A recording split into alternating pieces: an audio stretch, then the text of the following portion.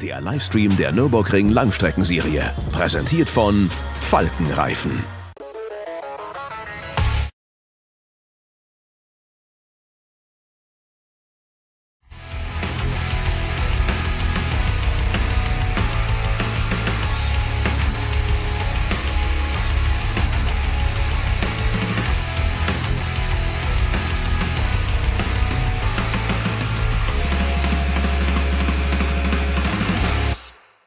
Because it was hang on, we thought this was an NLS round, but as you said earlier, Bruce, sorry, that was a good start, isn't it? NLS 1, NLS 2, we don't mind. It's real cars on the track, and as you say, probably the most daunting, the best track in the world. 4 hours of racing. I can't wait. Indeed, we both felt, and all the teams and drivers and all the fans must have felt very frustrated last time, because we just wanted to get the season going, and to describe varying degrees of snow over 45 minutes before we had to give up the whole thing. But the good news now, the cars are going out on the track. There's shadow in the pit lane. The cars are in the sunshine. The shadow's being cast by the pit wall. It's a fantastic day. 147 crews coming out to play, which is accolade to everyone involved in this series. But also, this is a hugely busy sports car and GT racing weekend. There's the European Le Mans Series taking part at Barcelona. We've got the GT World Challenge with 40 plus cars down at Monza, and 147 teams coming to play here. And a great mixture of cars. And one of the drivers most excited to be here, he said he's been away for too long. Nick Tandy. He loves this circuit, and obviously he loves his Porsches as well. So it's looking, with Porsches filling 4 of the top 6 places on the grid, including top spot for Dennis Olsen. It's looking very good for the cars at the moment. It certainly is, and you mentioned down at Monza there, we've got Valkenhorst Motorsport running cars at the Nordschleife and at Monza. So busy little logistics and whatever going on there. Christian Krone's unable to, due to restrictions at the moment. David Pittard racing in Monza, but that puts Ben Tuck in an M2 CS rather than an M6. But I'm not sure how you'll view that, whether it's an upgrade, downgrade, whatever. I think, to be honest, it's a drive on the Nordschleife. Tick, tick, tick, correct. Yeah, and also, exactly. As a young BMW driver, you go where you're put. Precisely, you're and, a team driver. You know, Ben's a young talent, and it's just hugely exciting days for these drivers, because I think a lot of drivers now, young drivers, look almost directly to GT racing as a career opportunity. 10 years ago, not the case at all. And you look at the number of top pros in this, and just the fact we've got 20 cars in the top class here. We've got 44, 43 down at Monza. You've got the GT cars at Barcelona for the opening round, and in the Michelin Le Mans Cup as well. It's just a panoply. The number of cars racing at this very top level of GT racing, well, in the GT3 category, so just one little step down from the GTE Pro cars we'll see at Le Mans. It is phenomenal. It's grown and grown. The cars are great to look at. And I always think any point in racing history where you've got a lot of manufacturers competing in the class, manufacturers, not just teams, then I think something is being done right. And I think in the GT3 world, it's a rich place at the moment. It's really fabulous. We are indeed talking about the rich tapestry of cars there. Just seeing on screen for those that are listening, the Opel Manta is out on track. More of that later, but it is good to see it out. There was a rumour pre-season that it wasn't going to appear again this year, and I'm hoping it was almost under sort of fan pressure that it did. It's a stalwart. It has to be there. It doesn't really matter what it does or doesn't do or where it finishes. That's irrelevant. It's out there. It's part of the furniture, isn't it? It's good to see it out there. Well, from my point of view, Peter, the first time I started going to watch the Nürburgring 24 hours on they the weren't making Nordschleife, Opel Mantas then. They hadn't even invented Opel. No, the Mantas were thick, not at the front end of the action, but they were in the action, and it just ties me back. And also the circuit, the Nordschleife, once you've got away from the Grand Prix loop at the start, has changed so little in that time. It looks right still. It still looks right. It didn't have a foxtail hanging off the aerial back in the day, but it does now. And it is sort of one of the cars that the fans, when they get into the circuit, come to look for. Yeah. So just going back to Ben Tuck there, as you're saying, a young BMW driver with the right approach, which I'm sure he's taking. He's there. It's a team drive. That's what he's driving. He's driving a team car. The fact it's an M2, not an M6, is irrelevant. And if anything, it's to his advantage because there's a little bit less pressure in terms of the performance level of the car, whatever. The C2, the M2 classes are very, very competitive. So he's going to have some good battles there. But it's a great data acquisition, isn't it, for him? At a slightly lesser pressure. He might learn something different about the circuit from the seat of that M2 that you can then take into the M6, which would be very, very useful. What is interesting, I've noticed that we mentioned pre-show as well, Nikki Team, not in a car of a different brand. Other brands are available. He's driving an Audi for Phoenix. And he's driving it very well. Second fastest in qualifying. Just probably completed his lap super fast so he could get back to the pits and eulogise about it. But, he's a driver who's got Aston Martin cut through him. I wasn't going to say it. No, I thought I'd be being too brand orientated. Not at all. But he thanks the team very much, Aston Martin very much, for letting him go out to play. And you know what? Goes around, comes around in the world, particularly in motor racing. And would you deny your driver a chance to get more experience on a circuit that is still super technical that you could then benefit from later? Exactly. What's the loss to Aston Martin letting him drive?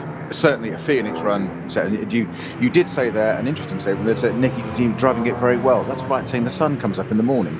We know that's going to be the case, don't we? Let's face it. He's just one of those people, isn't he? He can do extraordinary things in the cars. We've seen that in those GT, the Vantage Astons. Some performances you just sat there and thought, you almost scratch your head and think, I'm not quite sure how he's done that. He clearly has, but how has he done it? The greatest thing for me about Nikki Team, second generation racer. He'd have grown up around these tracks when his father Kurt was racing in the DTM, and the sun always seems to shine when Nicky's around. He's just such an enthusiastic character. Sometimes you get enthusiastic characters, they're just not very good behind the wheel. He has the two of them, and he just produces his own electricity wherever he is, which is remarkable. Maybe we could have a Formula Nicky. I think any team manager worth a salt would rather have the ability behind the wheel first. The character, that's great, that's an advantage, but just get the job done, because that's at the end of the day, that's what they are. They're employees. I mean, I've actually talked to Tom Ferrier about Nikki Team before, and it's very interesting. And he said, as you say, he is an extraordinary character, and he does bring life, entertainment, and not a small amount of mischievousness apparently to any occasion. Yes, you feel you couldn't.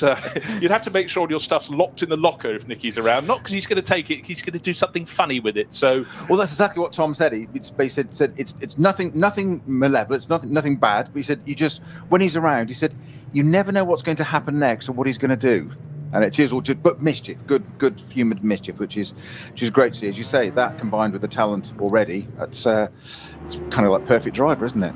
And I think so too.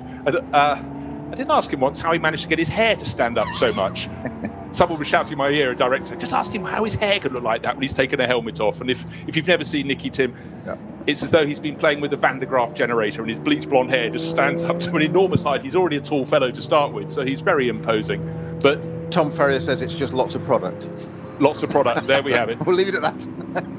So, cars coming out onto the circuit. The race will start in 37 minutes from now. But they've done their qualifying this morning, and 3 weeks ago, obviously, they did about one lap of qualifying, and the snow got worse, started falling, and then got worse and worse, and didn't get to play. But now we're getting this rich mixture of cars. I've given you the number of cars down to take part, 147.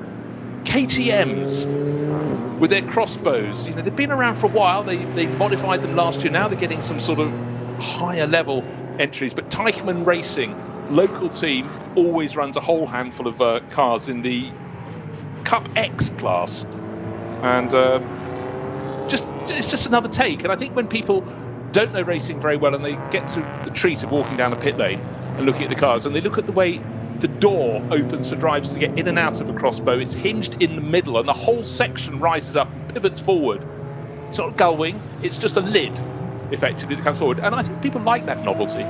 I was very, very lucky to drive one of the very early crossbows when they first came out. And of course, to me, it was a motocross bike manufacturer, Dutch team, and it was like, hang on, we did a day at Silverstone. Of all things, training and coaching Ronnie O'Sullivan, as in snooker star.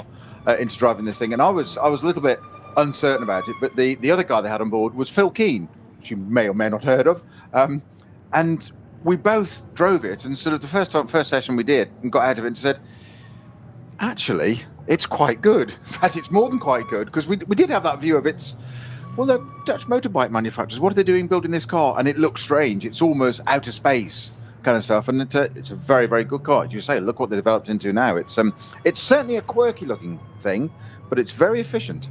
Yes, and it was very successful in the GT4 categories in the European GT4 Championship, and True Racing running a whole host of cars for KTM. And actually, it's great. It's something that's different, and we always like we don't want uniformity in motor racing, and something like the NLS or its predecessor, the VLN, have never had uniformity, and that is one of the riches. And when the fans are fully allowed back in, they flock to it, because even if you've got your favourite cars in SP9, which is the top classes, the GT3 cars, or you can watch a battle in that. Other classes available too. Yes, you can watch battles if you're a real fan in the other classes up and down the field, and the TCR class is always one that provides great mirth and merit, because their racing is super close. So plenty to be going with. Now, just a chance. We began to do this 3 weeks ago. There's a poster at the side of the circuit. It's in memory of Sabine Schmitz, who was the queen of the Nürburgring and sadly died way too young, just 3.5 weeks ago. VLN champion back in 1998 with Scheid Motorsport in a BMW. 2 times winner of the Nürburgring 24 hours. Previous 2 years, wasn't it? 96, 97, yeah. So. And just we were talking about this a few weeks ago, Peter. We just talked about Nikki Team, someone who makes the sunshine. Sabine, the first time I met her, I just thought, wow, you are just so full of life. She was actually competing at Silverstone, away from her fabled stamping ground. She's rare thing. She said, I've got a lot to learn. How many drivers say, I've got a lot to learn? She got in the car and did an impeccable job. And, what a loss. And to her husband, Klaus Abelin, and the Fricadelli Racing team, they've got cars here this weekend. In fact, they've got pole position, which is rather fitting. That's the 31 Porsche shared by Fred Machiavicki and Dennis Olsen. But for so many people present on the Nordschleife, she was someone very special. She was someone they would have met, because she did more laps, we think, on the Nordschleife than anybody else over the years. Was a great hit on Top Gear, and she was one of those rare people. You met her, you loved her. She was fabulous. Absolutely, you couldn't say much more, could you? I mean, she was, there's driving and there's personality apart, but just a simple driving record and result on the Nürburgring. To take part in the 24-hour race is quite something. To finish high or in your class or something is even more. To win it outright is a massive box to tick on your CV. To do it twice in consecutive years, extraordinary. And then the following year to go and win VLN, and that's just the driving bit. And I would hesitate to say, and dangerously say perhaps, that that's probably the lesser part of her. As you say, yes, she could do that. We just said it about Nikki Team, didn't we? Of personality and character. That bit was just phenomenal. And as you say, bright and breezy, and so much humility about her, and just incredible. There was no question what she could do in a motor car around the Nordschleife. Yes, she was born here. She grew up around there. She probably should go and walk around it. And also a massive animal lover. The side that people didn't really know about. Most people know her through Top Gear, but queen in the Nürburgring, and as you say, very sadly passed away 3 weeks ago at the tender age of just 51, which is far too young for anybody. Absolutely so. Nicely said, Peter. So the sun is shining, and hopefully Sabine, you feel, is looking down on her patch, and a lot of the people here she would have helped train to bring them up to speed.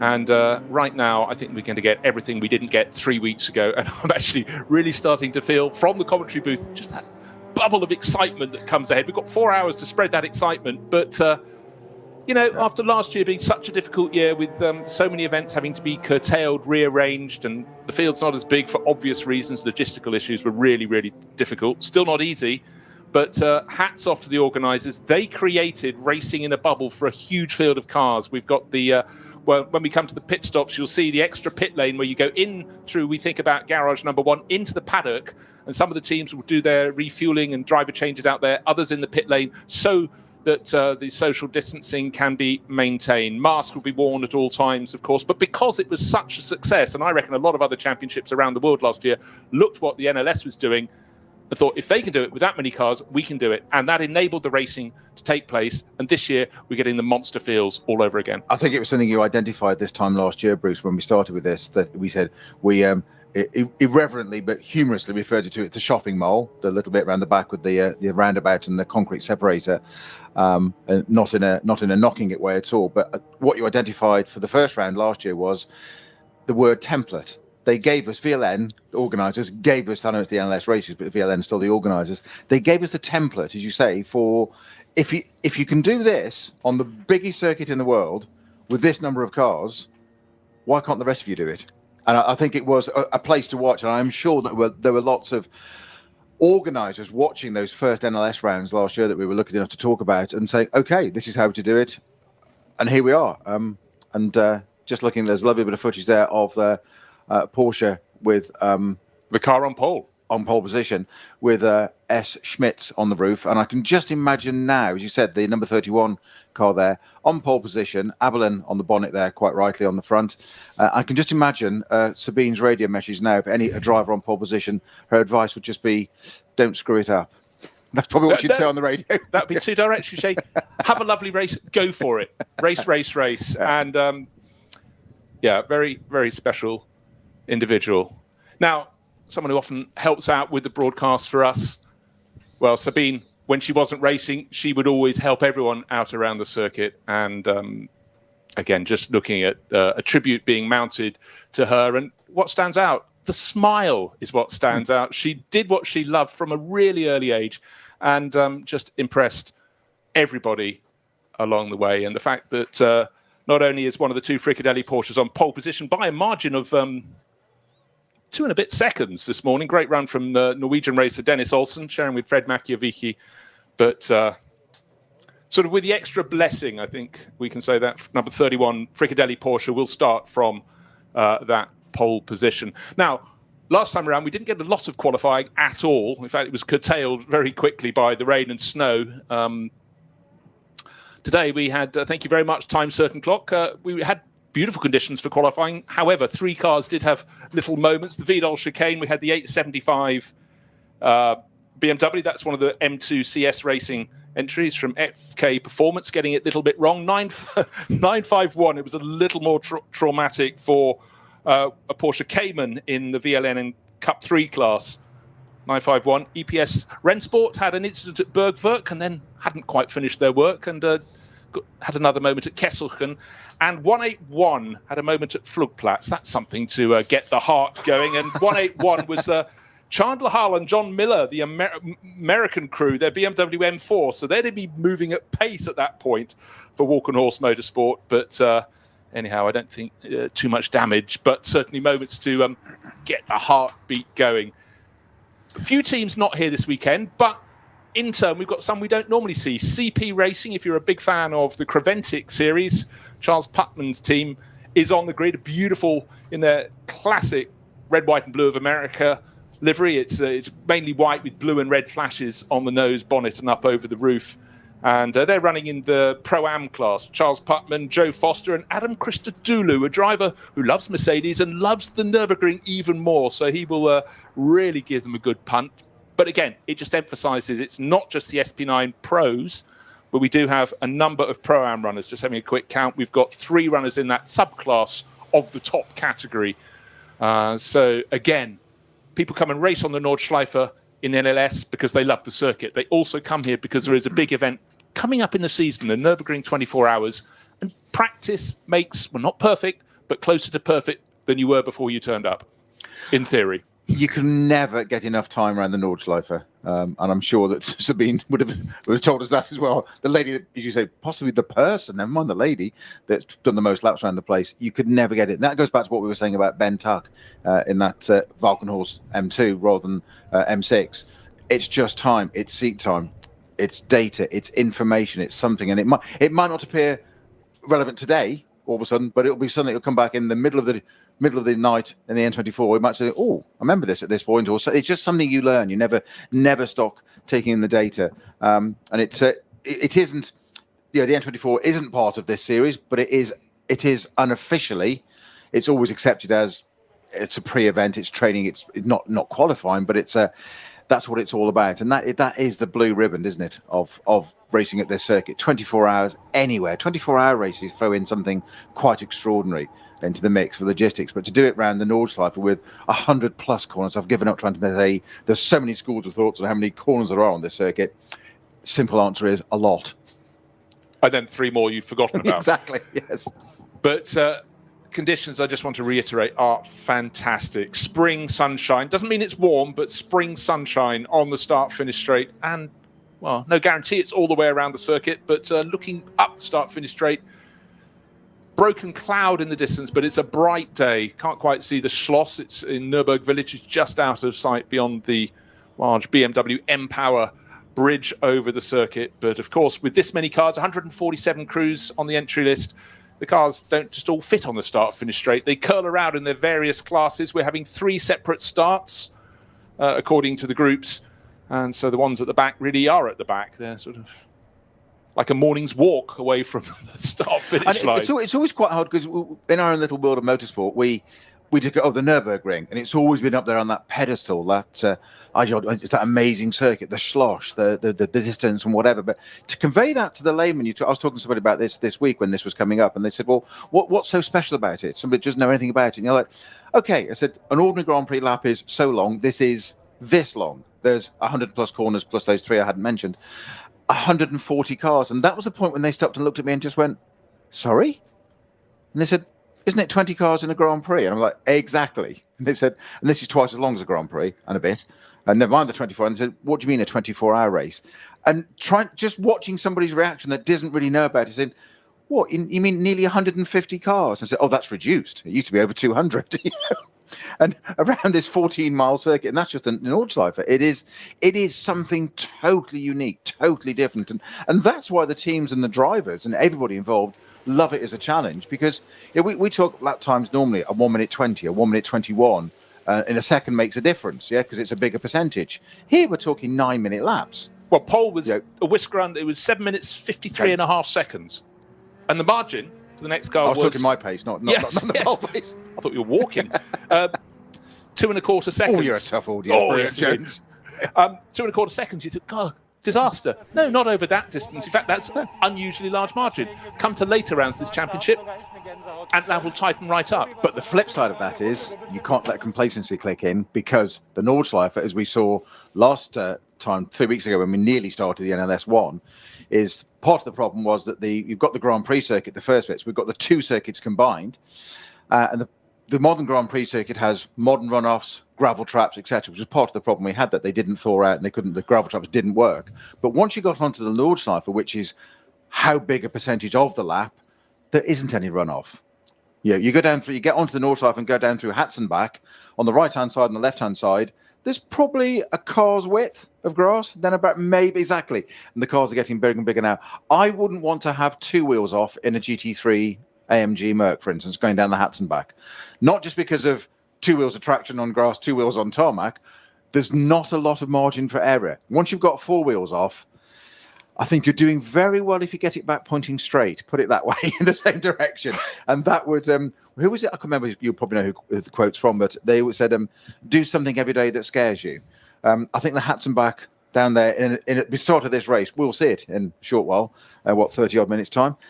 It is quite extraordinary. And that's the thing about the Nürburgring. And it's fast. There's lots of it. It's really, really quick stuff. It's not a slow, twiddly little circuit. It's fast. It's also so constantly snaking that consequences of something wrong in corner 1 can still be felt, in fact, possibly magnified by the third corner in a sequence. Compound effect. And, but again, you see, I used to love watching it, still do. I thought I'd caught it. Yes. Sorry, Team Chief. Yes. But watching over the years, drivers going out before qualifying, you're watching Ayrton Senna sitting at any driver going to compete at Macau, visualizing the lap, or like watching a skier before a downhill race in the World Cup. You can see them just standing, trying to keep warm, just flexing the muscles, the muscle memory, trying to imagine how it's going. You need that more at this circuit than almost any other circuit I can think of. And what do you need? Really good interview recently in Motorsport magazine with Jackie Ickx. He was talking about being very good at concentration. Yeah. And, when you're driving 3 hours flat out in the wet at Le Mans, 1 moment, 1 lapse of concentration, momentary as it might be, and it's over. And it's unusual to hear a driver talking about concentration, but the really great ones who can perform when they're tired, the car is possibly in those days back in the 70s starting to break at Le Mans, you're nursing a problem, it's in the dark, there's all of those factors. If you can really, really concentrate, that marks out the greats. Yep. Yeah, absolutely right. I mean, the British racing legend, and I use the word advisory, Colin Blower, TVR Tuscan man, and he just happened to do things like develop the original McLaren F1s. He had that sort of thing going on in the background. He always said about the reason for being fit as a driver was tired drivers make mistakes. It's a quote I've never forgotten, and that's exactly the point.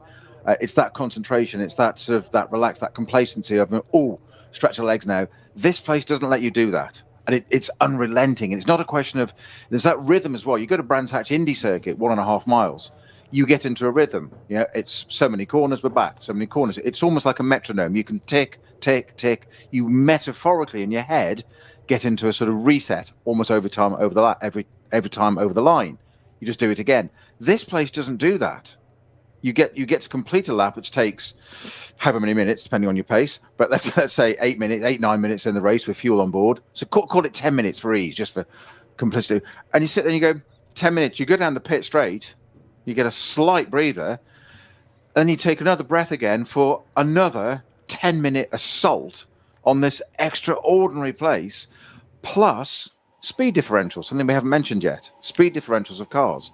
So many classes. You're in a SP9 GT3 car, and all of a sudden you come across what we said about Ben Tuck, for instance. No, not his agent. We're not giving him loads of airtime. It's just I'm coming to think about it. In an M2 or the Opel Manta. Now, they've got as much right to be on the track as anybody else, but you've suddenly got the grill of an AMG Merc coming up behind you, or an M6 or an Audi R8, and you think, crikey. But it's always the faster car's responsibility to get around the slower car. But again, I remember Jerry Marshall saying this years ago, another British racing legend of motorsport. He always just said, when you're in that situation, you've just got to hope the car in front, he said, stays where they are. He always said that to people he was coaching. When you're new to it, or out of your depth, or out of your comfort zone, stay where you are. If they're any good, they'll get around you. That's absolutely fair. And that's what these boys do at the top level. We've watched it, haven't we, time and time again in this, Bruce, last year. Some of the onboard and that, or just watching them going down through Hats and Back, etc., how they deal with traffic. That's the key to this as well.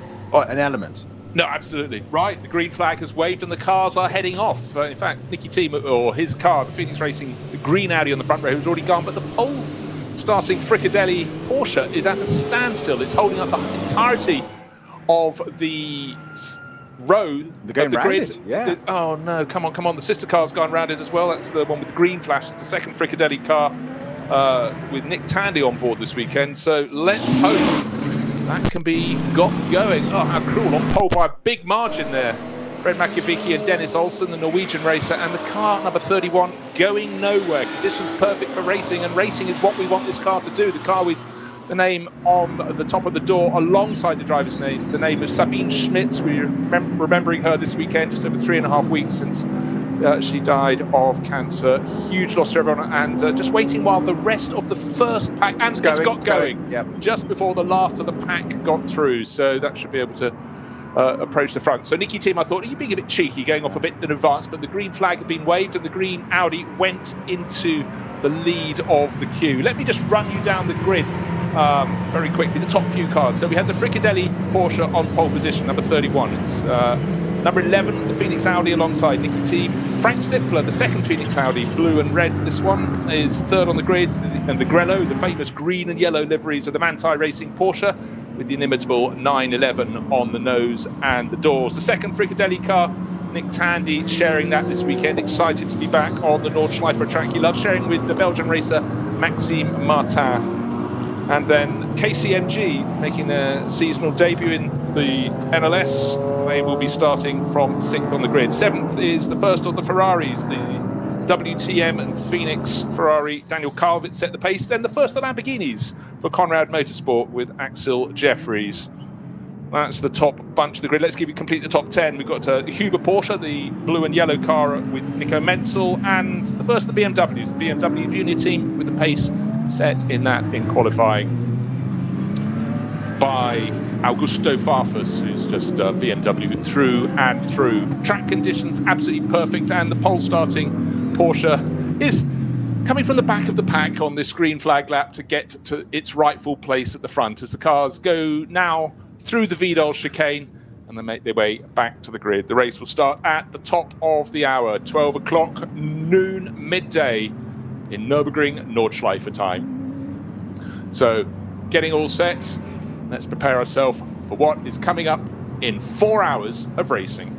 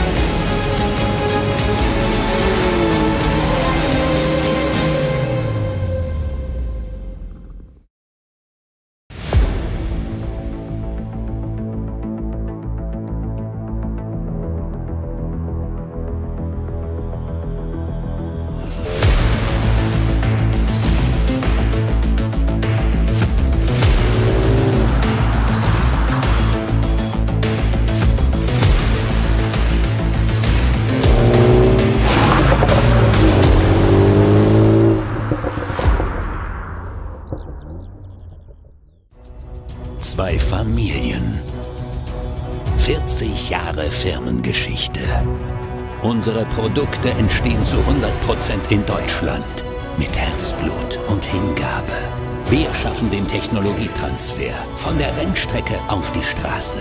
Handwerkskunst, Erfahrung für diesen einen Moment.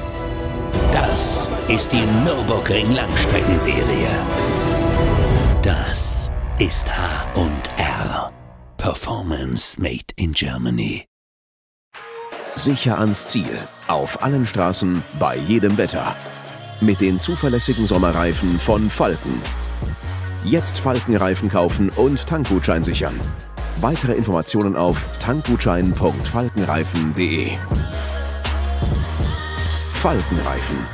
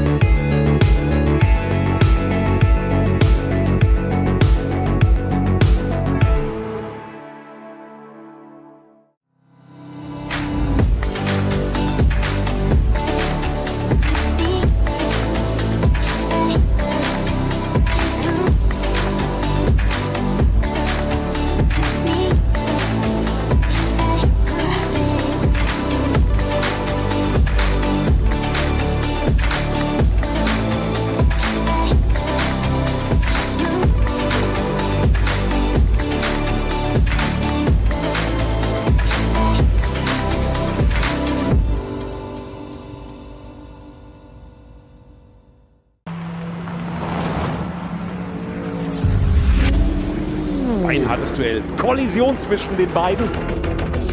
Damit ist das der Führungswechsel. Zu dritt nebeneinander. Maximale Reaktion. Da brennt der Falkenporsche. Drama. Das Auto hat einen längeren Boxenstopp vor sich. Und hier kommt der Gesamtsieger. Der Rowe NLS Rückspiegel. Am Sonntag um 18:30 Uhr auf diesem Kanal.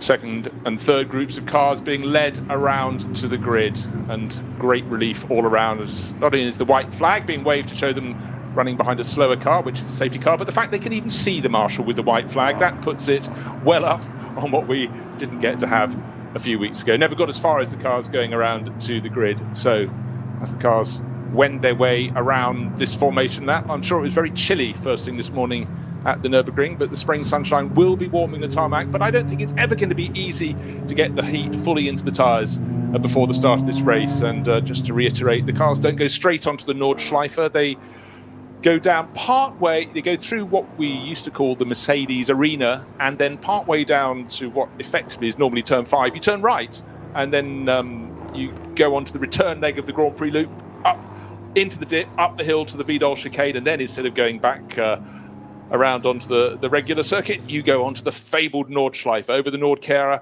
and then it all just starts to unfold in front of you and hopefully not unfold behind you as you're looking in your rearview mirror going backwards on the grass. But some of these drivers racing in this championship have been competing here for a good 20 years and more. They know this circuit. Of course, there are so many variables that can be put up in front of all of these drivers, but that's part of the magic, Peter. It is. And there is something mystical and magical, as you say, about the Nordschleife. I was very lucky enough to do my first race on this was the 24-hour. And for my first 24 hours it happened. But I remember no matter how many laps I did in the stint we did, how many stints we did, there was still, I don't want to admit to it because the whole thing should be serious, but there was a do the Grand Prix circuit and almost, you did relax a little bit. You did sort of go, okay, it's a Grand Prix circuit.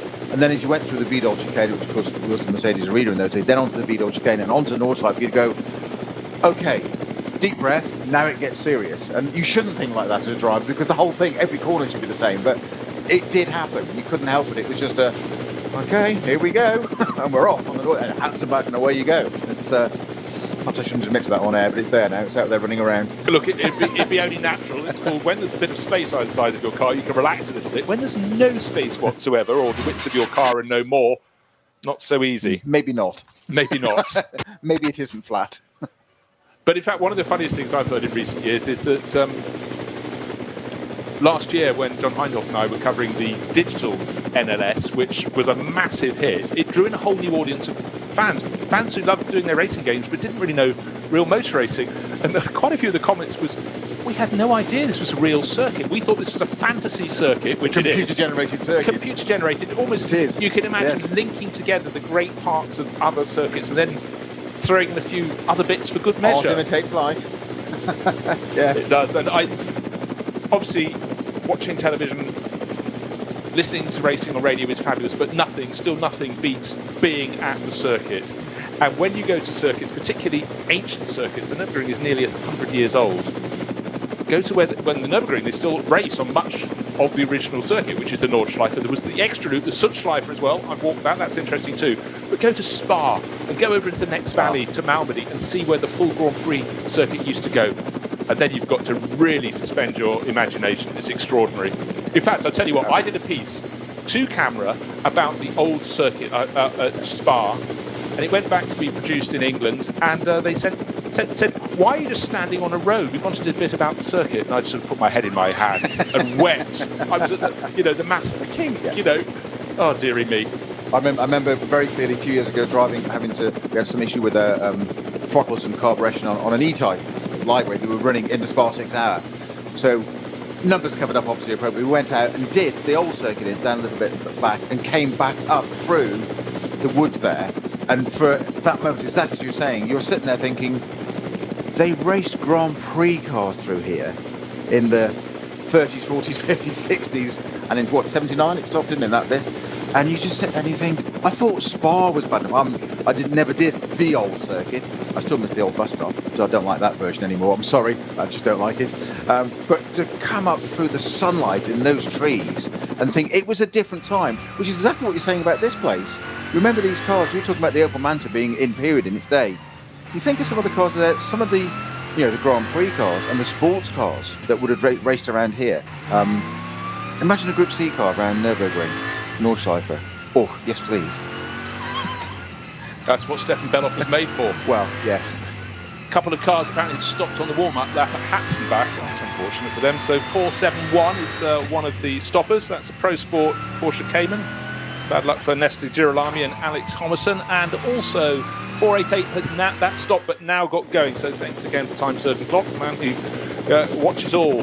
That's the team, one of the Team Avia Sorg Rennsport BMW 330i. So for Rasmus Heinrich, Martin Lechmann and Philipp Schalter. Let's hope they get 4 hours of racing coming up ahead of them. So all eyes on the screens as the lead cars will be approaching the end of the lap. In fact, one of the few places they can relax, probably for the only time in this race, will be on that run from Schwalbenschwanz when you go out of the corner, the long right-hander after Schwalbenschwanz onto that long straight, Dottinger Höhe and on, because once you get racing, there's going to be someone trying to overtake you. But for this time, when you're approaching the grid, you can relax on that long straight. And the car's now starting to go through that aforementioned part. Race will start at the top of the hour, 5 minutes from now. And I think of some of the iconic corners on the circuit that provided some amazing photographs, some amazing images.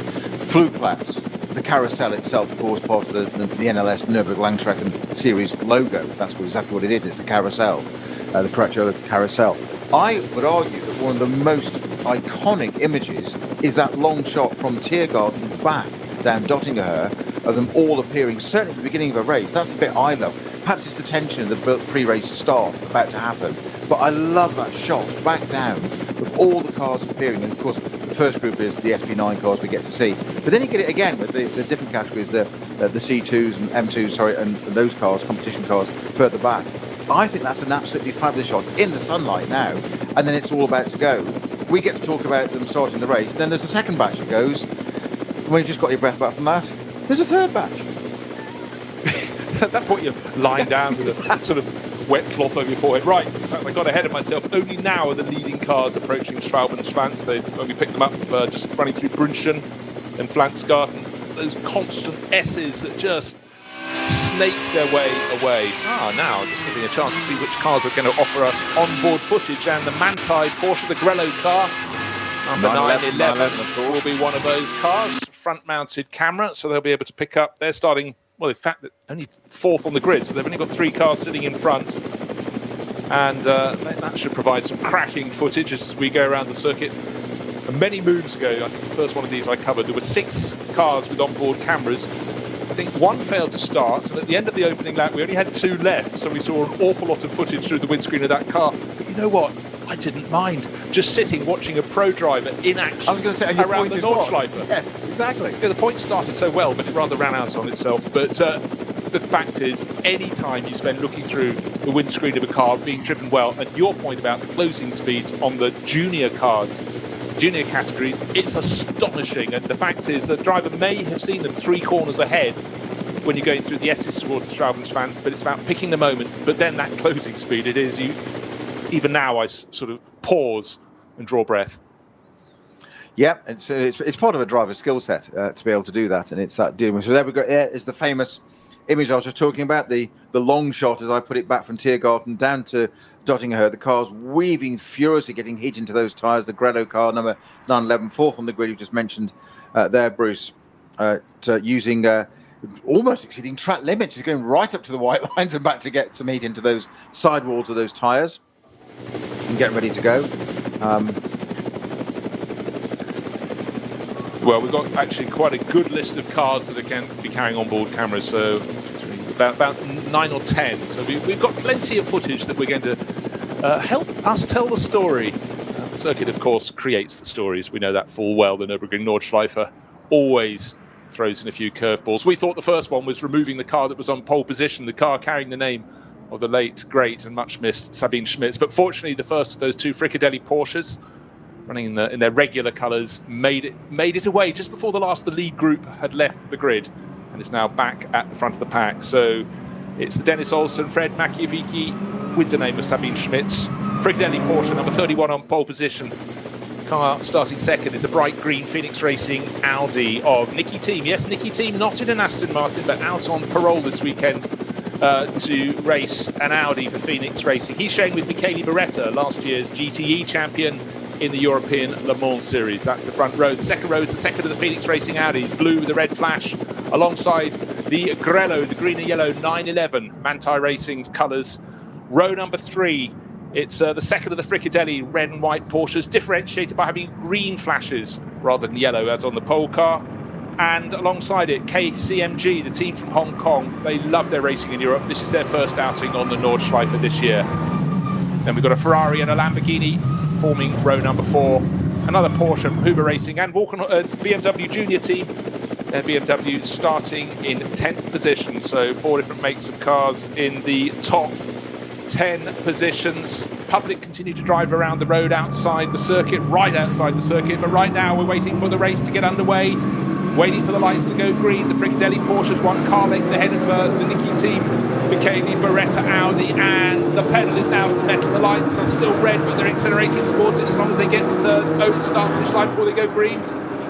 Well, I couldn't tell from that angle if they did or didn't. Nikki Team didn't. It almost got a little bit swamped there, but I was not expecting that from Nikki Team. And the Grello Porsche is taking the lead. One of the Fricadelli cars running really wide. That's the second one. That's the one that was starting in 5th position. 3 or 4 running wide, all outbreaking themselves. They've had enough of a lap to get warmed into those brakes as well. But it's Fricadelli Porsche from the Grello. 2 Porsches at the front, the Audis in almost Nikki Team's actually nearly in 5th place there. So he's lost out in the first few turns there, Bruce. Well, he has, because that was a really long hold. I said the cars were accelerating towards the red lights on the gantry, but I think it even went underneath when they were just about still red. Team in 5th place, or his car in 5th place. The WTM with Phoenix Ferrari has done very well indeed. It started on the outside of the 4th row, and it's now up inside of the 4th row, now up into 4th position. The Conrad Lamborghini lost ground and has been driven very hard over the curbing, as you can, because you're still on the Grand Prix loop when there is space to play with. But what I'm seeing in this first part of the race, haven't even got on the Nordschleife,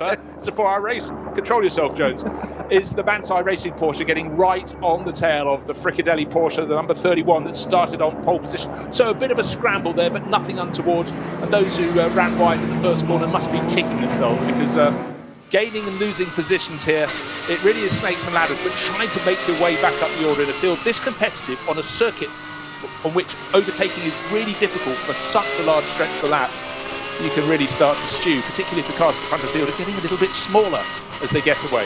Yeah, just before we get the second batch, going to Conrad Lamborghini up in that mix as well at the front of the first group. Now we're about to have the second group starting, Bruce. So they're coming up to the Tiergarten now, a bit more compliance there. KTM's sitting there at the front, and they're looking very, very splendid in the sunlight, about to start our second batch.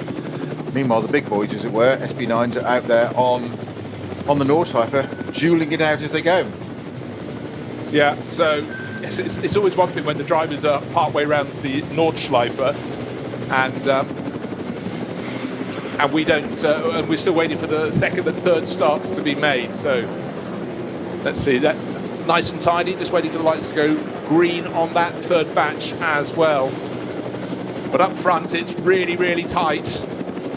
Pole starting Porsche is being harried very, very hard by the Grello Porsche from Manthey Racing. They're still early on the lap. They're still only round as far as Arenberg at the moment, and they've got those little corners that don't scare them at all. Fuchsruhe, another mighty twists and turns coming up ahead of them. Several cars have had to start from the pit lane, unfortunately, but a start from the pit lane is better than no start at all. So, conditions, bright blue sky, broken cloud, well, fluffy cloud, but conditions still quite cool underfoot or under tyre, because certainly a lot of drivers in that front group went to the first corner and carried on, including the second of the Fricadelli Racing Porsches. Well, that was the first one to explore there, and then obviously about 3 or 4 behind all followed suit, and I thought that must be the line. Well, it wasn't quite, but there were 3 that ran wide. It's not a big problem. It's the start of the race. You said it was the first stage of the race. It was the first corner of the 4-hour race. Never mind getting onto the Nordschleife, but if there's ever a place to make an error, that's the place. There's a lot of space there in that first part, so get it over and done with, get it in the bag, you've got your mistake done, move on. Yes, you get a sort of light tap around the back of the head from the team manager rather than the full slap, dropping it on the Nordschleife. Right, don't do it again. So really, really tight at the front, maybe 3 car lengths between the race-leading Fricadelli Porsche and the chasing Manthey Porsche. And I sense the Phoenix Racing Audi, the blue one, which was starting from 3rd on the grid. Frank Stipper on board that car, sharing this weekend with Vincent Cole. He's getting a little bit closer, maybe because the first 2 are fighting really quite hard. He's able to just ease his way a little bit closer. There's a bit of a gap, and then between where he is running 3rd and his teammate in 5th, the second of the Phoenix Racing Audis, is that Ferrari WTM Wochenspiegel Team Monschau by Phoenix Racing, or WTM as we call it. That was the car that really benefited. It started from down in 7th position, got itself up to 4th, and now not even had 4 minutes of racing yet, but it's fast and furious. We have got 4 hours, Bruce. I keep getting those digits sort of mucked around in my head. But so the Grello Porsche is getting a toe now. It's getting closer and closer. It's 1 car length. That's all, half a car length now down on the race-leading Fricadelli Porsche. They're working their way. They've been through Bergwerk, working through Kesselchen, and in fact they've just got through Kesselchen, and now this is one of my favourite parts of the circuit, Klostertal et al. And then of course we get to the Steilstrecke and up the hill to Carousel. Oh, what a fantastic circuit. I just absolutely love the Nordschleife. Third group of cars, nice, neat and tidy down towards the first corner on the Grand Prix loop. 2 or 3 abreast, that's fine. So nice and tidy. But up front, the Grello Porsche gets closer, then drops back to the Fricadelli Porsche at the lead of the race. The car that started on pole, Fred Makiewicz and Dennis Olsen sharing that this weekend. When you get to the longer stretches, you can see the second place car, the 911 Porsche, closing in.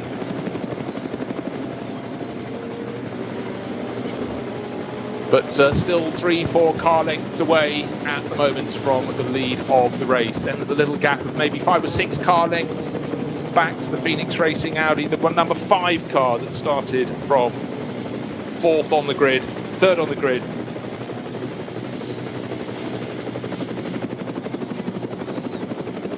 But conditions, everything they weren't not so long ago, 3 weeks ago, when we didn't have any conditions, other conditions we could hardly see because the snow, the rain, the fog.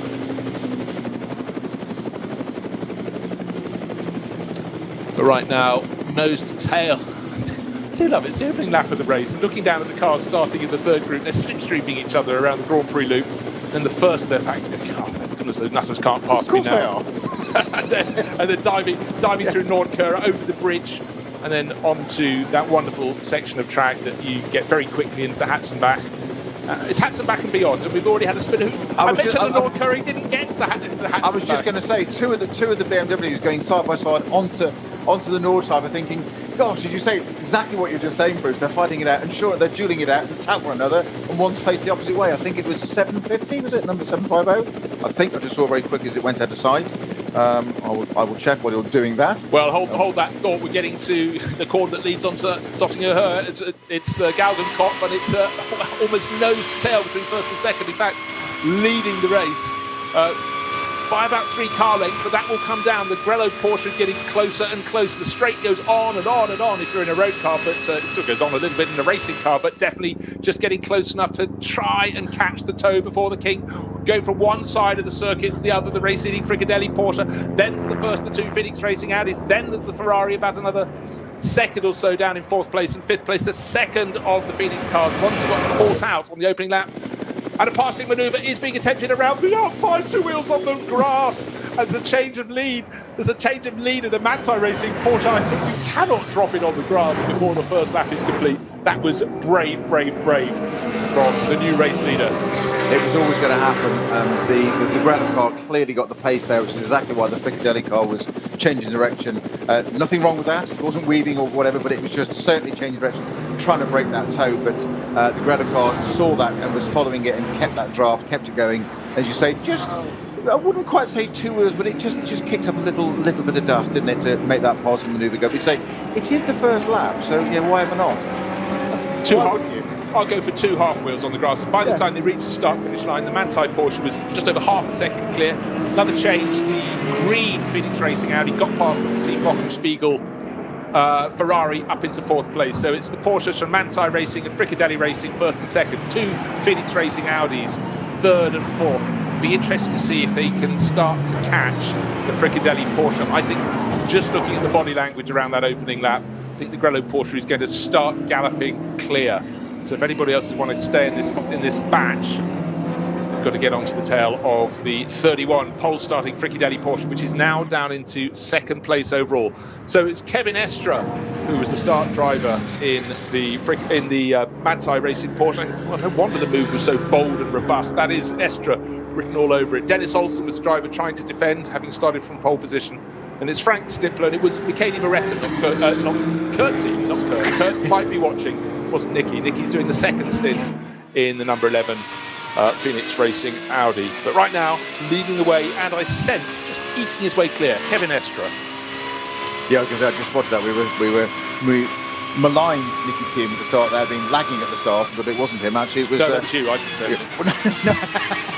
Wrong driver, wrong commentator, but just got it all wrong. Sorry, it wasn't Nikki Team in that car. It was Beretta in the Phoenix Audi. But I'm sure they'll be back on the pace. It's a long race to go. There's 4 hours to go, just under 4 hours to go. We are only just starting the second lap of the race. But what an extraordinary sight! Those two Porsches, the Fricadelli and the Grano coming up through, dotting her onto Tiergarten, batting it out, weaving, getting the drag, getting the job done just at the end of that first lap. Bravely, as you say, Estre style written all over that, as in, I think you quite rightly said, 2 half wheels on the just kiss the grass just to say, well, you've left enough room and a bit less, I'm going to take it anyway. And he still did. So Kevin Estre there, great manoeuvre to take the lead of the race just at the end of the first lap. And of course, it's a massive team thing for the team on the pit wall to see their car come through at the end of the first lap. It's such a bright car. I know that Grello, as we keep referring to, green yellow mix.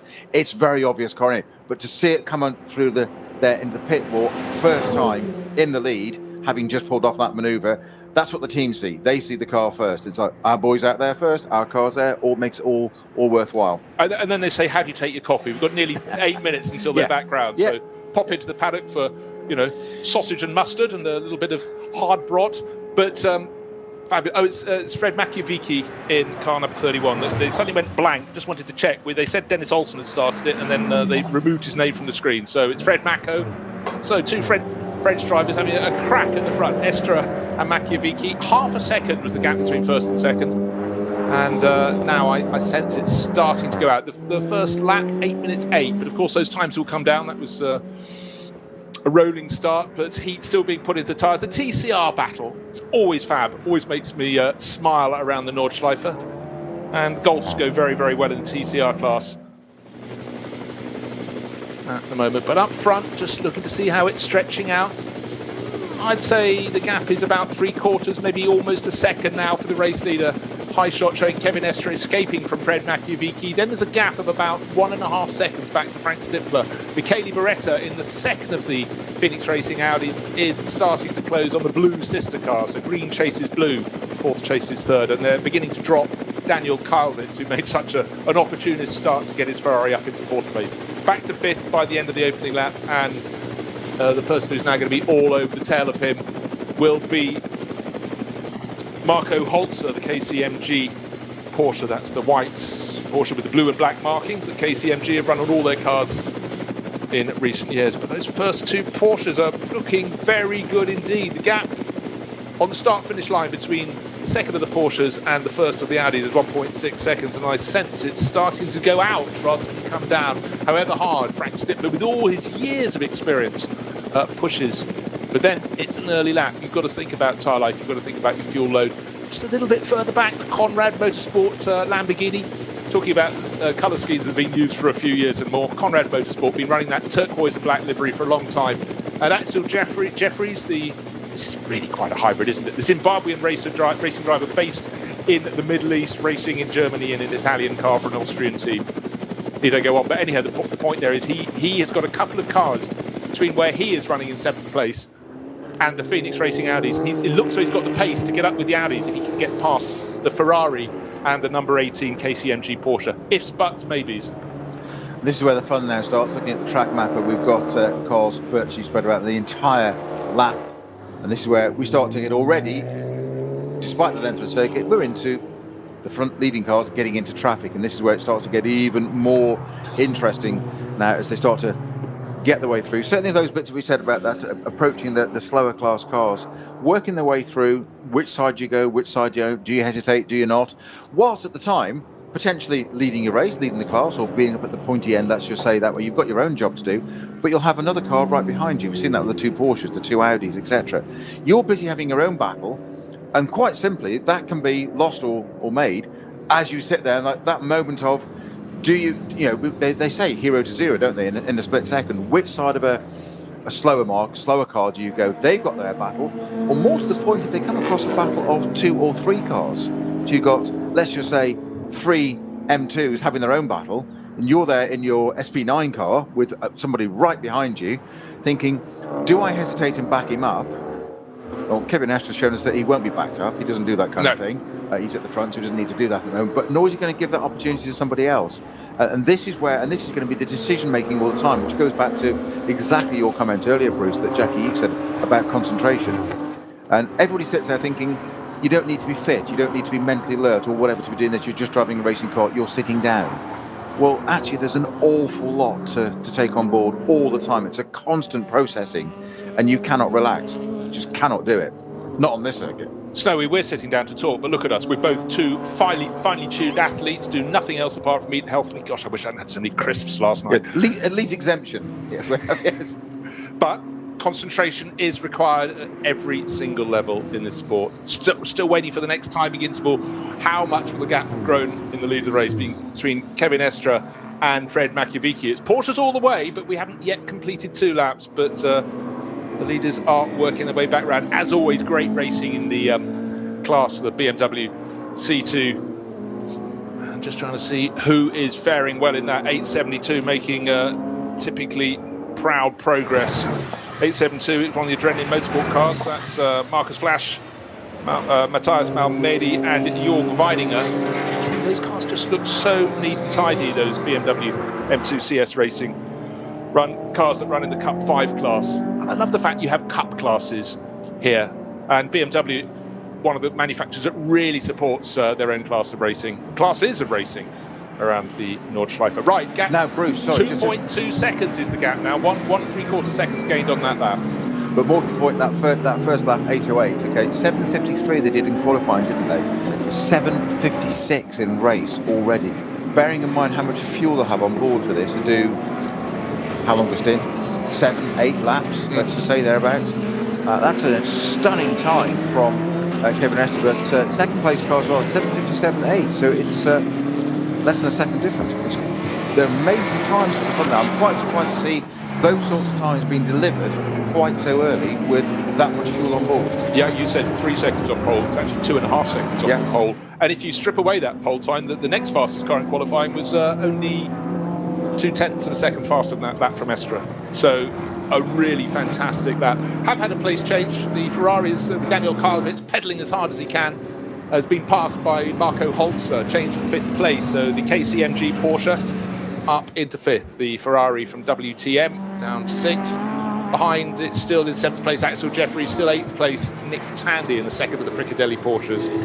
Leading the SP9 Pro-Am class is car number 25 from Huber Motorsport, bright blue with yellow wing mirrors. That's Nico Menson starting that off, sharing with Stefan Aust and Philipp Neufer. So good to see Huber Racing going well. They're starting, one of these teams that really is starting to spread its wings around global motorsport. And you can these days, because global motorsport has classes that are competed in all around the world, GT3 and GT4 most notably. So it does mean some of these teams can get away without having much of a close season. You can go and find a championship somewhere to compete, to keep your mechanics employed over the winter and your engineers. So all good things. Right, looking down through the classes, we mentioned Huber Motorsport, 9th overall, leading the SP9 Pro-Am class. Top runner in the next category is down in 20th place. It's the SP7 class. And that's car number 69. I will tell you precisely who's driving that at the moment. It's Robin Tronoski.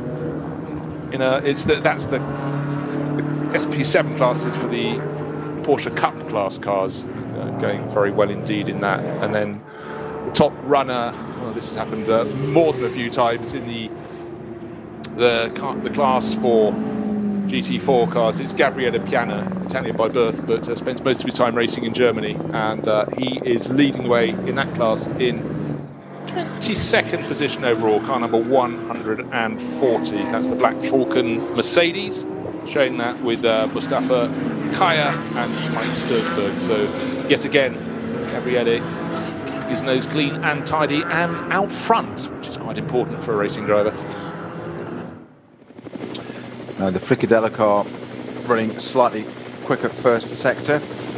Once again, there's something else we fall into the trap of, don't we, on the Nordschleife. We say sectors, and we say, because normally there's 2 or 3 or 4, maybe 5 sectors on a lap, and we put it all together.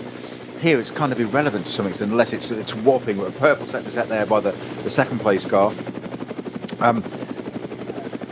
There's so many sectors around here. You can suddenly you gain a bit here and gain a bit, and all of a sudden you can just lose it so quickly again. Because I forgot. I mean, how many sectors do we have? It's the 5 that they list. It's just, but they're so big. Each one's almost a lap of an ordinary circuit. Well, this is it. I mean, in fact, I'm trying to remember how many we had, how many more we had when we did the digital NLS. I think we had 11 or 12 sectors around the thing. But in fact, as you mentioned, with the 3 groups of cars going away at 3 separate times, when did we get into lapping? When the leads were just going on to their second lap. So at any point in lapping, you could lose time sectors. Car 75 into the pits, so this won't be something the doctor ordered, unfortunately. That's very early in the race. Car 75 coming to a halt. I'm trying to tell you, car number 75, it's one of our camera cars, that's how I know. It is, but I haven't got it on my entry list. No, I don't think I've got it on mine. I had a very quick scan when I saw the list of... but I'm not going to take my eyes off the screen. It's having a tyre change, so maybe it was just a rear left puncture. No, it's changing all the sets. It's the Schmickler Performance Cayman GT4. Driven by Rima.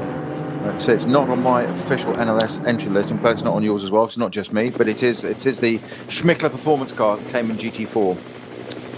Currently in 33rd, but just coming out of the pits now. Cup 3 class car. Yeah, and also we've just had one of the GT4 Mercedes coming out of the pits. I mentioned one black Falcon Mercedes. That was number 140 with Gabriele Piana leading the class, but the sister car in and out of the pits, that's car number 141. So okay, they've had a slight pitfall, a pit visit when you don't want one, which is not what you're really looking for, but plenty of time to try and put things straight. Beautiful spring day on the most glorious of all circuits on the entire planet. Sections of other circuits really work for me, but the entirety of the Nürburgring Nordschleife, after that little sprint around most of the Grand Prix loop here at the Nürburgring, it's what we missed last year. We did have races, but I could watch a race here every weekend because there are so many different variables. But one variable that isn't changing at all is the fact that Kevin Estre likes to attack. He's made his attack. He's gone from second into first in the Manthey Racing Porsche and is pulling clear. Gained 1 3/4 seconds on his first lap in the lead of the race, having just got ahead with that bold move. 2 wheels. I'm going to call them on the grass. Peter thinks it was just the white wall that was on the grass. But anyhow, it was a tough move. It's the pedant in me. I think it's those years of driving that if the team manager said you had 2 wheels on the grass, I beg to differ. It was only the edge. It was a sidewall. It was the sidewall. It didn't get the whole tyre on. It was the inner sidewall. Yes, it's that driver's defence, rule book number, phase paragraph 4, chapter 17, etc., etc. And racing drivers' book of excuses. Wasn't me, sir. Wasn't me, indeed. Right, I managed to skip right past the car that was leading the Cup X class. We talked about before the start of the race, 922, the Cayman at the wheel at the moment. It's Reinhard Koffler, absolute star in a KTM across GT4 championships for the past probably 4 or 5 years. That's entered by Dieter Schmidtmann. Sorry, that's the car above. That's 91, the black and white one. It's Reinhard Koffler with Christian Menzel. That's a good pairing. So look out for them. Leading the class by not a lot, by just 2 seconds from the other car I mentioned, the Dieter Schmidtmann car. That's how I got it mucked around in my head. Now, Bruce, we were talking about the Manthey and Fricadelli Porsches at the front, Estre and Macvezzi there at 2.2 seconds at the end of the last lap, where those times that we were talking about, 56 dead and 57.8. I mentioned earlier on, or a few minutes ago when they started that lap, that the Fricadelli car had a great first sector, as in half a second quicker, and how can that pan out? And sure enough, over the next 2 sectors, it's dropped down quite a bit, actually. Quite significantly, actually. A few of them, it's been 3 seconds down. So there's going to be, it looks like on the, according to our timing screen, that there's going to be quite a gap suddenly between Estre and that Fricadelli car. As you say that, just had a quick look down the long straight from Dottinger-Her. I can see the race leader, Kevin Estre, and I couldn't see as they got to the kink, the chasing Fred Machiavicki. So just remember the figure, it was 2.24 seconds last time around, and another lap, the 3rd lap is being started. In the background, lights ablaze coming into our shot is the Fricadelli Porsche, number 31 that started from pole. He's lost 5 seconds on that lap. Just going to say it's about 5 seconds. Looking at that vision, it's 7.2. So there it was. He's lost 5 seconds. And the big difference is when we had the flying lap last time around, Kevin Estre leading. He did a 7 minutes 58, wasn't it?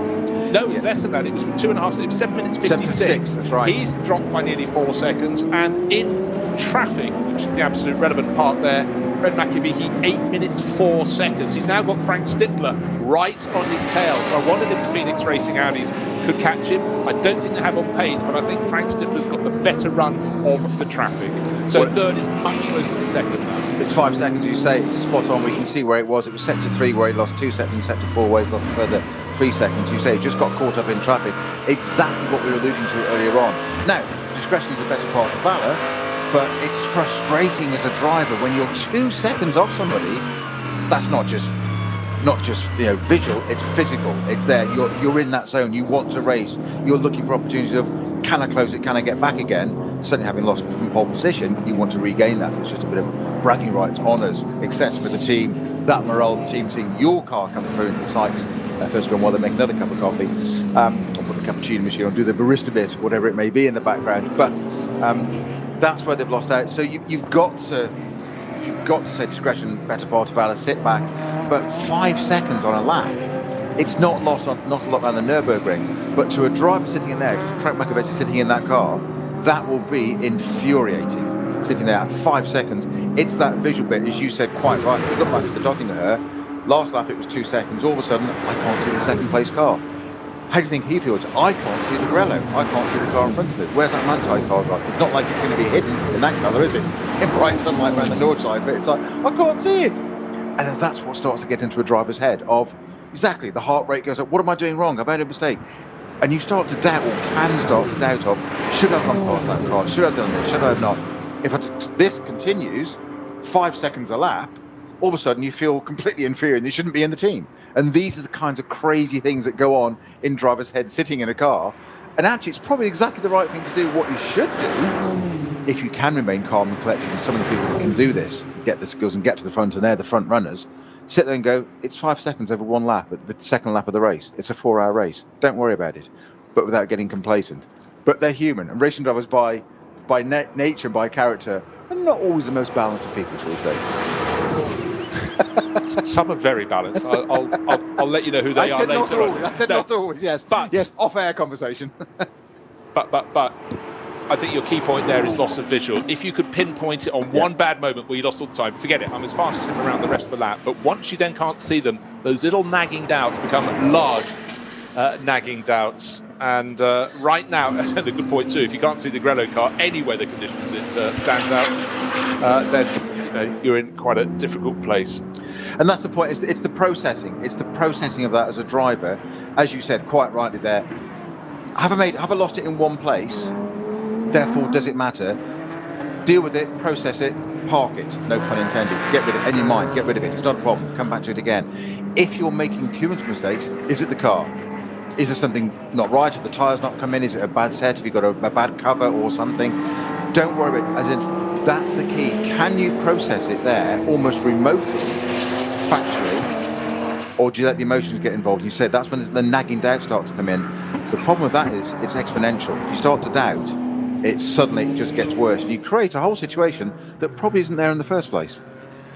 Just had one of those moments that catches me every single time. I'd like to think, old dog, new tricks, but look at the screen, you think, oh my gosh, there's a course vehicle on it. And what you forget, that's not a course vehicle, it's just a nearly bog standard BMW road saloon with a roll cage in it that's competing not in the SP9 class, quite clearly at the front of the field, but you just a front-on shot, and if it's quite plain and any livery is on the side, it was a car stationary on the circuit. That's one of the BMWs, but one of the ones with a proper race livery from, I think, the C2S racing class. And so while the standard BMW was just blocking the driver who was, I think, leading the Porsche Cup class car, number 180, saw Avia Rennsport at a standstill. And just to let you know, that's Brett Lidsey and Even Behet. So trying to see who's at the M4, Barrett's. It's the M4. Yeah. Sorry, it's an SP10 class, so it's a GT4 class car. Yeah. Again, it was a long shot. It was in the drop before you rise up that gentle slope to the Vidal chicane. So it's on the Grand Prix loop. And the marshals, actually, if you're going to stop, that's actually one of the places where you can be seen from some distance as the drivers take the right-hander and drop down into the dip. The car is on the right-hand side of the circuit. The yellow flag's being waved there. The teams will be able to notify their drivers. So Hopefully that can be shifted clear. So clearly something just isn't connected anymore to drive that car. So Alt Control Delete. Indeed. Give it a go. I always wonder what people mean when they say that, but I just nod. Said the TVR man. Yes. I have hammer, hit car. Yes. Make it make a noise. I like the noise. Right, so up front, 7.3 seconds. The gap between first and second. The number 180 BMW, the M4 still just rolling backwards a little bit there for a moment. It's on a slight slope, but so a little bit of a setback, and I think we're getting a bit more overtaking towards the front of the field. But then again, you get shown a shot of the Dottinger. Someone is always overtaking someone else down there. After the strictures, the twists, the turns, the rises and the drops of the Nordschleife, it's a one chance we get. Well, I could have tried him going into, insert name of corner here, but it makes far more sense to try and get a toe at that long straight that we're getting on a circuit map. It looks like a straight. It's not entirely straight, and it dips and it bucks, and then it's got the twists at the end of it before you get into that final sequence of corners. But it's still the best place to try and make a passing manoeuvre. Well, it's still there, the 180 M4, the GT4 car. That's still sitting there on track at the moment. As you said, it's mercifully perfect visibility today, so it's if ever you're going to stop somewhere on the track, it's one of the safest places to stop. It's out of the way, but that will need to be moved shortly. What they have there, it's a code 120, 120 km/h limits, as car 180, the BMW M4, will need to be towed in to the pits. But in fact, where it's broken down, it's not far to get it in the back entrance to the pits, so that's quite good for moving it. But meanwhile, other parts of the circuit, they're racing at full racing speed, kicking up the dust between them as they go. Not everybody stays on the black stuff. Yes. Just trying to get the number on that. It's the blue BMW that's just gone through. I think that's a GT4 M4 class car as well. Yeah, I'm just having a quick look to see who's moving to the head of that class they're running. That's the SP10 class. And at the moment, here we go. Marek Bachmann, I think, car 165. Let's have a little quick check. Marek Bachmann sharing with Tim Neuhauser and Roland Fröser, Schnitzelarm Racing, and that's the lemon yellow livery that seemed to surface last year and stand out. So that's the car leading that class in. Let's just scroll down the order to 34th position overall, but only just very slightly clear, despite under 2 seconds of the number 162, also from the Schnitzelarm Racing team, which is being driven at the moment by Reinhold Renger. Reinhold, a man who races under several names. I love it when this works this way, doesn't it? We talked earlier about young drivers, BMW chargers, Ben Tuck being in a Valkenhorst BMW. Go and learn stuff. Doesn't matter you're not in the M6. Who's the blue 888 number BMW that just had 2 wheels on the grass going Dottinger Kevin Estre style? Can you guess? Ben Tuck. Oh, come on. I wanted to try and guess every driver in the 147 car field before I got there. I thought we just expedited. But Ben Tuck is now going rather slowly because he's in the code 120 zone. The yellow flag's being waved. He's going through the little right-hand kink, easy for me to say, before they go up to the Vidal chicane. But this Sorg Avia Rennsport car that had stopped has been pulled clear. Now, of the front runners... That looks a lot less than 120 zone. Well, it does, because it's now they've had to, because the car is being towed across the track from driver's left to driver's right before they get to the chicane, and now it's an access road back way to the pits. I thought they were going to get it up. We probably don't want to go through the Vidal chicane. Do you? Ben Tuck has just disappeared. He has, but it made Ben Tuck slow right down. Talking BMW, Augusto Farfus has pitted. That was after only 4 racing laps. He's now just waiting to see if he's rejoined the race. So for him, BMW Junior team, that has dropped him down the order to 15th place overall, and probably further, I would suggest, in that. So, people seizing their moments, and I tell you who seized his moments is the Grello Porsche. Kevin Estre was 10.1 seconds clear coming onto this lap, but with that yellow flag thing being cleared, it means that suddenly Fred Makiewicz looks like he's only about, that's my eye deceived me, looks like he's taken about 8 seconds out of that advantage just around that part of the Grand Prix loop. Latveria, thank you very much. Meanwhile, the race leader, say Kevin Estre in the Manthey car, going into down Hatzenbach and encountering exactly what we've said many times. Suddenly, that gap's closed down. You've had to deal with that 120 M4 SP10 class car being get out of the way. All of a sudden, you're sitting there, and you said, Franco Makiewicz said, "Thank you very much. I'll have a bit of that. I'll have a few seconds back. Thank you very much." Goes back to exactly what we said about processing. 5 seconds, does it matter? No. Something else can happen. Of course, something else will happen again now and go back to the other way. So you can't become complacent. But an opportunity here for Frank Mikovitsi in the Fricadelli car, the car that was on pole position, carrying the Sabine Schmitz name on the roof, as there's 2 drivers in that car, but with the 3rd name on the roof, but in honour of Sabine Schmitz there, the wife of the owner, Klaus Abelin, of that team. Or they were joint owners, weren't they? So 10 seconds it was between them. Fastest lap of the race so far is that Kevin Estre at number 911 Grello car. 7:56.087 is the fastest lap of the race so far. It's the Manthey car. We're waiting to see a couple of sector times come and just see how close the Fricadella car has closed that gap down. And now, there it is, that first, if you look at the first sectors, I'm getting all geeky here all of a sudden, Bruce. I don't know what's going to happen to me. I'm turning into Paul Treswell. Not anywhere near the same scale or ability, Paul, don't worry. I'm no threat, don't worry, mate. But the first sectors of those first 2 cars, those 2 Porsches, Manthey and Fricadella respectively, Kevin Estre and Frank Mikovitsi, 1:19 and 1:11 on that first sector. But 8 seconds, as you said, exactly what you said, it took 8 seconds out of him.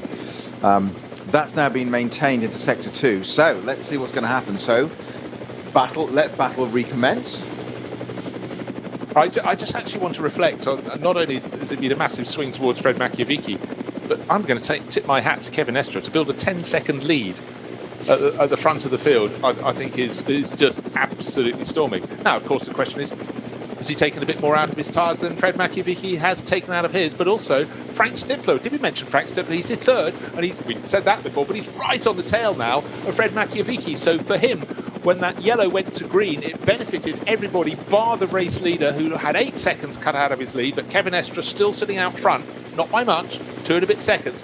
But suddenly, for Fred Machiavicki, in the number 31 Fricadelli Racing Porsche, he's got plenty of business to attend to. He's got Frank Stipler half a second down off his tail. Work the traffic. Both seem to be doing that well, but at this point on the circuit, they don't have much around them. They know full well they'll find a whole gaggle of cars within the next dozen or so corners. And that's the infuriating thing we were saying about driver psychology, all that's going on through your mind. I think probably some things that team managers don't want you to have going through your mind, because they want to get on with the job and do the job and bring it home. As they always say, the most easily changed component in a racing car is the driver. And you're sitting there and in second place there, what was pole position, Frank Mikovitsi, saying, all of a sudden, great, that 5 seconds I've lost, it's now become 10 seconds.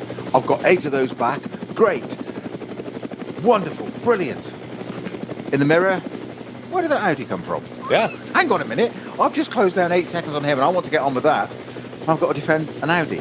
And just exactly there, just looking into... Is it Tiergarten? No, into Carousel? Yes, into Carousel. Having to deal with... Now, look what's happened to Frank Stipler there. Right. Suddenly just caught out. Well, let's explain. Just before they got into the fabled Carousel, second place Fred Machiavicki went up the inside of these 2 Gitti-sponsored cars in the junior classes, and then decisive to the outside, unfortunately for him, was a car in 3rd place. Frank Stipler, right now, we've been talking about, I think it's Ben Tuck, can't tell, one of the blue-nosed like BMWs, slightly obstructed Fred Machiavicki. Not his fault, he was trying to negotiate it. It is, and if on the roof. If Stipler can get past it, a little twitch over the curbing there, Ben Tuck trying to keep out of the way, and Stipler's gone through. They weren't fighting for position. He was trying to do his best not to interrupt him. So, big loss for Frank Stipler. Got down to within half a second of second place. Got the wrong side of the 2 Gitti-sponsored cars in the junior classes at the Carousel of all places, and lost probably 3 times that. Now he's got 1 more car to displace, and he can get back with clear line of sight. No cars between where he's running on the circuit and the driver in second place, Fred Machiavicki. But that really was advantage Machiavicki. It wasn't of his making, but he used the moment well. Now, those 2 cars are matching each other on sector times to the second so far for the second part of the race. So it was the race leader that you said that lost out those 8 seconds, the Manthey car, Kevin Estre. He's the guy that lost out so much in that first sector because of that car number 1, was it 140 that was being towed out the way? The 180. 180, my apologies, you're right. The M4 GT4 car, SP10 class car, that would be taken out of the way, and that's what's cost the time there. Right, it's been the an incident. Slightly quicker man at the moment is, unsurprisingly, Frank Stippler in P3 at the moment.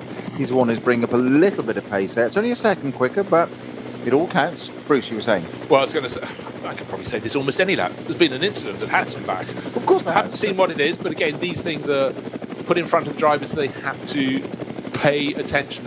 You cannot, with a very short line of sight at many points in the circuit, just relax too much. You've got to look at marshals flagging up ahead of you and be made aware of it. At the moment, Kevin Estre is building that lead again, but what is around the corner? Kevin Estre now going towards the kink on the home run, the run from Dottingerhöhe up towards Tiergarten and the end of the lap. In fact, for him, he's actually got wonderfully clear sector of track. And bear in mind, that gap came down from 10.1 seconds, nearly 10.2 seconds, to what, just over 2 seconds. But since then, he's worked the gap back out again over Fred Makiewicz. You'll be able to confirm how much he's gained around the Nordschleife section of the circuit, effectively. That's where they got closed up just before that. Lights flashing, Makiewicz now 2.5 seconds, or 2.499 seconds. So in fact, I thought Makiewicz had lost a little bit more ground. That he's now run wide down in turn one. Frank Stippler doing the same. Yeah. Doing the same. He's an identical distance behind. So follow my leader. 5 seconds divided equally between the top three drivers. So Stippler's driving very well there. But in fact, looking at their lap times, so much slower. 8 minutes 18 for Kevin Estre. Why so slow, Kevin? But of course, he lost most of that. Well, we know he lost 8 seconds. That's sector one.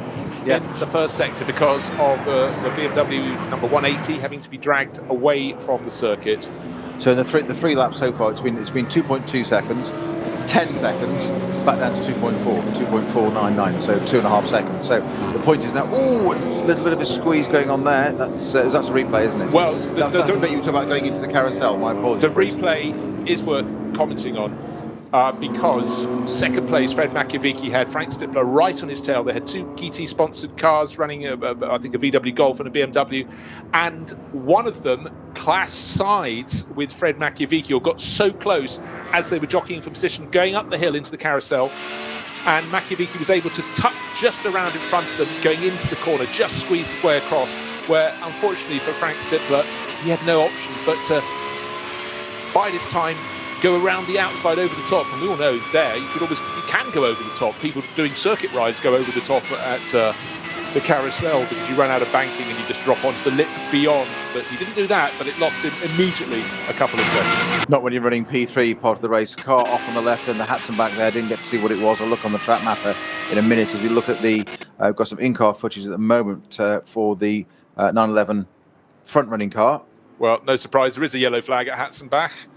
Can't tell you as yet who has taken a stop. Right, the car that started from the outside of the front row, Michele Beretta, started the race in the pits. It's one of the 2 Phoenix Racing Audis, car number 11. He's showing that this weekend with Nikki Team. We've already had the number 44 BMW from the BMW Junior team come in to change over last time around from Augusto Farfus to Dan Harper. Michele Beretta brought the green Audi in. Is that going to be him leaving the pits? I'll let you know in a minute when we flick over. Adam Christodoulou is the CP Racing it's Nikki Team, Mercedes number 11 Is Audi. it white and red helmet? Right. Okay, so yes, that's flicked over. So early changes. Now some of the teams, most of the teams here running with 3 drivers, some with 2 and some with 4, even in the top classes. The Octane 126 Ferrari, Bjorn Grossman, Simon Trummer, Jonathan Hershey and Luca Ludwig. So they have to split their time differently, as does the BMW Junior team. As I said, Augusto Farfus, Dan Harper's taken over, but still Max Hess and Neil Verhagen waiting to play. So you divide things differently, and if a driver change has to be thrown into a pit stop, so be it. Code 120 at Flansgarden for the 963 car, stopped at the side of the track. 964, I haven't got a 963, I have indeed. It's 983, I think it's the G-Tech competition car, I think, if I've got the number correct. And yellow flags at Brunchen as well. Yeah, coming out thick and fast. Drivers can't blame the circuit conditions. It's driving conditions, really, at this point. But good and competitive racing. Kilt still keeping an eye on the lead of the race. Obviously, we've got cars having done a shorter first stint, which may mean they do their next stints as longer ones. So that's why we've seen the number 44 BMW of the front runners coming in. That was running around the tail of the top 10. And of course, running rather higher up the order in 4th place, the number 11 Audi. Nikki Team has taken that over, but will fall down the order. But just remember that you could probably do 1 short stint and 3 long ones. That it wasn't the 983 numbered car, the G-Tech Cayman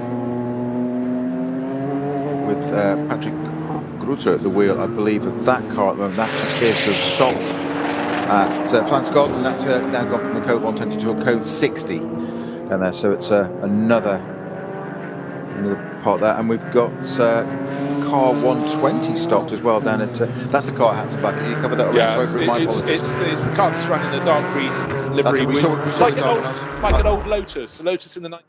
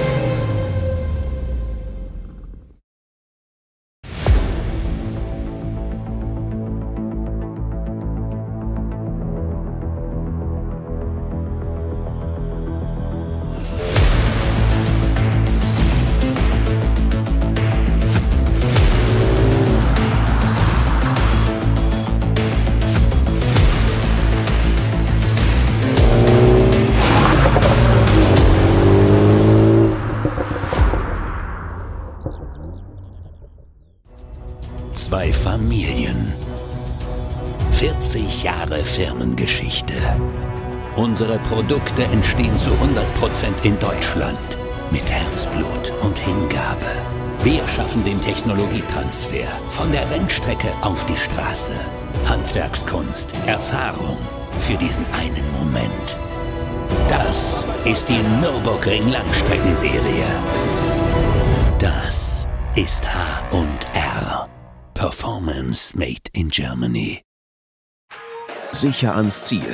Auf allen Straßen, bei jedem Wetter. Mit den zuverlässigen Sommerreifen von Falken. Jetzt Falkenreifen kaufen und Tankgutschein sichern. Weitere Informationen auf tankgutschein.falkenreifen.de. Falkenreifen.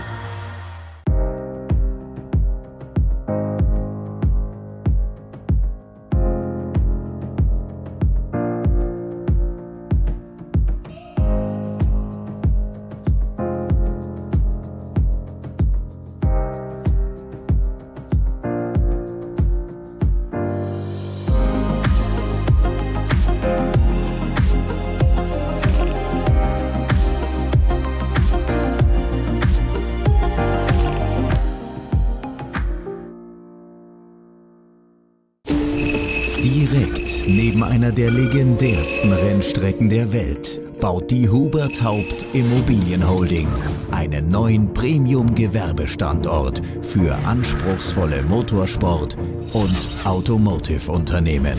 Sichern Sie sich jetzt Ihren Platz auf der Pole Position.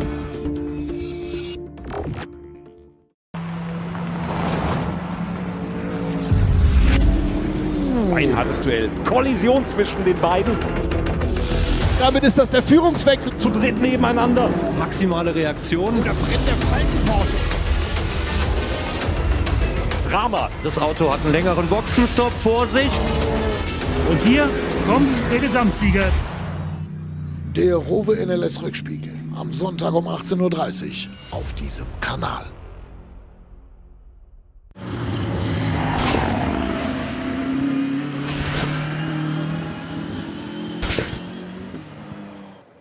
So leading the way, it's the Porsche, the Grello Racing Manside Porsche. The gap was 2.5 seconds last time around. Has Kevin Estre eked out more of an advantage over Fred Machiavicki? My suggestion is yes, he has, because waiting for the timing screen to let us know when Machiavicki is crossing the line, or is indeed he doing an early pit stop? No, he's in across the start finish line. Well, he's lost 2.7 seconds on that lap. It's now 5.2 seconds. The gap from Estra to Machiavicchi, the two French Porsche racers, and Frank Stippler into the pits. So the Phoenix Audi shot. I was just looking at the screen there, thinking that lovely helicam shot, thinking, okay, we've got the Manthey, we've got the Ficadillo. Where's the Phoenix car? The answer is, it's in the pits. Who else is in the pits? Nick Tandy's come in from what was, I think, by memory, 6th place. Yep. He was setting some good lap times. So suddenly we've got two Porsches and a Lamborghini now filling the top three. The Lamborghini, Axel Jeffries. And the Muller Porsche as well, number 33 in the pits as well. And it's suddenly a flurry of actually, the Werner in the Falcon.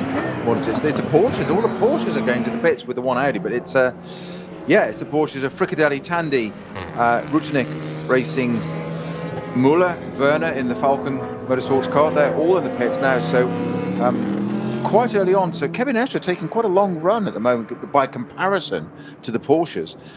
That's quite interesting, to the rest of the Porsches, I mean.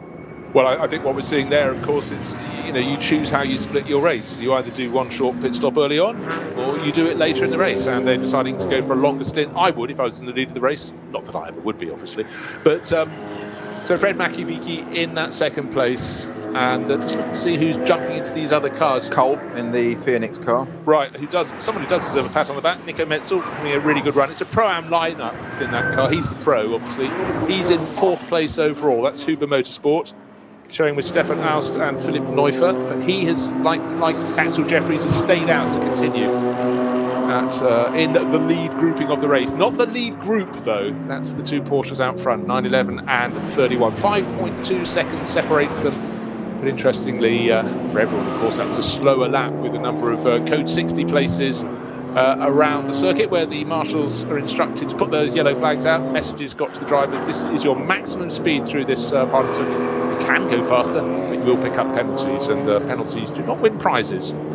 Now, one of the two driver teams, my apologies. I was just wondering if Nick Tandy might just stay in that number 30 Fricadello car. He might pit stop, but he has pitted. I wonder if he's going to stay in that car, or is he going to hand over to Maxime Martin? I'm not sure. I've got a feeling he might be staying in it. Of course, as soon as I say that, complete opposite will happen.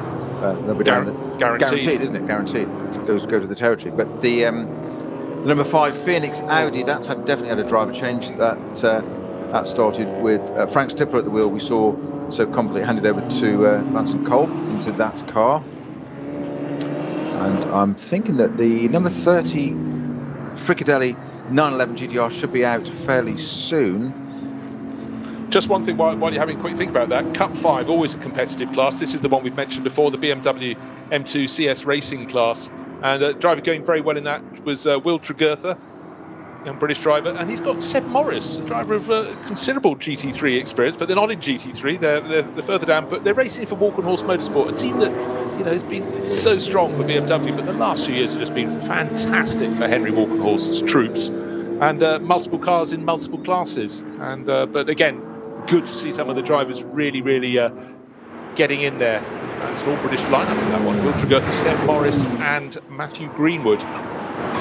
Just confirm, Nick Tandy has indeed stayed in the number 30 Fricadello Porsche. They listen, don't they? They do. Oh, yeah, I wish. If they do, they probably shouldn't. So he has indeed stayed in that. So pit stop, but no driver change, one of the few. So the two leading cars, the Manthey and Fricadello Porsches, there with Kevin Estre and Machiavicchi, haven't pitted yet. 6 laps completed. The gap has gone out again to, we had 2.25 seconds, 10 seconds, 2.5 seconds.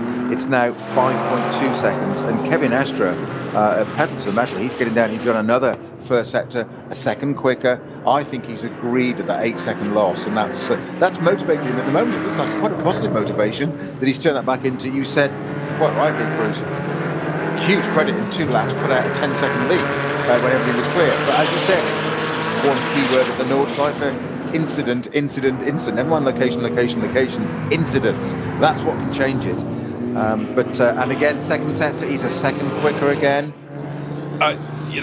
That's Kevin Estre, but obviously the team manager going, he took 8 seconds off you loser, on the previous lap. Not that people behave like that in the pit wall. But were you asleep? Yes. Right. Now, looking at the Cup 3 class, great looking Porsche Caymans, the 718 Cayman GT4 class. And really tight at the top, just 1 second gap between first and second. That's 9.82, the G-Tech competition version. Fabio Gross and Torsten Volter leading that from 9.60. And they're only a few seconds clear. That's the WNS Motorsport car. Daniel Blickel, Tim Schierbart and Max Kronberg. And the next car just about 5 or 6 seconds further down the line. So again, it doesn't matter if you're fighting for the front or wherever you're fighting, you're still fighting for your class position, and traffic, whether faster or slower, can affect you very, very much indeed. At least if you're in the SP9 class, the fastest cars on the field, it's only the slower cars that can affect you. But of course, if you're racing in a middle order class, you can be affected both by those who are quicker and those who are slower, which makes it a far, far harder environment to go racing, I would warrant. Yellow flags again at Schwalbenschwanz on the exit, which is for the 614 Renault Clio, which is from the H2 class. Daniel or Tobias Overbeck in that car. Brothers, I'm guessing, in that car. Or fathers, so I'm guessing probably brothers. That Clio Cup is parked at the side of the track. Hasn't yet become a code 60, but there's certainly yellow flags being waved there, just noticed on the exit of Schwalbenschwanz. Yeah, we've got a few cars in the pits as well with technical issues, unfortunately. The number 2 Porsche 911 GT3 Cup class cars, 120 and 90. So for Goda, Oda, they've taken the names off the screen just so I was trying to read them to you, but anyhow. So technical problems hopefully can be fixed. So let's just praise the situation, just very close to the end of the opening hour, and it's Kevin Estre leading the way for the Manthey Racing Porsche number 911. He's got 6 laps on the board and a lead of, at the start of the lap, 5.273 seconds, and such has been his progress. You think that might be up to 8 seconds by the time he gets there. But Peter's about to tell us something has happened at Schwalbenschwanz. Well, so that yellow has now developed into a what's a code 120 for the second part of it, the left-hand part. The second left-hand part becomes a 60 at the end of it. But I think we've got multiple cars off there. It would appear. Car number 614. Yeah, that was the original one. That's the Renault Clio I've just mentioned. And then 184 as well, Yeah. I think, is off there. Again, these numbers not always totally in order on my sheet. But so basically into Schwalbenschwanz, which is a fast right-hander, then a left, and out. Very fast exit. You've got yellow flags going in, 120 zone in the middle, and a 60 zone at the end of it. There isn't enough information to take on. You drivers are getting bored. We're an hour in. Let's make sure that doesn't keep you busy enough. Good news indeed for the race leader. The Grello Manthey Racing Porsche is running clear. One of the Caymans in behind has had a little bit of nose damage, but the good news for the race leader, Kevin Estre, is that he's got through a gaggle of traffic as he heads up towards the end of the lap, because he's got a little silver TCR class Audi just in front. In fact, the TCR class, we haven't really talked about that for a while, but it's looking quite tight. I think the first 2 cars in that class are very close indeed over the start-finish line. Then I'm waiting for the yellow and green flash of the Manthey Racing Porsche, which I can't see because it's gone into the pit lane. Again, that long shot, you think easy tucked in behind it, about to burst out in a flurry of noise and extravagance, but into the pit he goes. So bear in mind, 6 laps completed. In fact, 7 laps completed. He's going to cross the start finish line. And is that the Fricadelli car in behind it? And the Fricadelli copycat comes in behind. So that's the sort of, we think, the long stint that you will see. Bear in mind that I think it was after 4 laps that we had the Augusto Farfus BMW coming in, or it might have been 5. I think it was 4 laps. Again, sometimes you look at the timing screens and you've forgotten exactly what lap it's on, and they don't go over the start-finish line. 5 laps, it was. So the race leaders, as we say, 911 and 31 into the pits. Now, are we going to have driver changes? Kevin Estre and Frank Mikvitsi starting those 2 cars respectively. The Fricadelli car, they swapped around because the Fricadelli car was, of course, on pole position. Its sister car, the one, had a little bit of a... So we've got the top 5 into the pits now. So the Manthey, Fricadelli, Conrad Motorsport, Lamborghini, the Huber Motorsport 911, and the Kalvitz-driven Ferrari 488, all into the pits as we speak. So all to run for at the front now. That's going to change the order quite significantly as it all settles down. But who can win this battle? The Manthey Estre-driven car in first. As you said, Copycat immediately behind it, followed Frank Mikvitsi in the Fricadelli team. I think there is a driver change there, so it does look like Kevin Estre is out of that car, which means he'll be handing over to Lars Kern or Michael Christensen? Yeah. We will let you know. Again, we often can't tell until they have left the pit lane. But all the front runners with 7 laps completed are serving or have served a pit stop. But bear in mind, some of them came in several laps earlier. Will it work for them? But really, in terms of natural pace, the front-running cars so far in this race have been the 31 Fricadelli Racing Porsche that started from pole position. Lucky to do so. It almost didn't, well, it didn't get away for quite a while at the start of the formation lap. But the car that's really set the pace is the 911 Manthey Racing Porsche. Bright yellow and bright green, can be seen in any weather conditions, day or night, is the effective leader. Yeah, I think there's a definite change of driver in that Manthey car. I don't think, or I haven't seen, that's not to say it hasn't happened, I haven't seen a driver change happen in the Fricadelli car. So it might still be Franco Vitti staying in that car for the moment. It would be interesting to see when we get out there. As you say, we won't know until they go out and the time screens update for us, but that would be an interesting philosophy. They're following the same strategy. They're the front 2 running cars. Okay, they swapped round. That Fricadelli car was on pole position. They'll be keen to reassert that position, and it looks like the Fricadelli car is being moved. No, that's just to allow another class car and one of the Gitti cars in behind it. Manthey car is out and away. The Fricadelli car should follow, all things being equal, at the same time. It hasn't just yet. The Grello car is out. Fricadelli car leaving the pits now, about to go out. So we'll see in a moment if there's been a driver change on either or both or none of those teams. I'm convinced there has been on the Manthey car. We will see. Ooh, Fricadelli driven car just having to overtake something else in the pit exit there, but he stayed within the blend line, so I'm not sure whether that's. I think we'll watch that space. Yeah, because, it wasn't dangerous the way he did. He just got on with it and get round it. But I'm not sure whether the officials may view that in quite the benevolent way it is. But now, indeed, we have Kern is now in the 911, as you said. Yeah, that's Lars Kern, and it looks like yes, Makovici did stay in that car. So I read it right for once. He did. It's bordering on good reporting. Mark down the date. Never happen again, appearing one night only. So at the end of the hour, the pit stop's done. I think the effective order is 9:11:31. Now, I want to see, because the Phoenix Racing Audis came in respectively 1 and 2 laps earlier, where they get a slot back in before all the machinations of early pit stops, late pit stops came to be. They were running in 3rd and 4th positions. Then, of course, the order got shuffled and will continue to be shuffled towards the end of the race. But the 911 was leading before the pit stops, and I would warrant is leading after them. I'll wait for full confirmation of that. But it's now no longer Kevin Estre. He's been locked in a dark room at the back of the garage. It's Lars Kern who is working his way down through Hatzenbach. And he's been blessed with that, not just fabulous weather to go racing, but simply seems to be the fact that he's got clear track, just what you want, Peter, when you get out on the circuit after a pit stop. Clear track, fresh tyres, Nordschleife in the sunshine, spring sunshine, should I say? What more could you want? What could possibly go wrong? Well, as you said earlier, a lack of concentration, that's what could go wrong. Let the emotion take over and start to enjoy it around the glorious spring sunshine lit Nordschleife, and all of a sudden it's like, oops, I didn't mean to do that. And it was only half a tyre on the dirt, but it was enough to be catastrophic. That's where you have to, again, as you said, concentrate, think about it. You can't relax, you can't just go out to the pits and say, oh, this is nice, I'm enjoying the Porsche in it. You've got to get on with what we're actually doing, which the idea is to win a motor race here.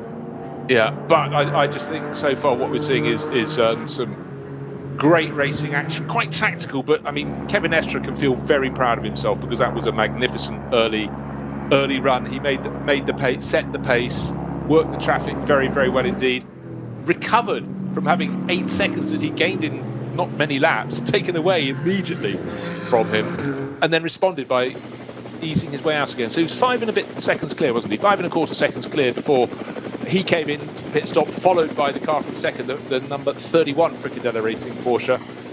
And going back into the race, well, we'll wait to see what the gap is when they hit the next sector. Again, just to reiterate, it's a long way around the Nordschleife, 14 plus miles.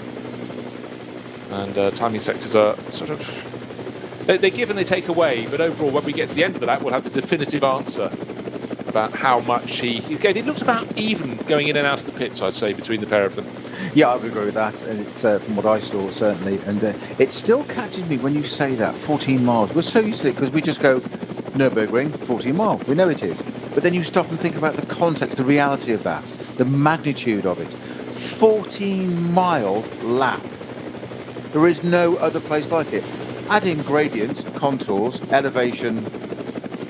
How many descriptions can I use? And you're just like, hang on a minute. And it's as you say, it never ever stops. Incidents, surprises, throwing something up. We saw it 3 weeks ago. Snow stopped it all. Today, bright sunshine. As you said quite rightly for the build-up to the show, Bruce. Beautiful pit lane, sunlit and whatever. It doesn't mean it's the same around the other part of the circuit. Well, entirely so. But even in full sunshine, you have patches of the circuits in deep shade, and that passing, it's bad enough driving on a motorway, but you come around a tight corner and suddenly you're in full shade. You've got to adjust. Did I see something just over the brow ahead of me as the track rose and fell ahead of me? Was there a slower car up there? That's what the front runners are having to think. You cannot take anything for granted. But the one thing you can take, not for granted, but looking pretty strong indeed. Manthey Racing leading the way, such a strong record with their Porsches over the years in the Langstrecken series. And it looks another. At this early stage of the race, that last curve, waiting for that timing interval, will it be 5, 6, 7 seconds over the lead Fricadelli Porsche, the leading Fricadelli Porsche, which is in second place overall, just because there are 2 Fricadelli Porsches. And just to say, the sister car, the number 30, indeed, it was Nick Tandy handing over to Maxime Martin. So Nick did the first stint, but it's a 2-driver lineup. They'll both have further turns in those cars. Indeed.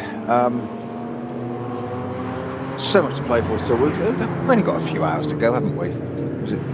It's just a little bit. It's only partway through the race. Just under 3 hours to go, that's all. 2 hours 54.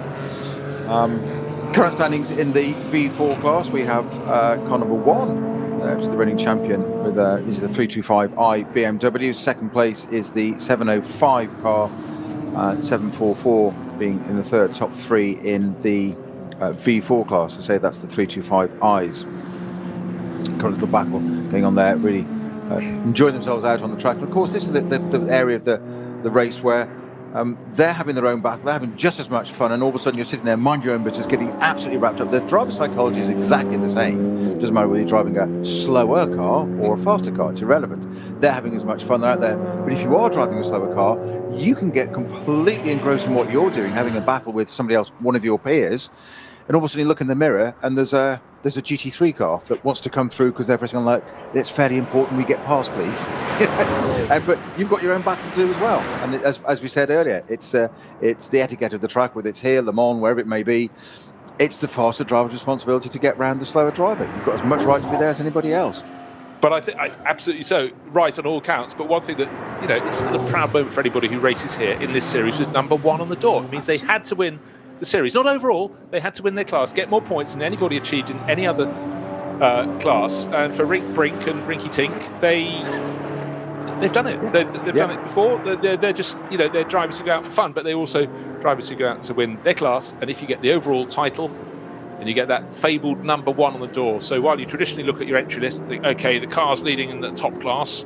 No, there isn't a number 2. Oh, there isn't a number 1. We go 3, 4, 5, etc. And in fact, I have noticed that Falcon Motorsports very craftily have swapped their drivers over or changed their car numbers. What should have been 4 is now 3. So number 3 is Dirk Werner, and the driver who's taken over, Alessio Picariello, and the sister car that was 3 is the other way around. So Sven Muller and Thomas Preining. So just to keep us on our toes, as if that's not hard enough as it is with 147 cars on a circuit of 14 plus miles. But we are not complaining. The more the merrier. So now suddenly got a bit of competition between the KCMG Porsche and the car that started from pole position. So it really did lose a fair bit of time. But don't forget, the KCMG Porsche came in, I think, a lap earlier to make its pit stops. They're not quite all square and all of that, because if you do a shorter earlier stint, it means you have to do a longer final stint. So how you use your tyres, another inextricably linked factors, Peter, make a big difference, don't they? If it was 1 lap on a normal circuit, it wouldn't really make the blindest bit of difference, but this is not a normal circuit. There's so many permutations to how this place can pan out. But yes, the Fricadelli car running really deep at turn 1 again, all the way on the outside. That's almost we've only seen that filmed a few times, but almost every time it's done it. I'm not saying he has done it every time, but it does seem to go really deep there, certainly compared to the KCMG car. I don't often say this in life, but I have the answers, or some answers anyhow. Right, by dint of having a shorter first stint, it means those that had a shorter first stint are now leading the race outright, but they will pay for their crime later on, because it's now Nikki Team leading in car number 11, Audi Nikki Team. You might think I've gone crazy, but yes, it should say Aston Martin, but it isn't. He's allowed out to come and play with Phoenix Racing in their Audi. He's leading by 1 second from Dan Harper. The number 44 BMW had the shortest of the front runners first stint, so he's gained on the track, but will have to pay back in a larger role later in the race when he has to do a longer final stint. Then there's a 15-second gap back to third place, which is Lars Kern, and presumably will be starting to take chunks of time out of them. Their cars will be running a little bit lighter. His will be fully loaded with fuel, but of course the advantage will swing the way at the 911. So it's the number 11 Phoenix Racing Audi, that's the bright green one. 44, the BMW from BMW Junior Team, that's the M6, shared by Dan Harper, Max Hess, Neil Verhagen, and the driver who started, Augusto Farfus. And third place, it's a 3-driver lineup. It was started by Kevin Estra.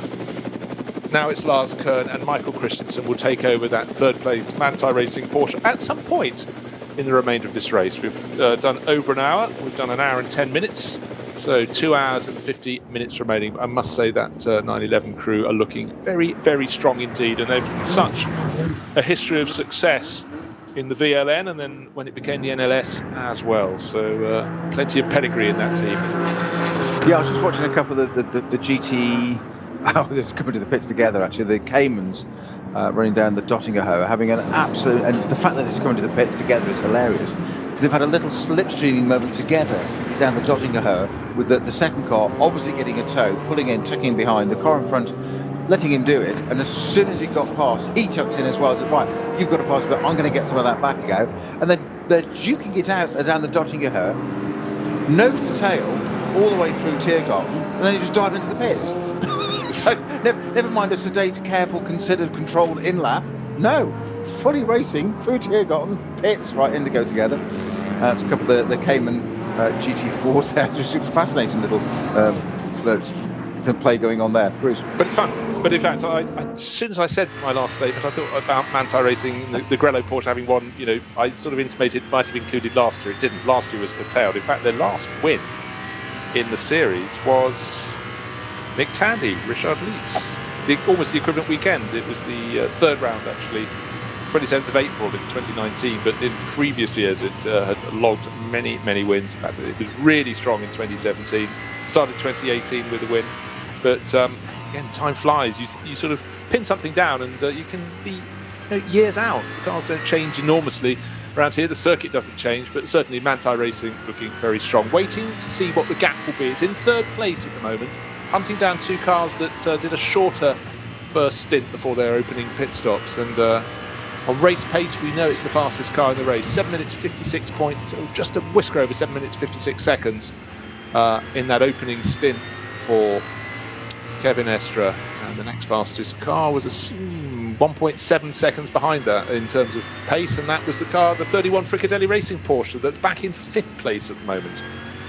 Bear in mind they were first and second, but after those differential pit stop lap runs in the opening stint, number 5 Audi's got between them. That's the car started by Frank Stippler, driven very well by Frank Stippler. Vincent Kolb has taken that over. That's running in 4th place overall at the moment. So just to reiterate, number 11 leads the way for Phoenix Racing. Nikki Team taken that over. It was started by Michele Beretta. Then Dan Harper took over very early on from Augusto Farfus. Second down at the end of the opening lap. Let's see what the gap is when they get to the end of this tour.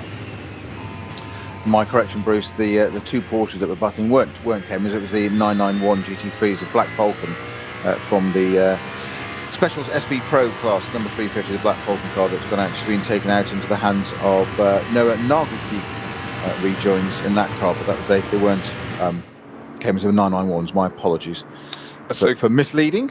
With the Porsches, but just slightly wrong model. Well, often we're looking at them on a long shot that doesn't stay still because the cars are twisting and turning and trying to make their way around this circuit. It just keeps the drivers on their toes and hopefully on the black stuff. In fact, it's been largely good, but there was that sort of smattering of people starting to get it wrong about 2 laps ago. We had various code 120s, code 60s as the incidents were cleared up.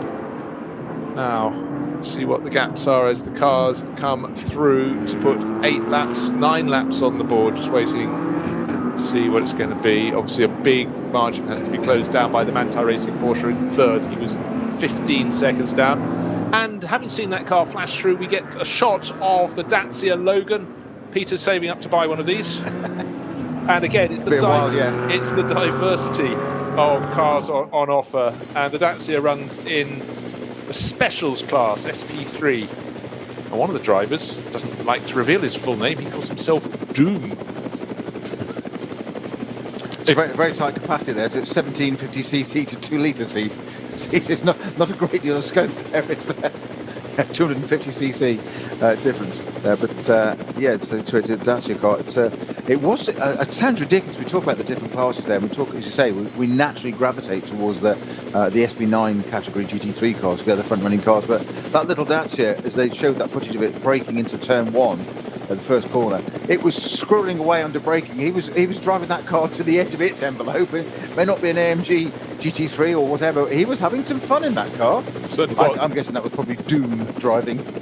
Yeah, you can tell, can't you? Yeah, it has a ring to it. Right, we said it was 1 second between first and second, and I reckon it's possibly staying at that margin. It's a green Audi from a blue BMW. That sounds really descriptive, but what it is, it's Nikki Team from Dan Harper. It's Phoenix Racing from the BMW Junior team. They're having their moment at the front of the race, but they're going to have to pay for it to an extent because their first stints were short. Whereas the drivers who were leading out right through those opening stints, they stayed out longer. They put 7-8 laps on the board. Was it 7 or 8? I can't remember now. 8, I think it was 8, yes. Yes, I got thrown by the fact it lists the time and lists the number of laps, but the teams with their garages at the near end of the pit lane, obviously, they hadn't crossed the start-finish beam. So 1.011 seconds was the gap between first and second between Team and Harper. It's come down to 1.057. So still nothing. And they've got traffic ahead of them as they dive into the first corner. The drivers of the junior cars, one of the Golfs pulled out of the way. The BMW production class car gets out of the way on the other side of the circuit. So through the tight right, through the left, and it's still the number 11 Audi leading Nikki Team, enjoying his time. The car was started by Michele Beretta. Out using the circuit and more as you need to. Actually, through Dan Harper's lost out a little bit there. He certainly has. I was going to say, as they go through out of the Mercedes arena, I'm not sure if it's even still called that, but we know what you mean. Know what I mean. Certainly, maybe positioning of the BMW was slightly awkward. It might have been put off a natural line as he went around those 2 back markers. I would suggest that would be the case, but he's got to make it all up again. Yes, the gap's gone out. It's just physicality, isn't it? There's only so much room on a racetrack for 4 racing cars, and simple as that. And Dan Harper, absolutely the right thing to do. I'm guessing, surmising, he's probably just backed out of it, discretion, all that kind of stuff we've said before. Don't worry about it, but it has moved that gap out. I would say that's probably doubled it already in that a little bit. It's probably gone from 1 to 2 seconds quite quickly. So it was a shaving. You were talking about that distance. It was 1.08 or something. It's 1.05 or something. Yeah. So we're talking hundreds, tenths, whatever, and all of a sudden it's doubled. The start of that lap, turn 1, first corner, there it is, and you've got to wait for it. To say the other cars, production car class, got out the way. One went one way. Golf, BMW left a gap. The Audi went through, and he couldn't. BMW there wasn't enough room for an M6 BMW as well. Okay, something else to put in that mix. I wanted to see how much Lars Kern could close in on them. I did point out he had a heavier fuel load. They'd made their pit stops 1-2 laps earlier. He lost 5 seconds. 4.5 seconds, actually. So Lars Kern now 19.3 seconds down on Harper and 20+ seconds down on the race leader, Nikki Team. So it's Phoenix Racing leading the way, but they are going to have a longer, they've done their short stint. You normally end up doing 1 short stint, 3 long stints. And so, of course, they're at the front of the field. Oh, some great liveries this year. And then there's car number 810, which is, whichever angle you look at it, it's a different colour. It's green on the nose, it's sort of coral pinky orange under the bottom, there's black over the flanks, and underneath all these colours are bars of black and white as well, so it's like a spider's web has fallen atop the Cupra Leon. And we're not talking iridescent paint that does that in the sunlight, we're just talking different vinyl. It's just, it's a bit confusing, as you say. Well, it's a good driving pairing. it's Bock Motorsport, it's Herman Bock and Max Partel who've been really strong in recent years, and the Cooper Leon going very well indeed in the TCR class. That's the AM class, the TCR section, but I don't know if it really works on a bright sunny day in terms of its race livery, but it's different, as they say. Yes, it takes really quite a lot of studying. You do want to sort of almost, in old-fashioned terms, adjust your horizontal hold. Try and get the picture straight. You do come out with these old school terms, don't you? It'll be, hang on a minute, I can't do that. Let me just check the test card. Waiting for the valves to warm up. Now, we mentioned CP Racing, regular front runners and champions in the past in the Creventic long distance series, 24H series, and great to have them on board getting some lap mileage here. Always welcome around the Nordschleife. It was, you mentioned it on the grid, but what a fantastic colour scheme in that. It's really quite different. It's crisp. Yeah, very, very clean and very crisp. It's very modern. I like that, the way it sort of blends in. It's mostly white, but the blue and red blends into the real tail lights. It's very cleverly thought out. It's one of those things that I can see being designed on a screen, and then sometimes they just don't work in reality. This one does. Physically, it looks great on track in the sunshine. You know, I always love the start of the season when you get your first time walking down the pit lane or in the paddock and you see the cars and you go, oh, that's a new livery. Wow, that really does work. And others you go, well, that's a new livery. But Charlie Putman's team, you know, going great guns. It's Charlie at the wheel at the moment. And the age-old adage, if it looks right, it's expensive. Yeah, no. Good run for him. He's trying to pick out where he is in the order. He's running 1, 2, 3rd in the Pro-Am class of SP9 at the moment, but he's 20 seconds down on. This is the name that I was say. It's not Roger Smith. It's Lorenzo Rocco di Torrepadula. I did spend some of my lockdown practicing that to make sure you hadn't got a complete monopoly on that. I got a bit upset earlier this year when he was just down on the list as Lorenzo Rocco. That didn't really rock it for me. No. But he's driving this is a good team name as well. Lion Speed by Car Collection Motorsport.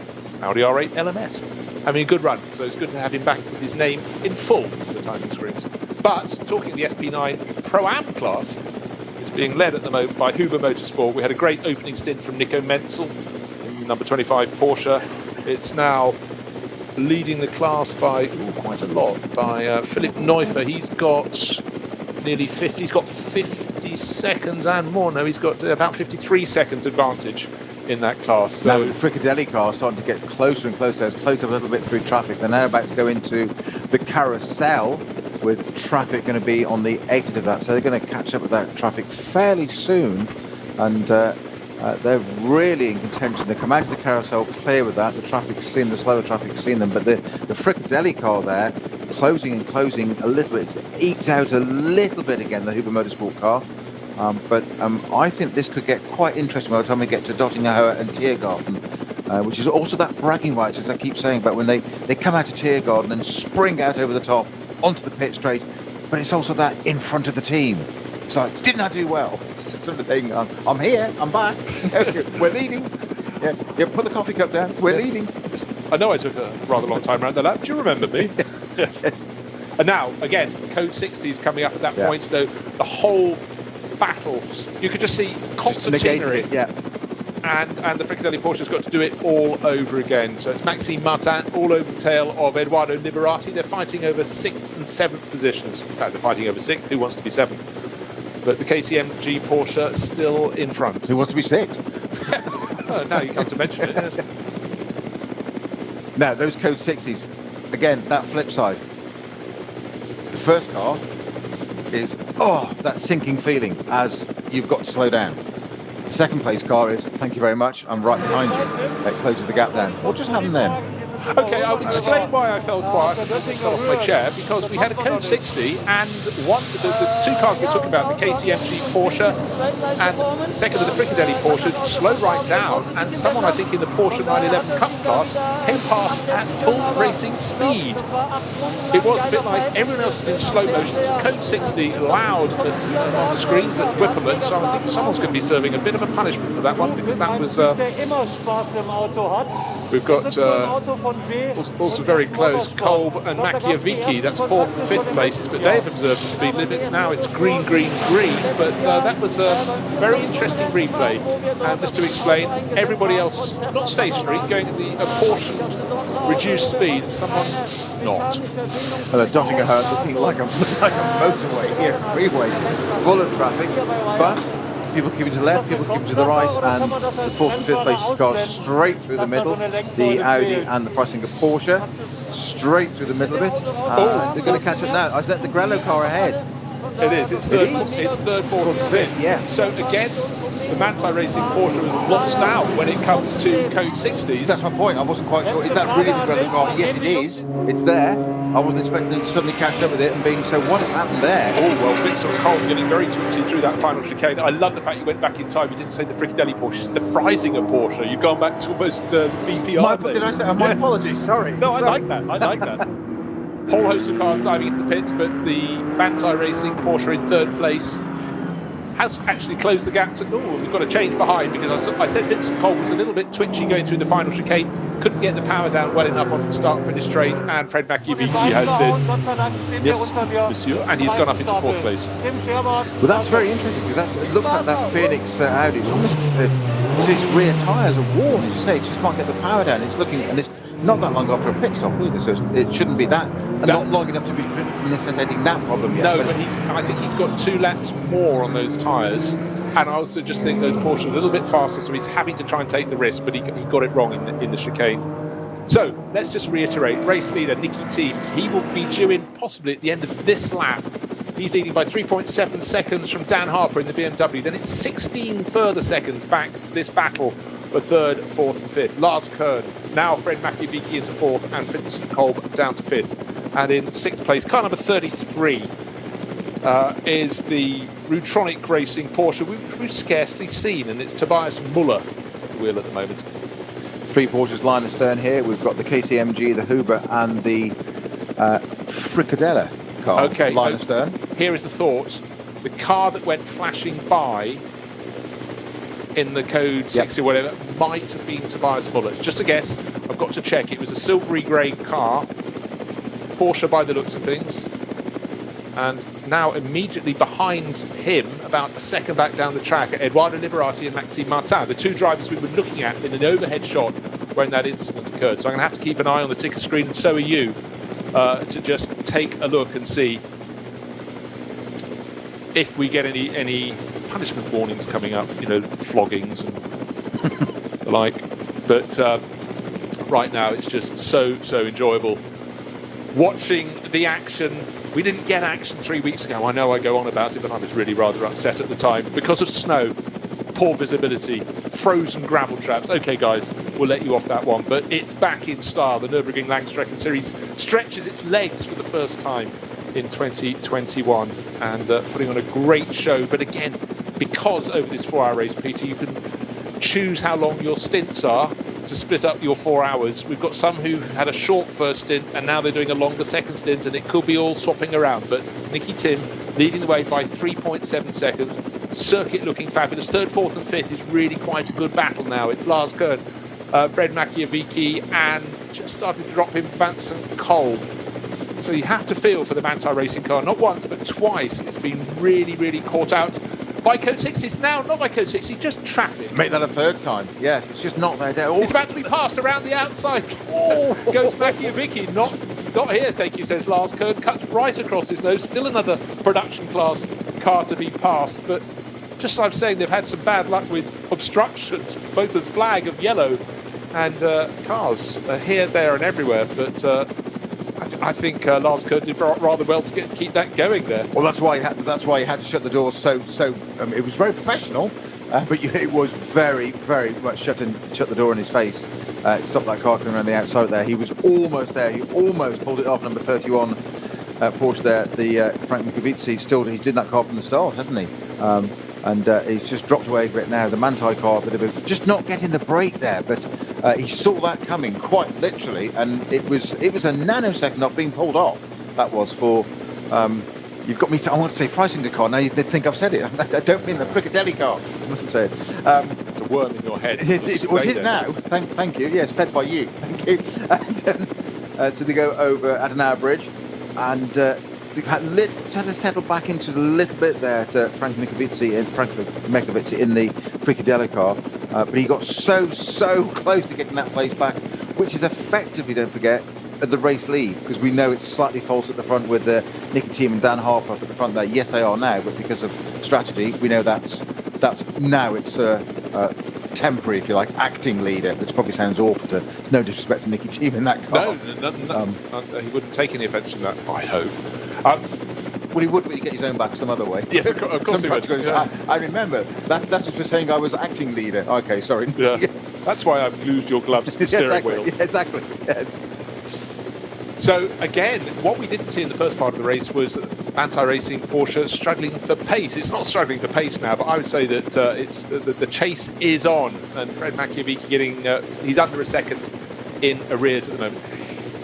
Wherever you are watching and listening to this around the world, if you go to the VLN.de website, flick up the track map with the moving numbers of the cars around the circuit, you'll see what an issue it is to commentate on 147 cars. The entirety of the lap, bar at the moment, the area around Kallenhardt and Verseifen are covered with car numbers. They are everywhere, and in fact down the Dottinger Höhe there's a bit of a gap, but you just get the picture for these drivers. They're fighting the circuit, fighting the car, and fighting traffic. It's an absolutely brilliant track mapper, and well worth a look, because as much as anything it also flashes up code yellow areas and code 60s and yellow flags, and almost too much to take in, but a brilliant tool. So well done to the organisers for putting that up. It really adds to the show. You can find live timing as well. But right now it's all about the track action, and it's fast and furious. We're how far into the race? We're 1.5 hours into a 4-hour race, and for the second time in about half a lap, we've suddenly got the Manthey Racing Porsche being absolutely blocked by. In fact, it was the Opel Manta. Yeah, Manthey blocked by the Manta. And now they've got a load of traffic to get through, and it's getting very busy. This is where, so far on experience of this race, the Manthey car just hasn't had the luck. Just hasn't drawn that well, but it has on this occasion. For once, they've got away with it. Nothing gained, but more importantly, nothing lost there to the Fricadelli car. But this is where we're going to start the run now, fairly soon, back to the end of this lap, and that's where we're going to see some fun, I believe. Now, once again, just caught out one of the Fricadelli car. It's all over the back there. Looking at the Manthey Porsche in front, looking right mirror, left mirror, just saying, I'm here. Just letting them know it's there. Poor Lars Kern in that car, got his mirrors full of the white and red Porsche behind, who gets a good little run after the mini carousel now. He's positioning the car now. He's just posturing now. That's what he's doing. He's making no effort whatsoever to go by, but he's saying, I might just do it anywhere. That's the point. Well, we know where he's going to do it, Peter, because he's so close that he's going to get the toe right from the start of Dottinger Höhe. Just a few corners before, well, maybe a dozen corners before, Machiavicchi made a mistake. He just clouted the curve to one side of the track. You saw it moving the car from left to right. Kept his cool, kept his car, but that's how hard he's pushing. He was trying to just make sure he could get in the position he's in now, which is in the slipstream. He's gained half a car length already. They start to go out of the compression, up the rise. He's a car length behind. He's right underneath. The front shot shows it's half a car length, a quarter of a car length. It's coming. It's only going to be offered on the outside. That's where it's not going to do. Kevin Estre made the move to go round the Fricadelli Porsche on the opening lap, but he didn't make it stick. It's not close enough. Also shows just how brave Kevin Estre was. He wasn't prepared to lift at all. He took that with his wheels partially on the grass on the right-hand side of the circuit to take the lead at the end of the opening lap of the race. Absolutely. Now, what may happen is what we call the Mercedes Arena now. We started calling it that again, the old name for it. But as we end that lap and start the next one, we are 11 laps complete. As he starts going down, trying to go around the outside, the Fricadelli car. I said he might have a learn for it. That's where he uses all the extra bit. He just a little bit of tarmac. Can he get back through? Right-hand side, he's down on the inside. He might well do it. Almost got up alongside there, side by side, door handle to door handle. And he's done it. Fricadelli car through. Close line, just run a little bit behind the mouse. The car's got out of the way there. Unfortunately, that's left. Lars Kern has just let Frank Mikovitsi, who's been in that Fricadelli car that was on pole position. He's been in that car from the beginning. 11 laps completed, and as we said, we thought he'd do it down the Dottinger Höhe. He had the run, didn't quite get it. into Tiergarten, onto the pit straight, relaxed moment, and then got onto the new lap, and that's where he pounced. Not the right-hander, but he set it up there. It was a left-hand part going out straight away, and he got down the inside. Sabine Schmitz will be smiling at that one. I am absolutely certain of that, just for sheer class. And well done, you worked it out. I could have told you that. If I could have told you that, exactly. I actually think that Lars Kern slightly relaxed. I think he thought he'd had it covered. He'd covered the first part and just left probably quarter of a car width more than he could have done, more than necessary. And at that point, you could also flip it over and say Fred Makiewicz must be thinking, I should have done that on the straight. Why did I have to do it in the hard place? But he's got the move. Now he's going to try and pull clear. He's only half a second clear, I'd warrant, at the moment. Again, these high shots above the cars are fantastic. You sometimes lose where they are on the circuit, but it's so good for showing the relative momentum of car A and car B. And unfortunately for them, car C's, D, E and F are in their path around the left of one, the right of another, up the middle of the third. Goes our race leader. And Lars Kern just caught out all again. Lars Kern just doesn't get the brakes, does he, Bruce? As we were just saying, that the fabulous helicam shot there, it gives us that view of what's coming up ahead. 4 or 5 cars there in front of them.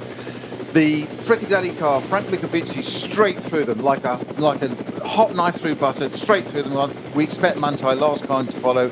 He didn't. He got caught up once, twice. All of a sudden, I reckon he probably lost a second and a half, 2 seconds there, quite easily. I'd say on the rest. I mean, he had to hit that thing called the brake when he wanted to be full on the throttle, so that was really unlucky. So suddenly it's advantage Fred Makiewicz, and Fred, as Peter pointed out, has been in since the start of the race. He's in a 2-driver lineup, so maybe he's being very French and says, I'm not going to do a short stint and then stay out. I'm going to have a proper lunch, with a damask tablecloth and fine silver cutlery, as is my right. But he's had a really, really good opening 2 stints in this race. But there, it fell into his lap. And you know what? For the Manthey Racing team, they've seemed to have had the wrong end of the stick several times in this race and lost great chunks of time. And there, a fraction of that was handed back their way. And to Lars Kern, just unlucky. Sorry, what am I talking about? It's the Manthey Racing team that's lost out again. Sorry, of course, we just had the Fricadelli car go in the lead. Apologies. I got ahead of myself. So, again, Manthey Racing are going to be made to work extra hard to get back to the front. But I still honestly believe, in terms of true pace, certainly with Kevin Estre in the car, that car should work its way back to the front of the field. They've got Michael Christensen up their sleeve as well. So, Michael, nobody's fooled in a car. So I think there's time aplenty to come back from that car, but three times in with yellow flag and code incidents, they've lost a lot of time. And in traffic as well, suddenly they've lost a bit too. So it just makes it harder for everyone. I think that's the point, exactly what you said there, Bruce, that they've got all the ingredients to do that, but they shouldn't have to work so hard to do it. And that's the problem. It's taking away their margin. That's the point. They should be able to do this really quite easily, but that work, the traffic, all of a sudden 3, 4, 5 seconds lost out. We've seen 8 seconds in one bit quite early on with that 180 numbered car parked in the way of the M4 SP10 class BMW. And all of a sudden, that means you've then got to push that bit harder. And it's like, we shouldn't have to do this. We've got the pace, we've got the ingredient, everything's there. But fate works against you. And it's, as you say, it seems to be against the Manthey car at the moment. No matter who's in it, it just seems to be that Manthey car. It's that colour. Something's drawing to it. It's like beads of the honeypot. It's just not getting the fall on the back markers, is it? And while all that's going on, absolutely spot on there, Peter, we haven't really talked about Nikki Team much. He's only going and leading the race at the moment. Don't look for an Aston Martin. He's out this weekend. He's got permission to come out and play to gain yet more Nordschleife experience. He's in the Phoenix Racing Audi, the green one, number 11, leading the race by, start of this lap, he was 10.5 seconds clear of Dan Harper. So he's done a really, really good job. And for young British racer Harper, he's got an equal margin at the start of this lap over what was then Lars Kern. But now we know Kern is back into 4th, and Makiewicz in the Fricadelli Porsche is up into 3rd. But Nikki Team, I reckon, at the end of this lap, he will pit from the lead. That was a short early stint. I think it was about a 5-lap early stint. We've got 11 laps on the board coming to the end of lap 12. 10.5 second advantage at the start of the lap. That would have gone out. He certainly was lapping faster than Dan Harper. Dan, I think on the previous lap, looking at his lap time, caught a bit of traffic. But at the moment, wherever one sees Nikki Team around the circuit, a little bit of traffic, nothing too much. So he's finding cars in ones. It's when you find them in gaggles of 2s, 3s and 4s, as we saw for Lars Kern, you really can get caught out. That's what makes it so busy. That's what makes it so difficult, as from the driver point of view, of what do you do? And that just that hesitation. There's I've used the phrase a few times in the show so far, but discretion, better part of valor. Yeah, it's always best to bring the car home, be in a pace. It's better to be second and not finish at all, rather than try and go for the win. But they're drivers. They want to win. The expectation, whether it's a pressure perceived or real, the expectation is to do well. They're not here to finish second. Nobody is. We don't mind it happens. You can have a great race for second, third, fourth, eighth, 10th. Doesn't matter overall. As we said, the champion comes from further down the field. It's about winning points, not about winning overall. It doesn't matter. But it's still that the reason people drive cars on the Nordschleife is they want to win. They want that bragging right. They want to be able to say that kudos for doing it. So that thought, if you come across one car, you say, so simple. Is it? I don't know. Relative. It's so simple. 2 cars, but suddenly there's a gaggle of 5.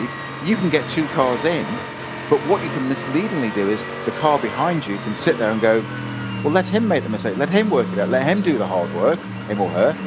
And they get 2 cars in, you think you're doing well, and all of a sudden it halts. You're arrested, as it were, the pace, and the car behind you goes, thank you very much, I'll go past all 5 of you.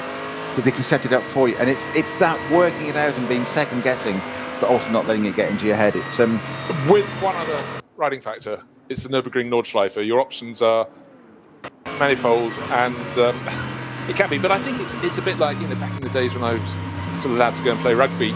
Go in hard or you get hurt. You know, I think it's easier to race flat out than it is to just be backing off a little bit. At certain points you have to here, but as you say, you could have someone up your tail who hasn't noticed you're going to back off and be cautious, and they could say, you know, clump you up the backside.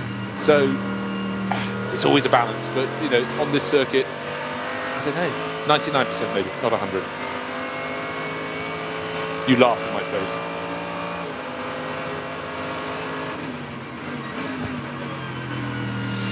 So the race settling down now. We're waiting for Nikki Team did not come into the pit, so maybe one further lap before he brings in the Phoenix Racing Audi from the lead of the race. His advantage was 10 and a bit seconds, but Dan Harper in the BMW from second is pitting.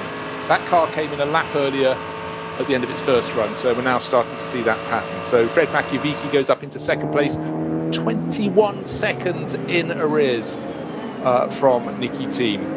And just 1.3, just waiting to see his Larsken crossing the line. Yes, he is. He's dropped back. He's lost 4 and a bit seconds on that lap. 5 and a bit seconds, actually, on Fred Makiewicz. We've got one of the Porsches running wide at the first, and I'm not quite sure what's happened where, what's caused that there, but he's almost like he's just been touched. But I think was it 982? I think I saw on the side of it very quickly. Couldn't quite see, but it's almost like he hasn't got enough drive. Precisely, he just suddenly appeared to sort of bail out partway through the turn. Tried to turn in and didn't quite do it. I'm sure it was 982, but that did have a bit of a knock-on effect for the Audi behind number 5, the Kolb in the Phoenix Racing car, Christian Kolb, sitting there. That they had to do a little bit of avoiding action whilst that, as we said, errant car went up at another glass.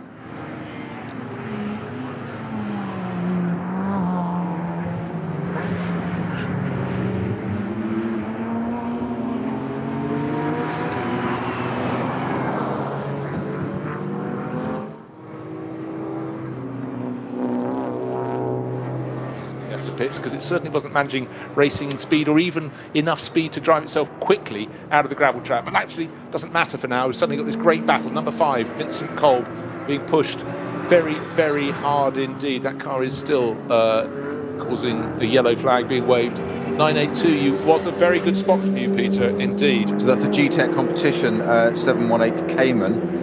Fabio Grossa and Torsten Wöhler in that car. Now we've got something off on the Dottinger part on the right-hand side. Another black and red car, but we know it's not 982. We've just seen the problem with that. And it hasn't got that far, 982, no. Yeah, just to reiterate, 982 had been leading the Cup 3 class. That's a black, 982. It's a Marshall gone to that, one of the service vehicles, one of the Audi service vehicles gone out to that, and as you say, it's almost as if something's not quite right, but I think it could be right if that car had just pitted. What we do know is the fact he got through turn 1, but in the gravel on the exit, he hasn't got as far as the second turn, the left-hander in the arena section. The car is pulled off the circuit. There's an Audi course vehicle alongside, the lights twinkling away, and we will see how quickly that can be removed. The driver's staying on board though, so maybe he thinks it's something that can be rectified.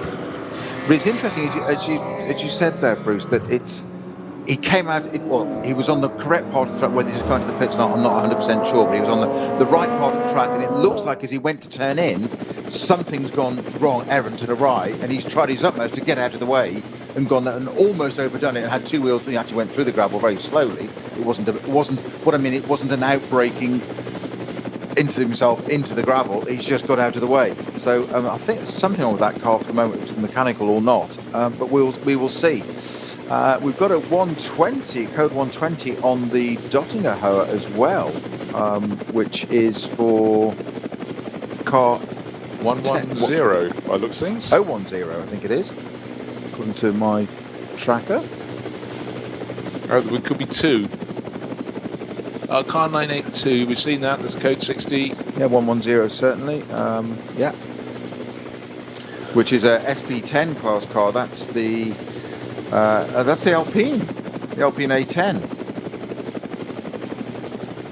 Yeah, the only one of those in the race. Great looking car. That's Jannis. Anyone not in the race now? Yes. Steve Jans, Andreas Patzelt, Max Lamesh, and Jannis Vallo. So, who's leading the class? Well, we can tell you who's leading the race. It's Nikki Team, and I would presume he's bringing that number 11 Phoenix Racing car into the pits this time around.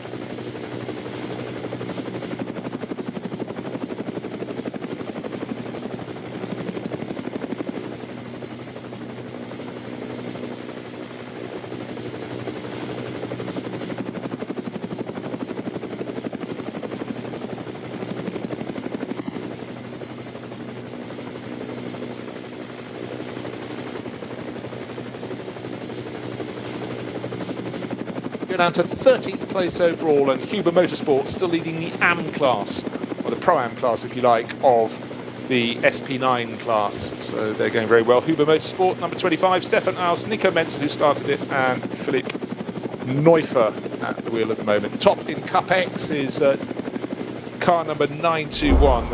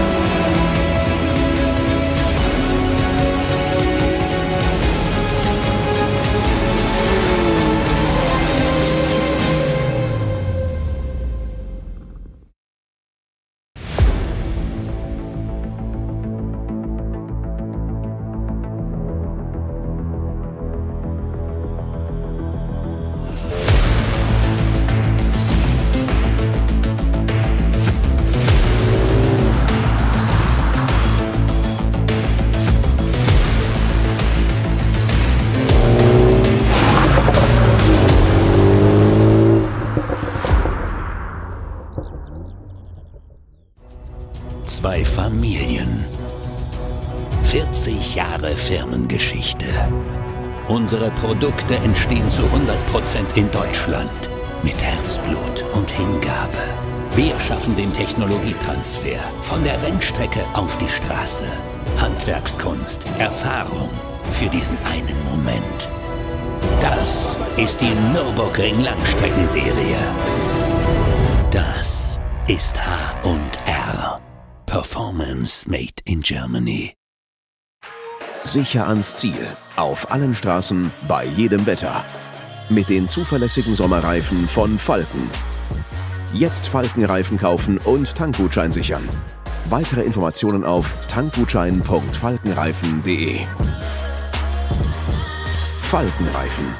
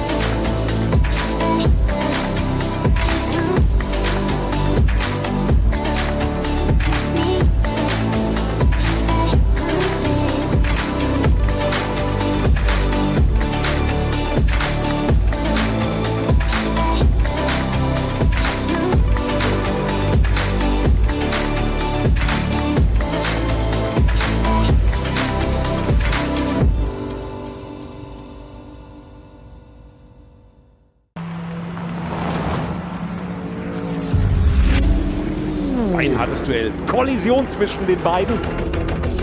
Damit ist das der Führungswechsel. Zu dritt nebeneinander. Maximale Reaktion. Da brennt der Falken-Porsche. Drama. Das Auto hat einen längeren Boxenstopp vor sich. Und hier kommt der Gesamtsieger. Der Rowe NLS Rückspiegel am Sonntag um 18:30 Uhr auf diesem Kanal.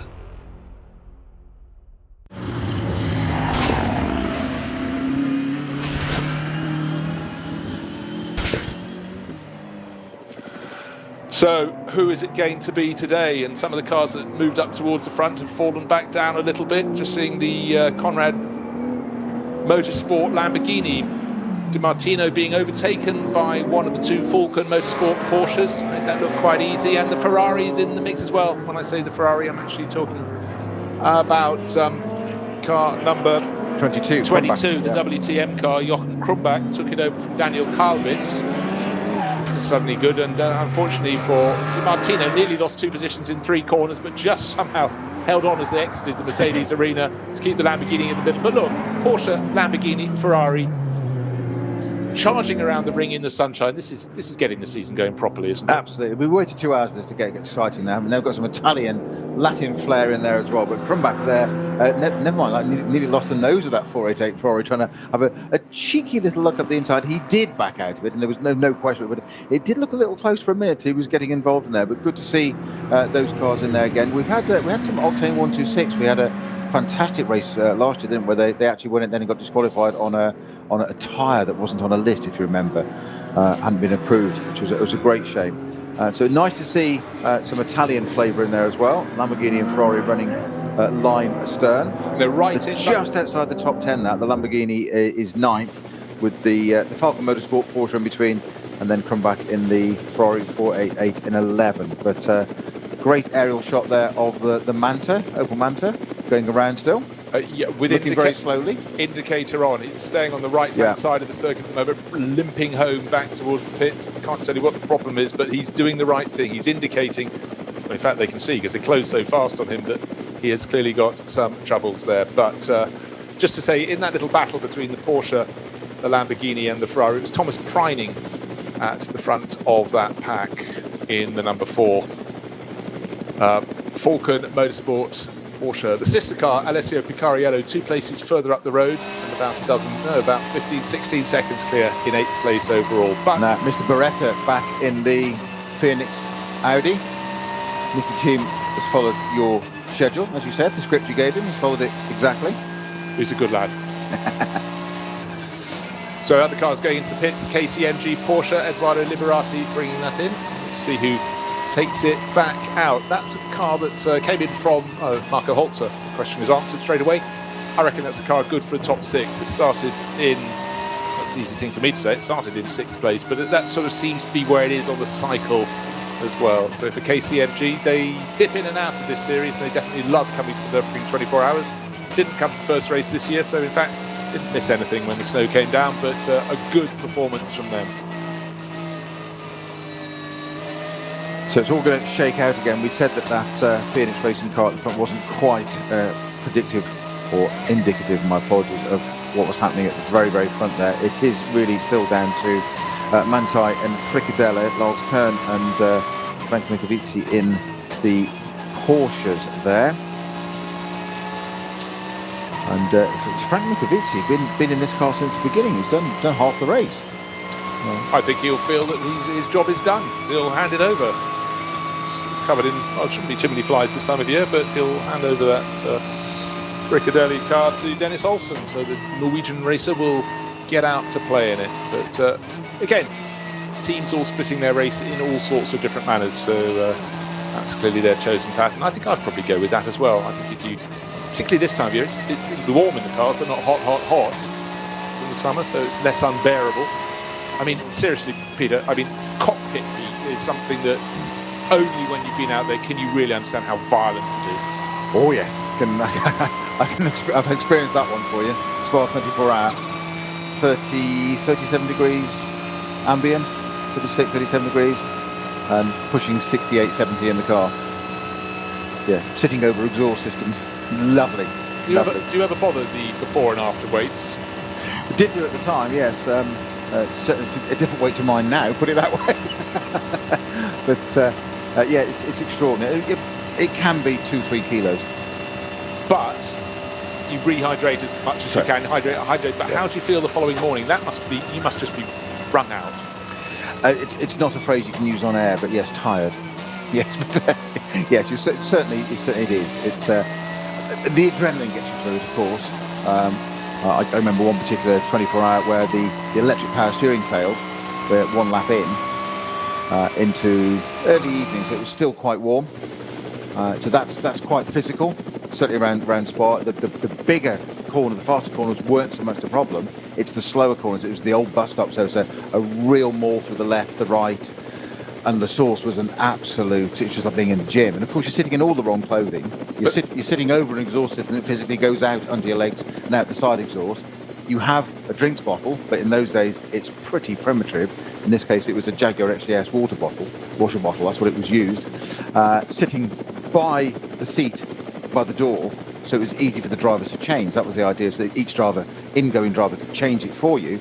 Of course, the flaw in that was that it was sitting right above the exhaust. Okay? So it got there. They drilled a hole in your lid at the front in those days, and that's what you put the tube through. And if you didn't drink it in the first 2 laps around Spa, you couldn't drink it because it was too hot and it would hurt.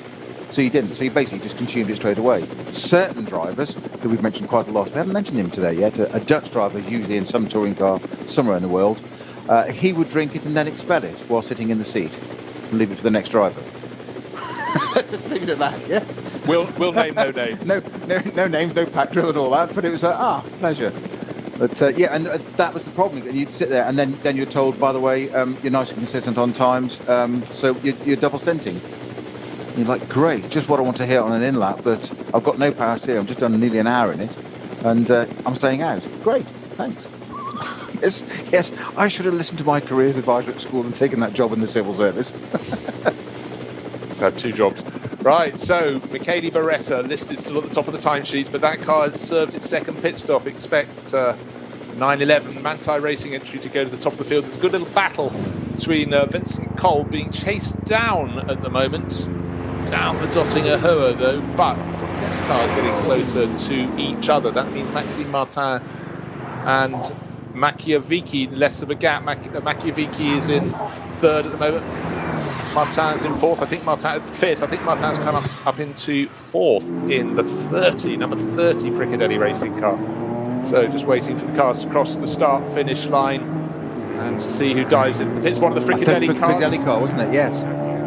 Is it yellow or green on the screen as it comes down? And the Audi and the Porsche button right behind it, they've just dived into the pits as well. Maxime Martin is the Frickadelli car into the pits. Vincent Cole into the pits, and Tobias Muller, car number 33, the Rutronic Racing, the silver Porsche, which I fear was the car that may have not quite paid attention about 20 minutes ago to the code, whatever it was, a point to slow down around the circuit. Certainly on replays from above, it went flashing past 2 of its rivals as though they were not quite standing still, but not exactly going at a pace, which was the whole idea of the warning at that point. So the number 30 Frickadelli car in the pit, just to reiterate.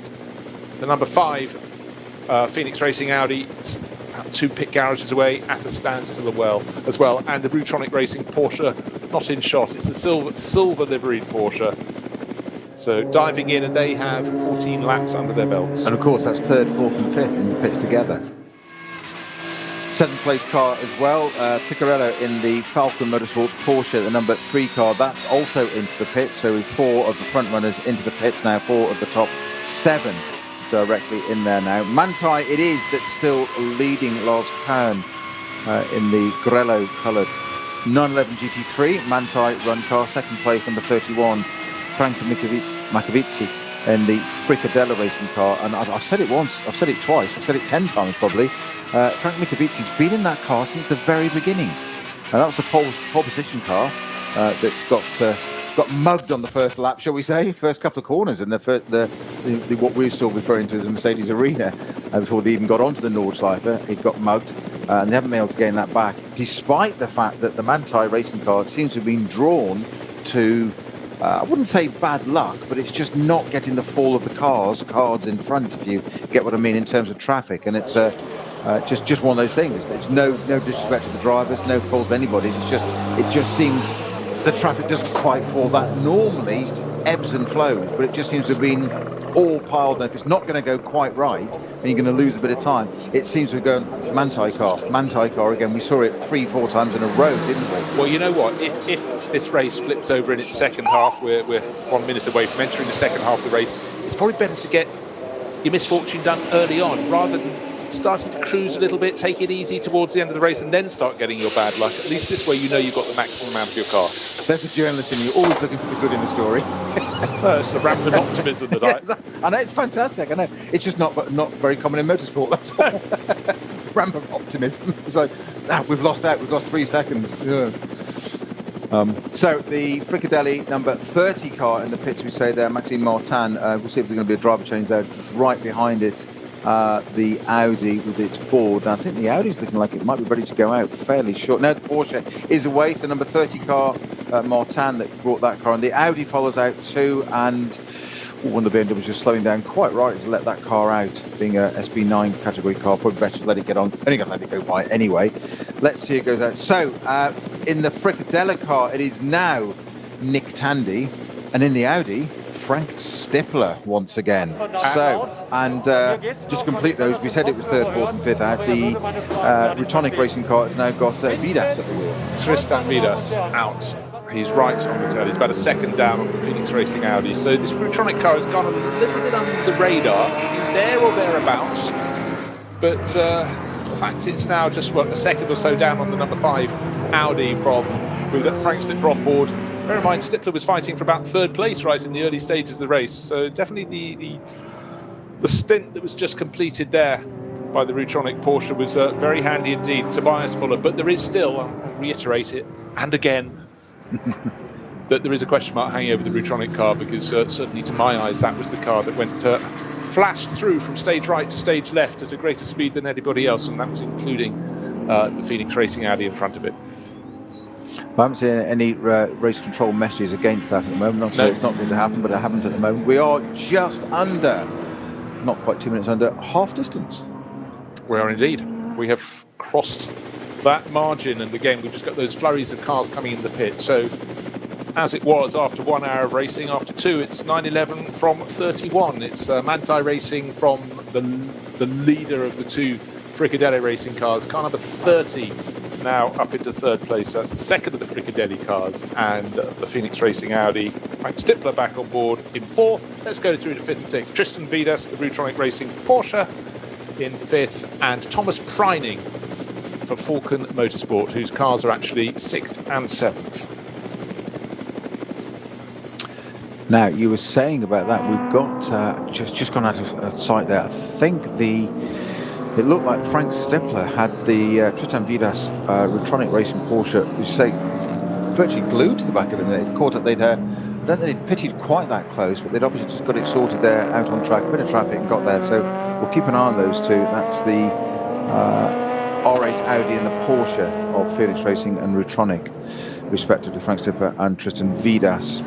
4th and 5th they are, cars numbers 5 and 33. They're having a little bit of a battle there. Nick Tandy, though, is the man, I think, to watch at the moment to see how that goes on. Franco Micovici can't continue, or cannot continue in that Fricadelli car much longer. Surely that's got to be due a pit stop fairly soon. Lars Kern in the Manti car. Those 2 pitted last time line astern, didn't they? They came in almost synchronised pit stopping. So this is going to be interesting. Are they going to follow exactly the same strategy, or try and jumpstart just to change the order? Are they going to try and get the Fricadelli car up there? Fricadelli car's now 2nd and 3rd, which is commendable, and they'll be happy with that. But they won't be that happy because there's that Manti car in front, and it's you can see it because it's that distinctive grello colour, certainly in the sunlight, that green, yellow colour, right out at the front there. But a great performance there. It's Porsche at the moment. You've got to go down to 4th. Before, in fact, the top 7 cars are separated by 1 Audi, and they're all Porsches in between. It's quite a product advert, that, isn't it, for the brand? It's certainly a message. So, just looking to see, of course, we have the number 11 Audi at the moment down in 11th place, but we know from Phoenix Racing that has done its 2 pit stops. Its rivals are only just now doing theirs. So expect that to come back up the order. So I do think those two Phoenix Racing Audis will be in the top 6. Certainly they started from 3rd and 4th on 2nd and 3rd on the grid. I apologise. So they have got scope, but don't forget qualifying is very quick fire. It's all about the 4-hour race. Of course, starting at the very front means you've got the best line down into turn 1, those opening sequence of corners, but really it's all about how your car's going to be handling through the race. So soon the advantage drifts away from your qualifying positions, but it's about keeping it clean on the opening lap and not having a slower car running around in your path. And let's face it, around the opening lap of this race, it's very, very tricky indeed if you get someone sitting out in front of you who's just taking a second or two off your pace and you cannot find a way past. Now, the 922 car just dived into the pits, and I've just noticed from the class, no, not the class lead. No, but it's not just a routine pit stop there for the True Racing KTM Crossroad GTX version. That's come into the pits and it's gone up on the jacks and been popped back into its pit box to have some work on it. So not just a routine stop there for now the race leader 911 into the pits. We said that could be, and indeed they have done it together exactly as per last time. Manthey race leading car into the pits. Lars Kern brings the 911 numbered Porsche in. The Fricadelli car right behind it with Frank Mikovitsky. We know there's got to be a driver change there, surely. I'd be stunned if he goes out again. It is, if it's the same as FIA rules, permitted to do 3 hours, I think, maximum. But I'll be stunned if Frank Mikovitsky stays in that car. I'm sure the table's been laid out for him, ready, as you suggested earlier. So we're going to see certainly a change of driver in the number 31 car, second place car. That would put Dennis Olsen, as you said, the Norwegian, back into that car. That was the pole position sitting car, which they're still determined to get it back to the front there. But that Manthey car is just, we keep saying it hasn't had the brakes in terms of traffic, but it doesn't matter, it's the front there. Well, the second half of that stint was all about Lars Kern. Makiewicz had got ahead, got the advantage, and then it went back the other way. Now, looking at the Italian Exotica racing together on the circuit, racing together as they come into the pit lane. So we've got Michele Di Martino in from 8th place, right behind Jochen Krumbach. So it's Lamborghini ahead of Ferrari into the pit lane. And the Porsche that had caught them and passed them and pulled clear, Thomas Preining, already his car well into the pit stop, the number 4 Porsche. So again, it just showed how Porsche are super, super strong here this weekend on what is effectively the first round of the championship 2021. Pit stops looking very standard indeed. Both the Manthey Racing Porsche that's parked with its tail towards the garage and nose towards the pit wall, and a few garages away, the number 31 Fred Makiewicz car will soon be the Dennis Olsen car that's parked at reverse angle, if you will, nose into the pit garage, and will swing round for its exit. Yeah, just looking there, noticing that car, they were doing a little bit of work, a little bit of attention on the left rear there. There was while the wheel and tyre was out and the wheel arch was open and there was a void there, they were having a little look under there. I don't know if it was a bit of diffuser or something. There was certainly some mechanic doing something in there. It wasn't quite routine. I don't think it's going to be a delay, but there was some attention going on there by a mechanic, not just the wheel changer, having a look at the back of that car. Just to confirm which car you're talking about there. Fricadelli car. So car number 31, Fred Makiewicz's car. So let's hope nothing untoward, because we'd love this battle to go right the way to the finish of the race. The Wochenspiegel livery, WTM, Wochenspiegel Team Monschau Ferrari, looking absolutely cracking in its livery. Very, very crisp indeed. White, red, and sort of, it looks like grey until you get up close, and it's actually copies of the newspaper of the Wochenspiegel and images of those sort of set back slightly on the flank of the car. It looks very, very good indeed. There's a mixing of cultures there. You can see it on the front wing there, mixing of cultures there. Italian car with German livery all over it in the German newspaper. So it looks very, it's actually chrome. It's not just silver, it's a chrome effect, isn't it, when you see it really close up. It's quite extraordinary. And again, just looking up and down the pit lane, you do realise that it's not just the drivers, the team chiefs, the mechanics, it's also the photographers and the other people who, this is their world, isn't it? And it's great to go racing. Oh, a bit of bodywork missing. No, just going to say, yes. On the Ferrari. Sorry, Bruce. The Dennis Olsen car has taken a little bit longer to go out of the pits. We did have a change of driver, of course, in the lead car, the Manthey car. Christensen now in that car, but there was a longer gap of those two going out than they came in together with. So we keep an eye on that one. but it looks like Manthey might have got all those discredits, demerits, if you like, for that traffic falling given back to them, if you see what I mean. It looks like something changed there. Well, we'll wait and see. We always have to say wait and see on this circuit, but the gap was actually out to 20 seconds when they came into the pit lane. From first to second, it was an astonishing sequence of laps towards the end of that stint. On the last lap alone before coming to the pits, Lars Kern built 4.5 seconds over Fred Machiavicki. So it's advantage Manthey Racing, disadvantage to Fricadelli Racing. But will Fricadelli get either of its cars onto the podium or both of its cars? Will one of them win? We'll have to wait and see. But we're into the second half of this race. And Manthey Racing, after a series of setbacks, none of them were anything to do of their own making. And suddenly you get an incident. At the carousel, we have code 60, car number 716, at the side of the circuit. That may well be cleared up by the time the race leader goes back round. Michael Christensen, the 911 Porsche, but 716. BMW 325i was one of the V4 category cars. So it's a production class BMW parked at the side of the circuit at the carousel. And if you know the carousel, there's not much room to park a car at the side of the circuit there. Thus, the code 60 having been thrown. That means any driver going there has to be down to 60 kilometers an hour. Must feel like walking pace for them at that point. But the rules are there for everybody's safety. And hopefully that car can be cleared very quickly indeed. The number 716 BMW.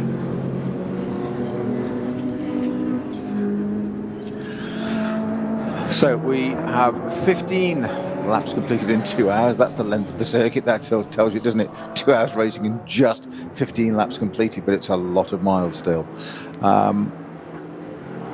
The fastest lap is still from the leading car. That was set very early on in the race. I think, in fact, it was the first flying lap of the race, wasn't it? Yeah. 7:56. Dead almost, 7:50.087. Set in the number 911 Manthey Porsche. That's they're holding on to that honour still. Of course, that didn't start on pole position. It's a Fricadelli car that's in second place, number 31 car. That was the one that started on pole position. Yeah, the Manthey car came up from the fourth position on the grid outside of the second row and just cast our mind back. Not everybody got around the first corner very cleanly, including the number 11. It was Kevin Estre at the start, wasn't it? But it was the number 11 Audi at the start of the race. Michele Beretta started from the outside the front row and ran too deep into turn one. A lot of others didn't have enough heat into their tyre and followed him. So cars that started second were suddenly down in 7th place, 6th place, and others went forward and then gradually fell back, including the WTM Ferrari got up as high as 4th place. And really, as we came around to that second batch of pit stops, it tumbled down to possibly its more natural position in the field in 10th place. But it's a car with 4 drivers on board, so the combined might of the best of those may drag it up back towards its 6th place again.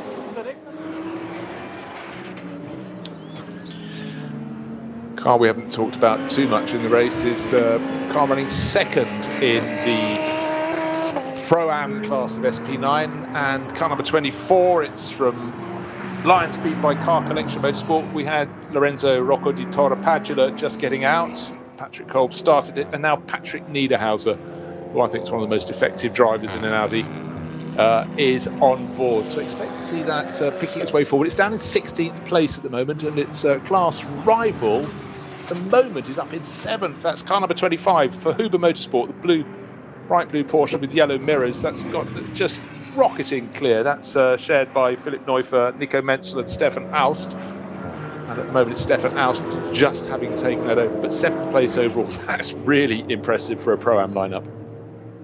It certainly is. I'm just looking at the back of that Audi. It's just, I think, it's just the way it's liveried. It's mostly red, and it's got a black rear valance, as it were. It just looked almost as if there was some of the bodywork was missing. I think it's just a change in colour. Just suddenly it's slightly deceptive. It blends in with the diffuser. But I just thought, has it gone out missing a rear splitter or something, a rear diffuser? I think it isn't. It's just the colour. Say very impressive second in the Pro-Am category there, number 24. One of our camera cars as well. So we might see something from that a little bit later on.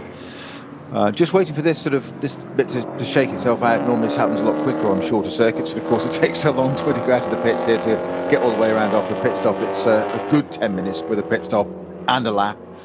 Exactly so. And just, I said earlier, there's not much space to park just by the carousel. It's actually at the corner before that the 716 is at the side of the circuit. So actually, thank goodness for that. And if you need to know, it's Marshall's Post 138. Oh, we've got a Fricadelli Porsche. It's the number 30 car running slowly on its way back to the pits. That's just had its second pit stop.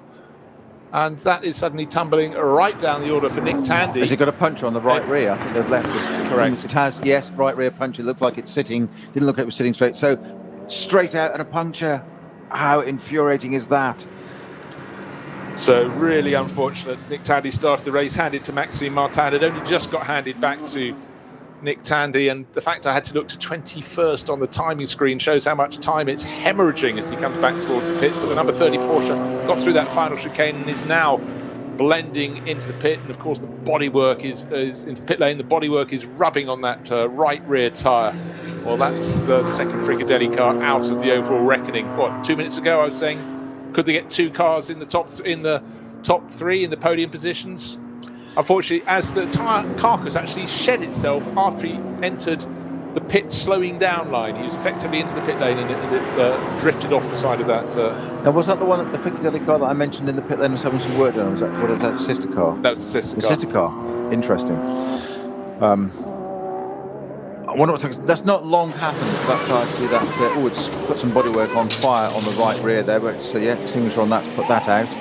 And it's just caused a bit of the part of the bodywork's on fire there. Wheels off, so tyres gone completely safe, just ready into the pit lane. It hadn't long happened by the pace that you got back. We're still coming back that it wasn't particularly damaged, that tyre then, so it's not long happened. I'd say 12 inch fan, somewhere like that. It's probably gone, something like that. It's not too far away. I.e., my point being, it hasn't had to do too much of the lap with that tyre down. It hasn't. It's cost an amount of time, but not as significant as it could have been. But Nick Tandy must be sitting there. Oh, frustrated. What can you do? It's there, it's happened, you just got to deal with it. Well, Nick was saying before this weekend, just can't wait to be back on the Nordschleife. It's been too long. He's a driver who absolutely adores this circuit. And I suppose in a strange sort of way, where the tyre possibly went down, where he started feeling it go down, it's only the equivalent of a normal lap length to get back to the pits, about 5 kilometres maybe. Anyhow, he's made it back now. We've got some really tight racing, as suddenly the other Fricadelli car is under pressure. We've got my Phoenix Audi's muddled up there, but a change of position, I think. Yeah, certainly the 31 Fricadelli car coming around with Dennis Olsen on board has got company.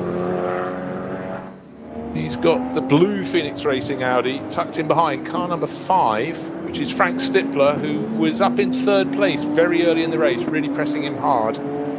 So it doesn't matter how the field splits up. When these different length of stints get combined and aggregated, you suddenly get these cars back together again. They dropped away because they have a different pit stop sequence and strategy, but suddenly the car that started on pole is being pushed very, very hard indeed. That's the 31 Fricadelli Porsche being pushed very hard by the car that started immediately behind in 3rd on the grid. Frank Stippler back on board. So starting drivers being pushed hard. And listed at the top of the time charts is Michele Beretta. So Phoenix Racing Audis at the moment looking very, very good indeed. But the stagger, like in a 400 metres race in athletics, has to unwind.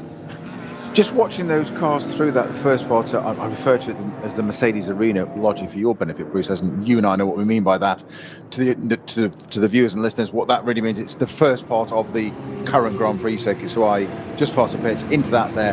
Very technical part of that. Through there, the Audi seems to have a lot more traction coming out of the corners. It can really, if you're in shot, if you're in DNS range, if you like, of the car in front, heaven forbid, that's made your hair go, hasn't it? They can have if they're that close to a Porsche, it seems the Porsche isn't quite as quick through that first bit. Just doesn't seem as quite stable, can't get it power down as much.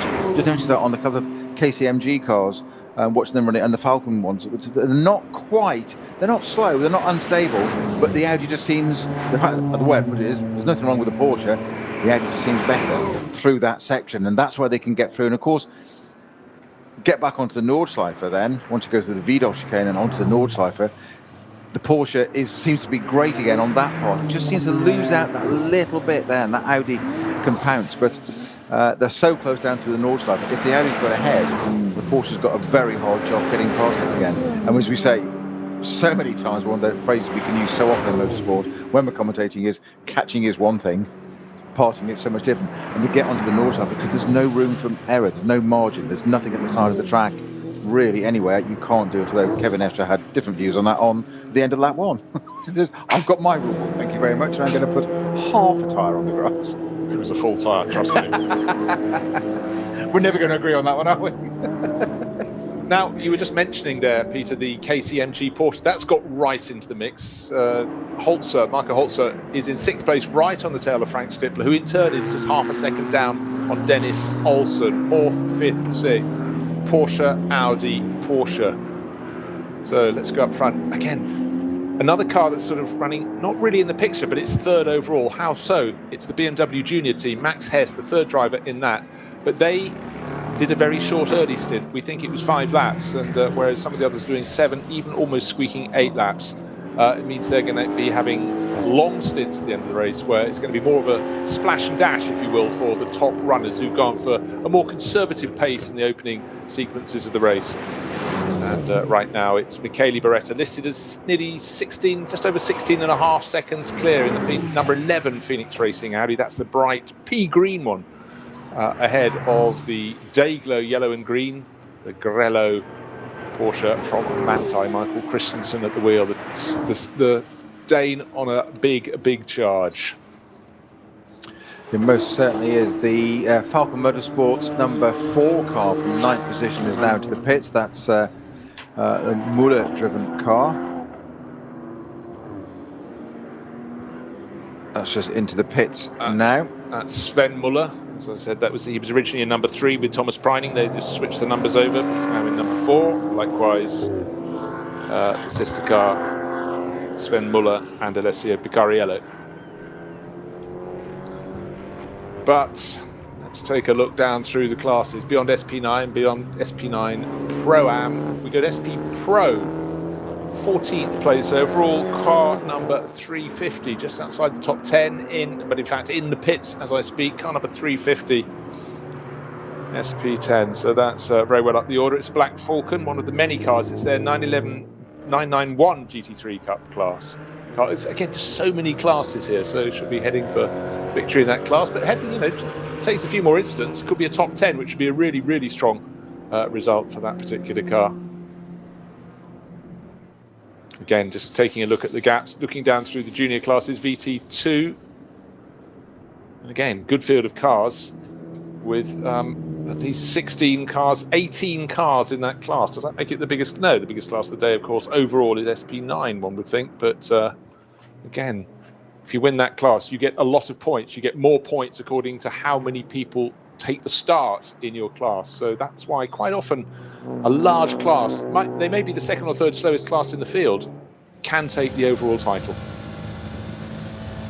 Which, as you say, it's a great way to go racing. Only a few people are going to get to drive or have the skill sets, credentials, money, whatever they may be, to get into the top SP9 class, the GT3 class, because the GT3 is a worldwide success in all sorts of different series across the world. But there's only a certain way you're going to get there, certain things. Whereas the more, as you said, the people that come work during the week and come and race at the weekend, spend the money, and they're the community. The bigger the class, but they can get to it. They go home to be potentially, I was going to say VLN there, but the VLN run NLS champion at the end of the year from a different class, just because the numbers of the class that when the race they get to have. And it is they're not necessarily going to get the money to go and run in a GT3 car is pretty serious. And how now? Just yellow flag at Dottinger Her, post 198, no car debris apparently on track, so we've got to look out for that. The long run. Hey, let's just wind it back. Who came into the pits with a puncture? Nick Tandy. Maybe some of that debris was what gave him that puncture as he was running back towards the end of the lap. So we'll have to wait and see who may be listed as, if anybody is stuck at circuit side. The answer is no, according to Time Certain Clock. But has that now been cleared? Yes, it's been tidied up. Full course green there. So 1 hour and 38 minutes to go. Debris is no racing driver's friend, and it could have been from an incident earlier around the lap and then just dropped out of a car when it was rattled over the curbs, for example, coming into the start-finish straight. the run back towards the start-finish straight, coming out of Galgenkopf onto the Dottinger Höhe, that long straight. But come what may, it's certainly locked number 30. Still listed as being in the pits with Nick Tandy. That's quite a long pit stop too, to correct, presumably to refasten the bodywork, repair any other extra damage caused by the flailing of that tyre carcass before it was spat out. Which is interesting, the collateral damage, as you say, from the carcass of that tyre. But as we've observed earlier, it hadn't, given how quickly it came off the rim, it hadn't happened that much further back around the lap. So, as I say, I'm suspecting not a great deal before Dottinger Höhe before that started. It didn't exactly bring it in speeding. It wasn't flailing around the work, bits of bodywork flying everywhere. Yes, it was smoking, but the rate at which that smoking increased in the last bit from the Tiergarten in, that's where it was really disintegrating. That was getting into its last bits of failure. So I'm surprised it's done that much damage, unless it's taken something like a vital pipe out or something.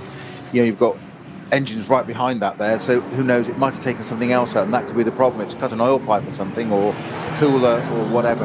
I don't know the intricacies of a 911 GT3 that well down there, but that's where the working bits are, the important parts. I'm guessing it's just done something like that. I'm just surprised because it didn't look particularly bad. Well, no, I very much thought, well, that's Nick showing his experience of cars that are broken and bring it in at the right sort of speed, not just right plus rip off the wheel arch, which may only be 1 kilometre an hour faster. You've got to judge it. Right, we've got an overtaking manoeuvre. We've got the 11 Audi right alongside. That's Michele Beretta, started the first stint, now doing the third stint, right alongside into the Wiedel chicane of the Manthey Racing Porsche. Doesn't quite make it work. There's a production class BMW in the way. They both go past it, and Beretta jumping in, jumping out, going left, going right. Now they're onto the Nordschleife.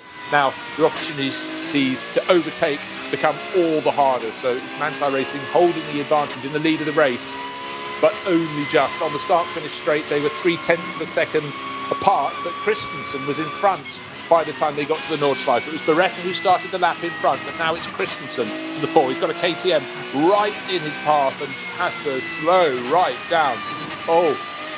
And then if the KTM kicks up the dirt right over the curb, it doesn't say take this dirt, just gives the dirt as they go down through Hatzenbach and what we call beyond. But that was patience there from Christensen, but I actually thought any moment we'd see a flash of green Audi coming up the other side. Well, I was going to say, in terms of Manthey and traffic, if they didn't have bad luck this race, they wouldn't have any at all, would they? It just hasn't happened apart from that one little bit. But interesting, because as we said, they've led this race from the first lap all the way through, but that 0.3 across the line was the other way around. So our timing screens are telling us it's Beretta, Phoenix Racing Car, that's in the lead. It's slightly deceptive. It was as it crossed the line by 0.3, but that battle continues. It would be great to go back to that and see what's going on there. But we'll look at the sector times to get an idea of that as it's going through there. But it's the Manthey car that's quicker through the traffic at the moment by a couple of seconds over the Phoenix car. So it's putting out a little bit there. But we know what the Manthey luck in traffic has been this race, and it seems unfair, to be honest. They've led this race start to now, except for that tiny bit across the line there. I know that's just on the timing screen. But again, what experience shown though by Christensen as they came up to the Wiedel chicane there. Slower car on the way, but he kept to the left-hand side. The Audi, yes, kind of look at it, trying to come back again, but make you go down the long way around the Wiedel chicane onto the Nordschleife, thinking he's got the job done. And the Manthey thinking, oh, I'm there, I've kept it, I've held it. And then that crossbow was in. If you could have said to somebody, hold up the race leader, that was the definition of how to do it. No disrespect to him. He's doing his own race, absolutely fine, not saying there's anything wrong, but it was just which way do I go? And that's what we were saying about that decision. Indy decided, shall I, shan't I? That's okay for one turn, one corner, but 2 corners, 3 corners, it's compounding. And what builds in then is frustration. And you're the race leader. You don't want that. You certainly don't. I'm going to go a bit early now. I'm not leaving the commentary booth. I'm going to say, I'm on my way out. Yes. We've talked about different stint lengths. For all the teams, the race is one length. It's 4 hours. Plus the formation lap, plus the lap to get you back to the pits, okay? But we have this sliding scale. I'm going to ask you to revise this and memorise this in your sleep. The mandatory minimum time of your pit stop, the closer you get with your final pit stop to the end of the race, the shorter that mandatory time, shorter that pit time will be. So For teams that did a short first stop in the race, they're probably going to be stopping a bit earlier. We'll just keep an eye on that. It's only the final hour. We need to get into that. But if you, for example, came in with an hour to go, 333 seconds minimum pit stop time. If you could stretch it for that final pit stop being, let's say, 15 minutes later, 297. That's a lot of seconds. Remember it? 333 for an hour, 297. So you found over half a minute. If you can have longer opening stints, first 2-3 stints, and then you can do that short one to the finish. But sometimes if you've had bad luck on the opening lap, even running wide at the first corner and falling down, let's say from 4th or 5th in that line to 6th or 8th or 10th, particularly if you fall into 10th, you've then got to try and do things differently. And that's maybe when you decide early on, you know what, I'm going for a short first stint to get track position. But we've only got an hour and a half to go, so we're into the final knockings of the race. An hour and 30, that's a kind of Grand Prix length normally, isn't it? And that's all we've got left. We're saying that's the final bits of the race. We're getting it starting to build up now. Quick update from Time Certain Clock, very kind, thank you very much. The Opel Manta appeared to be running out of fuel, but is back and going again now, so that's good to see. You know what? The veteran going still. That did. I don't mean Time Certain Clock, I mean the Manta. Yes. It did sort of cross my mind because the car seemed to be going well, but slowly. There was nothing hanging off it apart from the foxtail on top of the aerial. So, oh gosh, that would be really unfortunate for a team that's probably done almost as many miles on this circuit with that car than anybody else out there. But in fact, I think I'll stick my neck out not very far at all. It has done more miles at this circuit in more races across more decades than anybody else. No, I'm going for it. You're going for it? Oh, you're bullish. I like it. Right, okay. You go back to rugby mentality. Getting out there, that's it. Elbows out and off he goes. So Beretta it is that's crossed the line, as you say, 0.3 seconds in the lead from Christensen, the Audi and the Porsche. It's been a bit of a Porsche, it's been a bit of a Porsche benefit. So that's what it says on the screen, but of course it was slightly misleading. That was it. Just if that was the finish of the race, that would have been utter perfection, because it's the only bit you need to lead, isn't it? But it's been Mantai's race, despite that incredible luck they've had with traffic all throughout that race. And we just witnessed it a few moments ago with the KTM Crossbow coming across it and having to wait a little bit to do that. But it is the other way around. It is Christensen in the Manthey Porsche that's leading Beretta in the Phoenix Racing Audi, despite the timing screen saying otherwise as they cross the line. But we've got to get to the end of it yet. We've got an hour and a half to go. Bruce. Timing screens can tell you many things. They can also tell you deceptive things. But what isn't deceptive is the previous lap.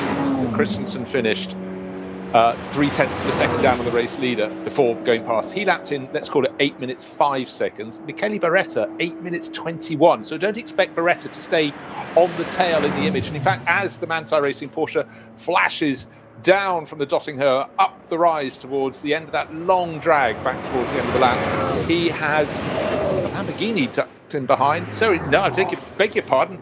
It looked like the turquoise nose, the Lamborghini in the light. It's the sort of the pea green. In fact, so Beretta has hung on there. I was thinking he was going to lose some ground. He flashed out from behind one of the other cars they just passed him. He is there, only about 2 seconds down. So I was going to say it's about 2 seconds on the sector times. He's brought that down, so that's a great job there. And now they're going to go into this bit. Now they've got the traffic. Now he's indicating to the left, the traffic keeping out of the way of the BMW, multicolored BMW. This is where now the Manthey car running deep there, as indeed the Audi does for the first time in cylinder. This is where the Audi seems to have the better traction. This is where it can gain a bit, maybe half to a second through this sector. I think that's about all it will gain.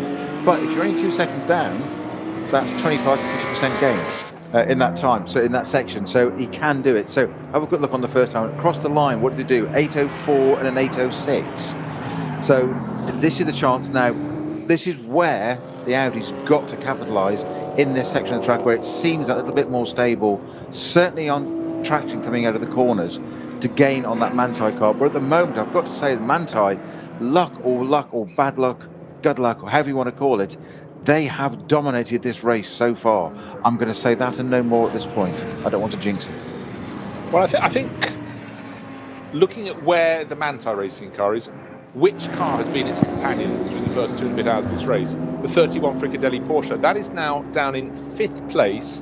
And I'm just going to do some quick maths. It's looking as though it's about over half a minute in arrears. Dennis Olsen, nobody's fool, but his lap time, in fact, his last lap time was very good indeed, 8 minutes 3, so faster than the lead pair, but he's lost a lot of ground. So really the playmate has left the ring. The Fricadelli 31 Porsche, really it's up to the number 11 Phoenix Audi, which isn't that far behind, 1.6 seconds on the start-finish line in arrears of Christensen, but on a different sequence of pit stops. So it really is Manthey Racing with that brilliant end to his stint by Lars Kern, where he not only got ahead of Fred Machiavicchi but pulled out 20 seconds, only because he didn't have any more interruptions, forced or otherwise by traffic or code 60s. But really for Manthey Racing, this is just looking at a super strong run. And as much as Beretta may be able to hang on in there and stay within a handful of seconds, they're going to have a longer final pit stop, because they're going to be making that final pit stop, one presumes, rather earlier, unless they do the short one now and then one more pit stop sort of in sync with the others. But I don't think they're going to do that. I think they have to go for the 2 longer pit stops. Talking of pit stops, Bruce, the Fricadelli Racing car, as you said, the number 30, Nick Tandy, that's the car I've got a feel for. That's in the pits still. It's now languishing is the best description for that, down in 50th, and it's 3 laps down. So that's utterly destroyed their race, and that car's still out there. So it's something, that tyre's obviously done a lot more damage than we realised. If the two are connected, I doubt it. Well, it could be something totally different. It could be coincidental. But I'm just stunned, like yourself, Bruce, that what looked like, yes, an annoying and frustrating tyre failure, but it was a good, probably 85-90% around the lap. As you said, Nick Tandy brought it in, sensible pace. Like you, I thought, yeah, professional, showing his experience there, brought it in at the right pace, not too slowly, not too quickly, didn't do a Gilles Villeneuve, destroyed the car in the process. I don't think Nick Tandy's done anything to add to that at all, but it appears that there's something else far more awry in that car, and it's still in the pit, sadly, so I'm not sure whether that number 30 car will go out, which is a great shame. Yeah, you just don't know if they're going to sort of call it quits or whatever there, because track time on the ring is super valuable for just keeping the drivers sharp, the team sharp, and building towards the rest of this championship, and also for those that have an eye on the Nürburgring 24 hours. So I think if they can, they'll go back out into the race. I mean, for no other purpose than being back out into the race and just getting track mileage. But it's a team that knows the track, the car has done so well here, and with a pair of drivers who know the track. But I still think they want track time. But it does seem unfortunate. It wasn't extravagant. But at this point, you have to sort of wonder, the team would be going, but if only the carcass could have stayed somewhere near, we could have maybe detected more what caused it to go.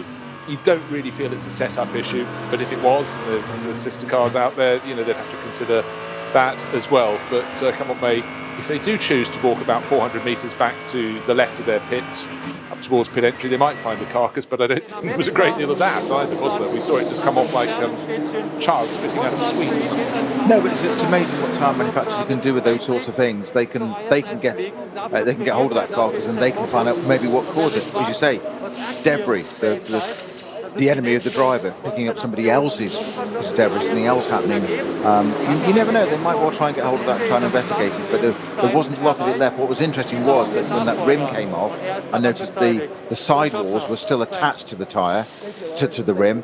Quite often it's one only, and it's failed quite often from the inside and goes out and over, but leaving the outside sidewall there. I noticed when they did the pit stop on that car and the rim was taking off, there were both sidewalls still in their beads, and the tread pattern had gone. So I don't know, I'm no tyre expert in terms of a technician, but they may not have enough evidence there to forensically investigate that and see what's gone on, but they'll give it a go, they'll learn something. As you say, it's a very valid point, Bruce, that part of you thinks, why go out again? We're 3 laps down, 4 laps down, 5 laps down, what's the point? And 5 laps around the Nordschleife is phenomenal, but as you said, it's that N24 mentality of here, Nürburgring 24. It's getting data. It's a bright, sunny day, totally different to 3 weeks ago when we had snow. Go and gather some data, and the way these cars and teams collect data these days, it's always there. They may not think it today. Nick Tandy may not want to go out in that car now as a driver, but the team may want him to gather a load of information. They might rely upon 2 months down the line, 3 months down the line, and then all of a sudden it validates it. And while you're talking, the race lead suddenly has been halved because guess what? Traffic has slightly interrupted the Manthey Porsche. Again? So it's down to half a second. Michele Beretta really pushing very, very hard indeed.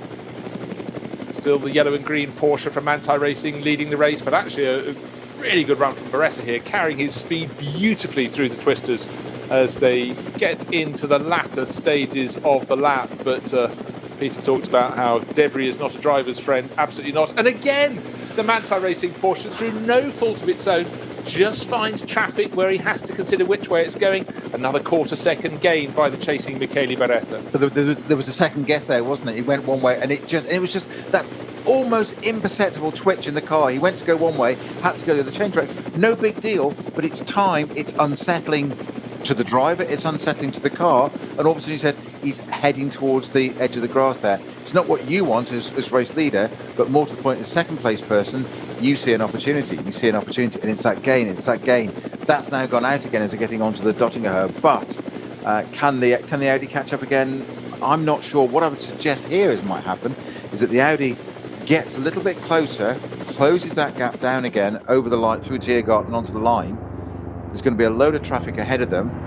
Right, in fact, they're getting into the thick of it now. So the Manthey car is going to be held up, of course, again, which allows the Audi the opportunity to outperform itself in that first section on the new lap, the one about to start. However, and of course, no, that will happen now. I've said it. I liked it, but the traffic is again in front of the Manthey Racing Porsche. But what I really wanted to see was the Audi being a bit closer coming out of Galbenkopf to assess how good the Audi is relative to the Porsche in a straight line and how it uses the toe. Not close enough quite, potentially, to make a move down into turn one. Irrelevant. Manthey car's gone into the pits. Just shot Totally straight irrelevant. in. Yeah, straight into the pits there. So they've gone in with that car. So that battle that we did building up to so beautifully there that you even liked. I mean, can we make a note of that as well? Can Tim make a note of that, please? You liked something I said. And the Porsche's gone into the pits. It's in the background, shut up. Thank goodness it's Grello, because in the bright sunlight I couldn't see much. All of a sudden I saw this Grello car shoot off, and he's gone into the pits. So the Audi's sitting there, Christensen thinking, thank you very much, I'll have a bit of that. He's coming straight out. That is... Well, that's a tyre change. Yeah. That is as fast as can be. He's come back out into what I would suggest is still ahead of the BMW, or is it? No, the BMW should have gone through into second place. That's Max Hess, car number 44. And that means he's down into third with Frank Stippler, Phoenix Racing Audi, up right onto his tail. So that was up toward one feels. I'm just trying to work out what that was for, because that's one of the quickest pit stops I've seen in an LS race ever. And it's almost what was the necessity for that pit stop? I'm not quite sure why. We weren't expecting that. It certainly isn't in the strategy I would have expected at that point. So almost wonder if it's sort of Mika Hakkinen 98 Australian Grand Prix, where he thought he heard a call into the pits, and in he came. But Hakkinen, of course, in that situation was protected by a pre-race agreement. Do you remember? With David Coulthard, whichever of them led into the first corner should win the race. David had to accede to those team orders and let him back through to the front of the race. That's a tough radio call. About as bad as it can get. Especially as the first race of the season. So, Michele Beretta leading the race now by, we can't tell you the exact margin, it was 7.2 seconds on the start-finish line, but that's because Christensen in the Manthey Racing Porsche, who had been ahead as they came out of the final chicane, was in the pit lane, running through, but has completed the third pit stop and continues on his way. I notice on the screen now, it's claiming he didn't go into the pits on my timing screen. It says he's only visited twice. We know that car has been in thrice, but the last visit, very, very fast indeed. Didn't catch it, even sitting at a standstill. And to be honest, it's almost as though he just drove through the pit lane, because you know how much it slows you down from as people are going at full speed down the start-finish straight, and you're at pit speed limiter speed. It's as though you sort of came in on one day and came out on another, but I don't think they had enough time even to change a wheel. No, the good point is, it looks like a drive-through penalty, but there's nothing on race control to suggest that's the case, that i.e. speeding on the pit lane on the way out would cause that. Well, look, it could be speeding at any point in the speed things. I think they're actually probably being punished for being obstructed too much by traffic and code yellow. You've exceeded your bad luck push. In fact, you've used the quota of everybody's quota, you've hogged it all to one team. Give it back, yes. It's a good point. But it has changed the face of it. This is getting... Intrigue is building here. Why did they take that car into the pits? I don't know. Unless ordered, because It's a miss here or something, as you say, in a Hackman style. Unlikely. Very, very unlikely. Also. Frustrating if it is. Hello, what are you doing here? I'll be going then. Yes. I'll get my coat. Yes. We're not offering to take your coat. But I think more pertinently, I think you're right, Bruce. I don't think that car even stopped. It looks like the time it went through, it looks like it's driven through the pits. Yeah, I honestly don't think it could have lost enough time to have served pit stop. So that does mean move up everybody else. We've suddenly got, we haven't talked about them much in this race. We've suddenly got at least one of the Ford Motorsport Porsches. Go on then. Time certain clock once again. Thank you very much, my friend. Stop and go penalty for the 911 Porsche, short for the minimum standing time on the previous pit stop. So it did stop and go. It was stop go penalty. Thank you, time certain clock. Fab. So that's resolved that. We now know the answer to that one. I think I said earlier, if Manthey didn't have bad luck this race, they wouldn't have any luck, would they?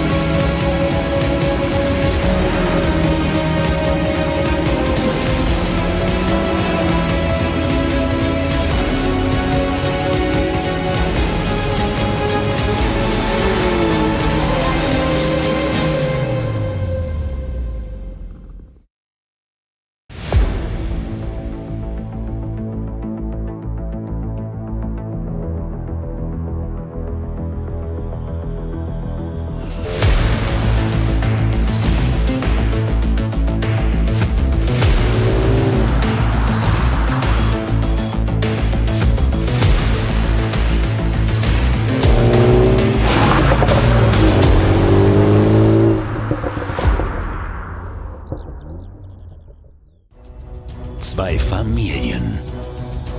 40 Jahre Firmengeschichte. Unsere Produkte entstehen zu 100% in Deutschland. Mit Herzblut und Hingabe. Wir schaffen den Technologietransfer von der Rennstrecke auf die Straße. Handwerkskunst, Erfahrung für diesen einen Moment. Das ist die Nürburgring Langstreckenserie. Das ist H&R. Performance made in Germany. Sicher ans Ziel. Auf allen Straßen, bei jedem Wetter. Mit den zuverlässigen Sommerreifen von Falken.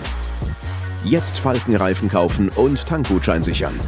Weitere Informationen auf tankgutschein.falkenreifen.de. Falkenreifen.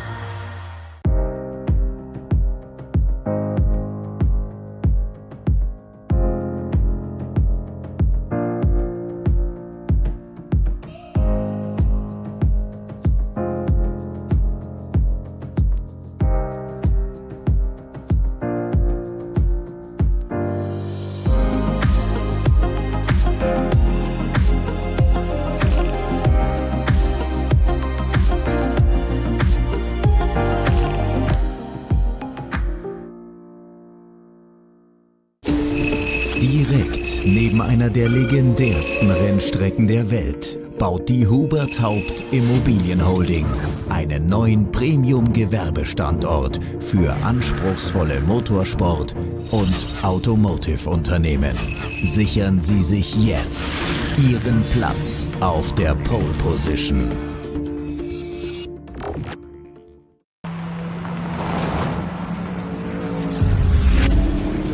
Ein hartes Duell. Kollision zwischen den beiden. Damit ist das der Führungswechsel. Zu dritt nebeneinander. Maximale Reaktion. Da brennt der Falkenporsche. Drama. Das Auto hat einen längeren Boxenstopp. Vorsicht. Und hier kommt der Gesamtsieger. Der Rowe NLS Rückspiegel. Am Sonntag um 18:30 Uhr auf diesem Kanal.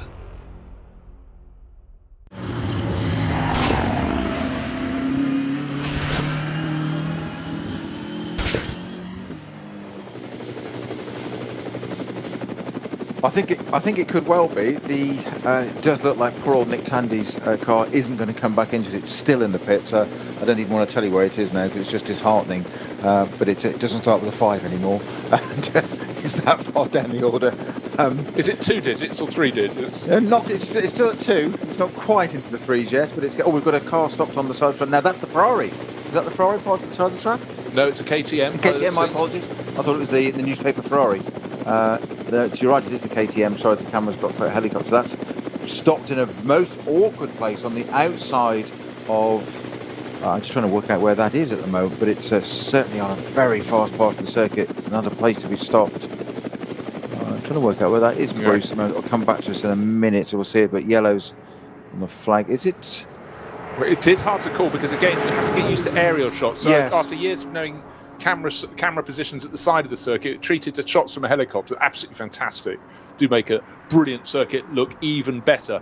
We'll work that out. But we've got a couple of cars coming nose to tail, front runners coming our way, including that number 33 Porsche. It's the Rutronic Racing one. And that's having a really, really good tussle with Alessio Picariello. And the Picariello in the number 3 Porsche has just got past. That's one of 2 cars from the Falcon Motorsport crew. So the Belgian driver with the Italian name makes that stick. So another overtaking manoeuvre chalked up for Picariello. But certainly the 33 crew from Rutronic putting on a very, very good show indeed here today. So let's give you the time intervals. It's Michele Beretta leading the way for Phoenix Racing in his Audi, number 11. 27 seconds clear of Michael Christensen. Christensen's lap time was slow, but that included driving through the pit, so his stop-go penalty and then getting back up to speed. But he's 1.5 seconds clear of Frank Stippler. I suggest that gap will go out as he gets fully up to speed. Mark Holzer in 4th place.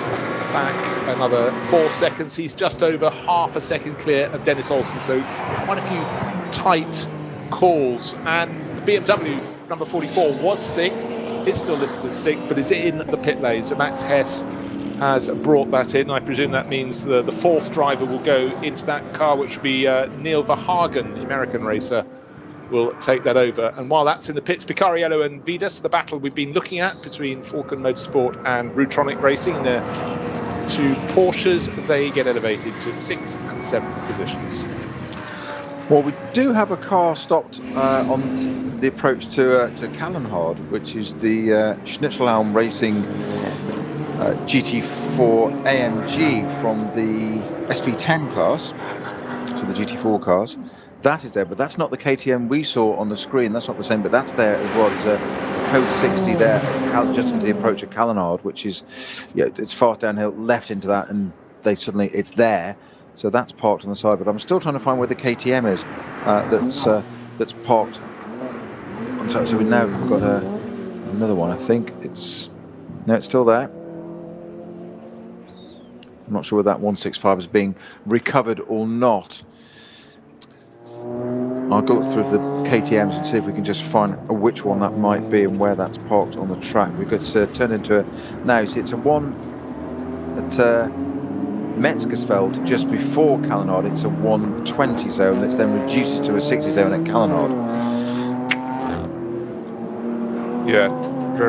Yes, I think it's on the run between the pair of them is my guess. But again, you try and take your eye off and just study where they are and waiting for messages on tweets from people who are helping watching the screens, and sometimes you get a whole number of incidents happening at the same time, and there's a bit of delay in all of the information simply coming through because it can't be typed in fast enough to report multiple incidents. But my main eye at the moment is on how much, 2 things. We're very nearly at the end of the 3rd of 4 hours. This is the opening round because of snow for round 1. Of the NLS, and there's a 27 second margin between race leader Phoenix Audi of Michele Beretta and Nikki Team. It's Beretta at the wheel at the moment, and the Manthey Racing Porsche, Michael Christensen driving, but of course Christensen's car had to come in and serve a drive-through, or stop and go, the drive-through. Stop go. So that's what drops down the lead. And have you found some information? The KTM answer, it's the 929 car, which is the Teichmann Racing KTM, driven by Tamino Bergmeier, Mads Schöberhaug and Felix von der Laden. That car is parked at the side. That's the code 60 that's been... Now we've got Mercedes facing the wrong way there, but not an SB9 car. But that's the Schnitzelau car. Yeah, that's the 165 car. Just to finish off, that's the code 60 for the 929 KTM is at Schwalbenschwanz. Now we've got, so that's the number 165 Mercedes. That had been class leader at some point earlier in the race. Yeah, so that's the SB10 car again. That's the one I was saying, the Schnitzelau car. That's Tim Neuser, Marek Bruckmann and Roland Frisser driving that car, or not driving them, because it's been towed against the traffic out of the way. And it's, I'm sorry, I'm very old school on this. I know it's absolutely the right thing to do, but I still, it piques my interest or grabs my attention when I see a car going the wrong way, even being towed gently backwards by a recovery vehicle on the track. They're doing absolutely the right things, the officials, don't get me wrong. I still see a car facing the wrong way thinking, you just don't, it's just that ingrained into you. You don't go, it's almost like walking down the pit lane the wrong way. You almost go round and do the loop again. you just don't do it. But, so there's those two answers for that for the moment. Manthey, 27-second gap they've got now to make up with. Well, they've got time. They've just over an hour to go. We've got an hour and 5 minutes, and I just want to see the end of this lap, just see what sort of pace Michael Christensen can do. He's going to have to start lapping down close to 8 minutes flat. The last time around for the race leader, Michele Beretta, was 8 minutes and 2, but I think Beretta's got to come in really quite soon. I think he's getting towards the end of his stint, where there's more time for Michael Christensen to run. So he'll be doing a long stint into a short stint, whereas I'm afraid for Beretta it's a long stint into a long stint. So and the earlier you pit for that final stop, the longer you have to be at a standstill, which is a pertinent element, because of course that's what Manthey Racing fell foul of. Indeed, the shortfall on their pit stop, and that's what gave them the stop-go penalty. It's, as you say, they just couldn't get any worse, but they can snatch victory from the jaws of defeat, I believe. I think it's possible. It's 27 seconds. And I think most pertinently, as you've said, Bruce, it's what's going to happen when this lap pans out. I think we'll get a much better idea on this with just an hour and 3 minutes, over an hour to go. So into the final quarter of this race. And what I keep wanting to say, it's NLS2. Well, it is, but it's the opening race of the season. That's the point. It's a cracking opening race.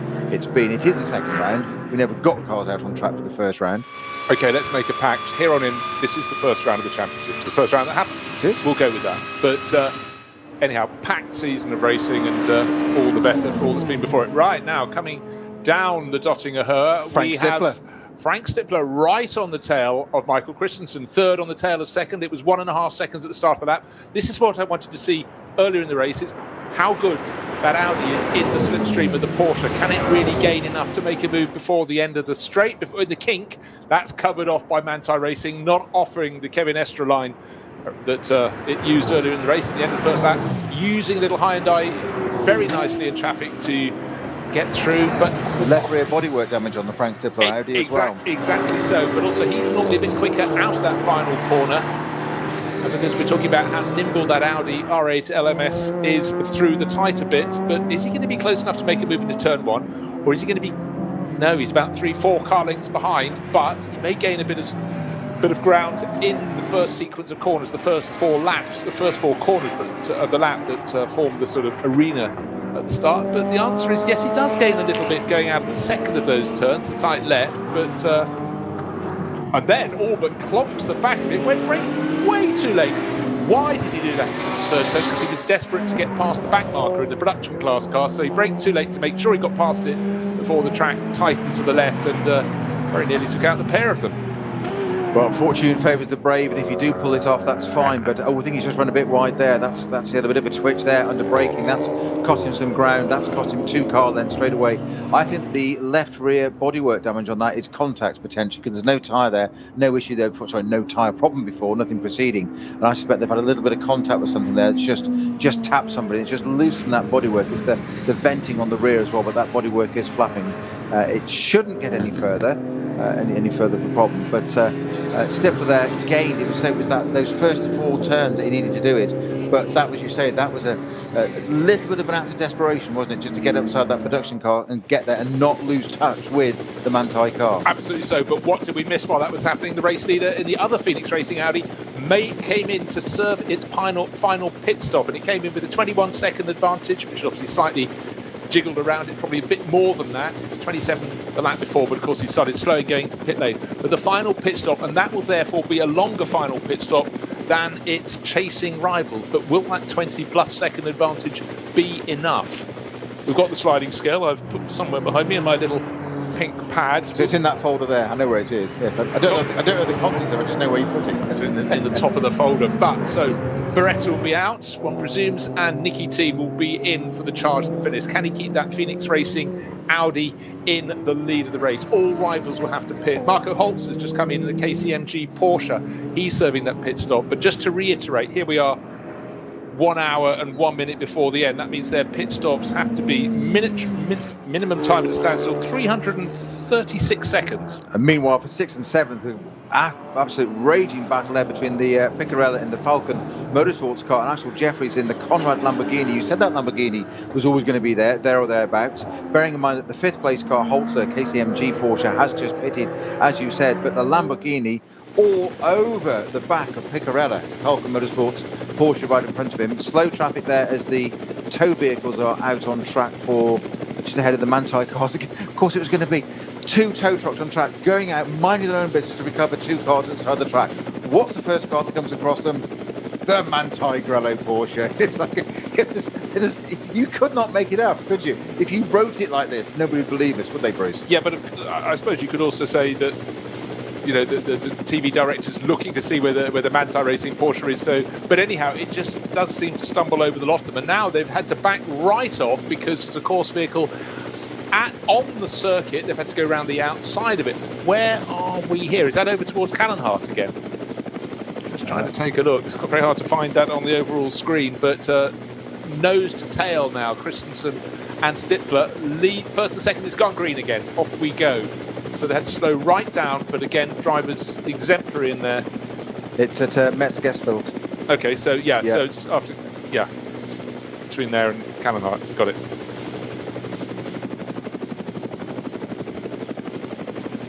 So it ebbs and it flows, but what we're seeing is a really good run from the Phoenix Racing Audis, and Frank Stippler has been an absolute star. Another thing I want to mention, though, we were talking about the Lamborghini. It really flies in the hands of Axel Jeffries. Michele Di Martino, who will take it over for the final stint, isn't quite as quick. That's my feeling. So what it's gaining now, it may lose, but maybe I'm slightly maligning young Michele. But a twitch there. Again, sometimes when you get an aerial shot, it makes the movement of a car seem all the greater than it probably is when you're down below. But again, cutting between sunshine and deep shade, it also can slightly be not an optical illusion, but just something, a trick of the eye. But then, come what may, the Manthey Racing Porsche is just finding a little couple of car lengths over the chasing Frank Stippler driven Audi, number 5. New territory for them, having a break. Yes. They're not used to it. Hang on a minute, what's going on? We're getting a break, we're actually pulling out a gap. This doesn't happen. It will change, I am sure. So here we are, we're into the final hour, just by dint of a couple of minutes, and the top 10 looks like this. Car number 11, Nikki Team has taken it over. He won't be in the lead of the race because he's just exited the pits, having taken over from Michele Beretta. But I'll read it as it is on the timing screen. Nikki Team, Phoenix Racing Audi, in the lead. Michael Christensen, 911 Manthey Racing Porsche, 21 seconds in the rear, half a second clear of the number 5 Audi of Frank Stippler. Dennis Olsen, Fricadelli Racing, will they get a podium? He's 4th. In the 31 Porsche, he's nearly 5 seconds behind Stippler. Then 18 in 5th place, that's the KCMG Porsche, Edoardo Liberati, another 7 seconds back. Then a full minute back to the 6th place Porsche, Alessio Picariello for Falcon Motorsport. 7th, Axel Jeffries in the number 7 Conrad Motorsport Lamborghini. He's just a quarter of a second down on Picariello.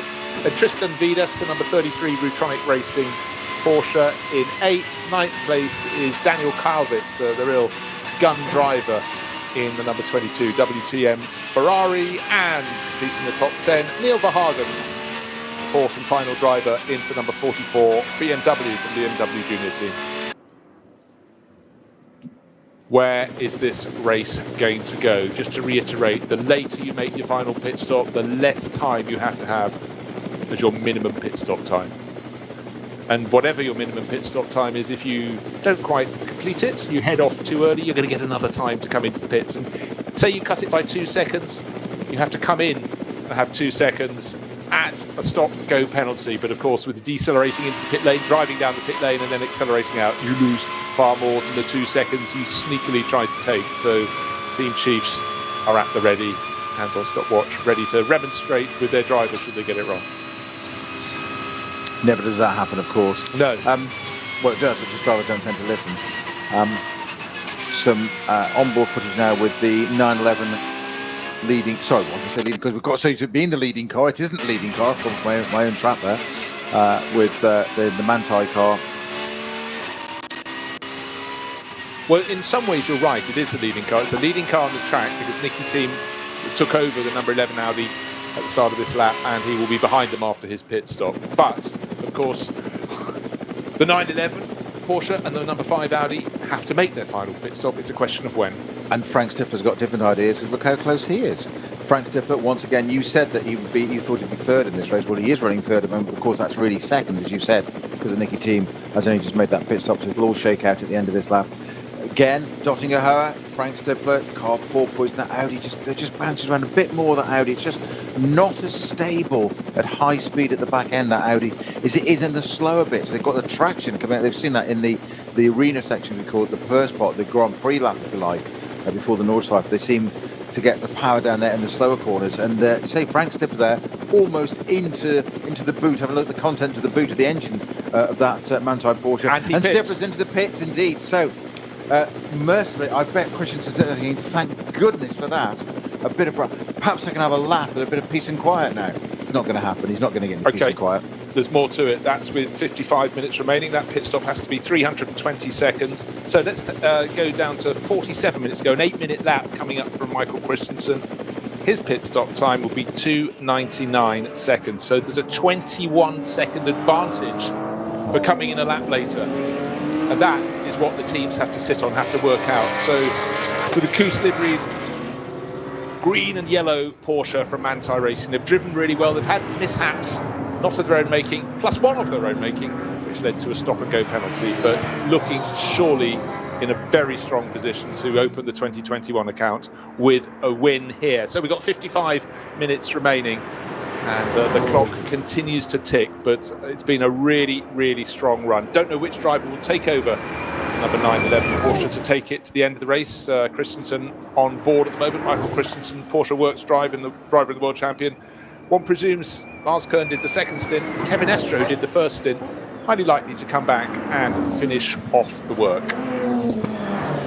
I think you're right. As you said, you said there was a plan earlier, didn't you, to get Kevin Estro's interest in doing something at the end of this race, and it seems to be working out exactly.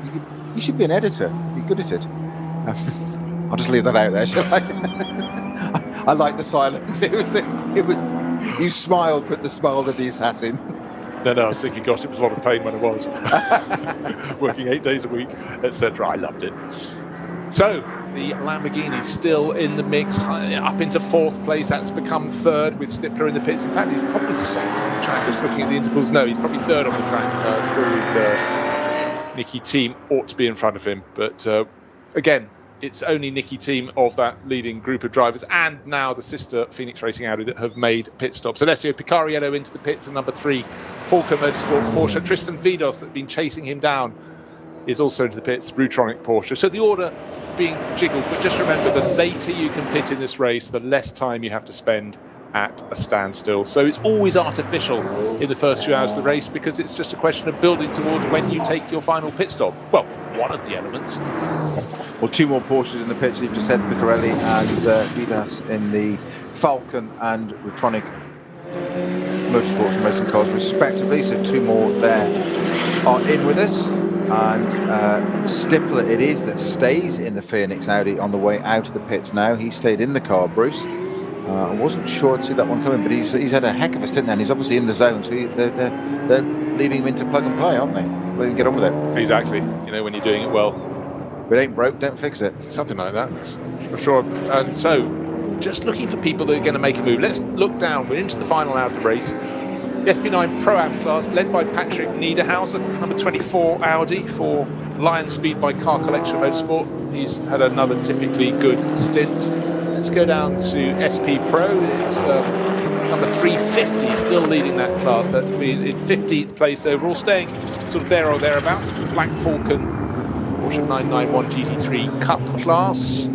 Cup X, led by the 921 KTM Crossbow, Dieter Schmidtmann, but he just pulled into the pits. Will that allow Reinhard Koffler to move past? I think possibly not, but they're first and second in class. SP7, it's car number 57 leading the way in the class for specials between 3.5 and 4 litres. Those are good engine sizes. Not as much as my TVR, of course.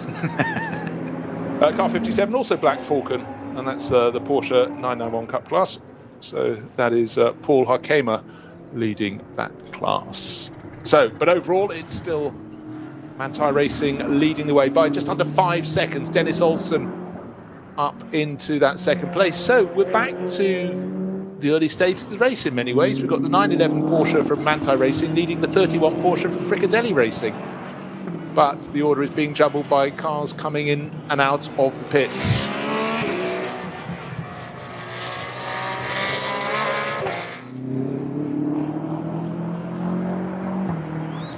We've still got the code 60 at Metzgersfeld, which carries on through. It's been reduced from it's a 120 on the way in, and then becomes a 60 into Kellenhard. We've still got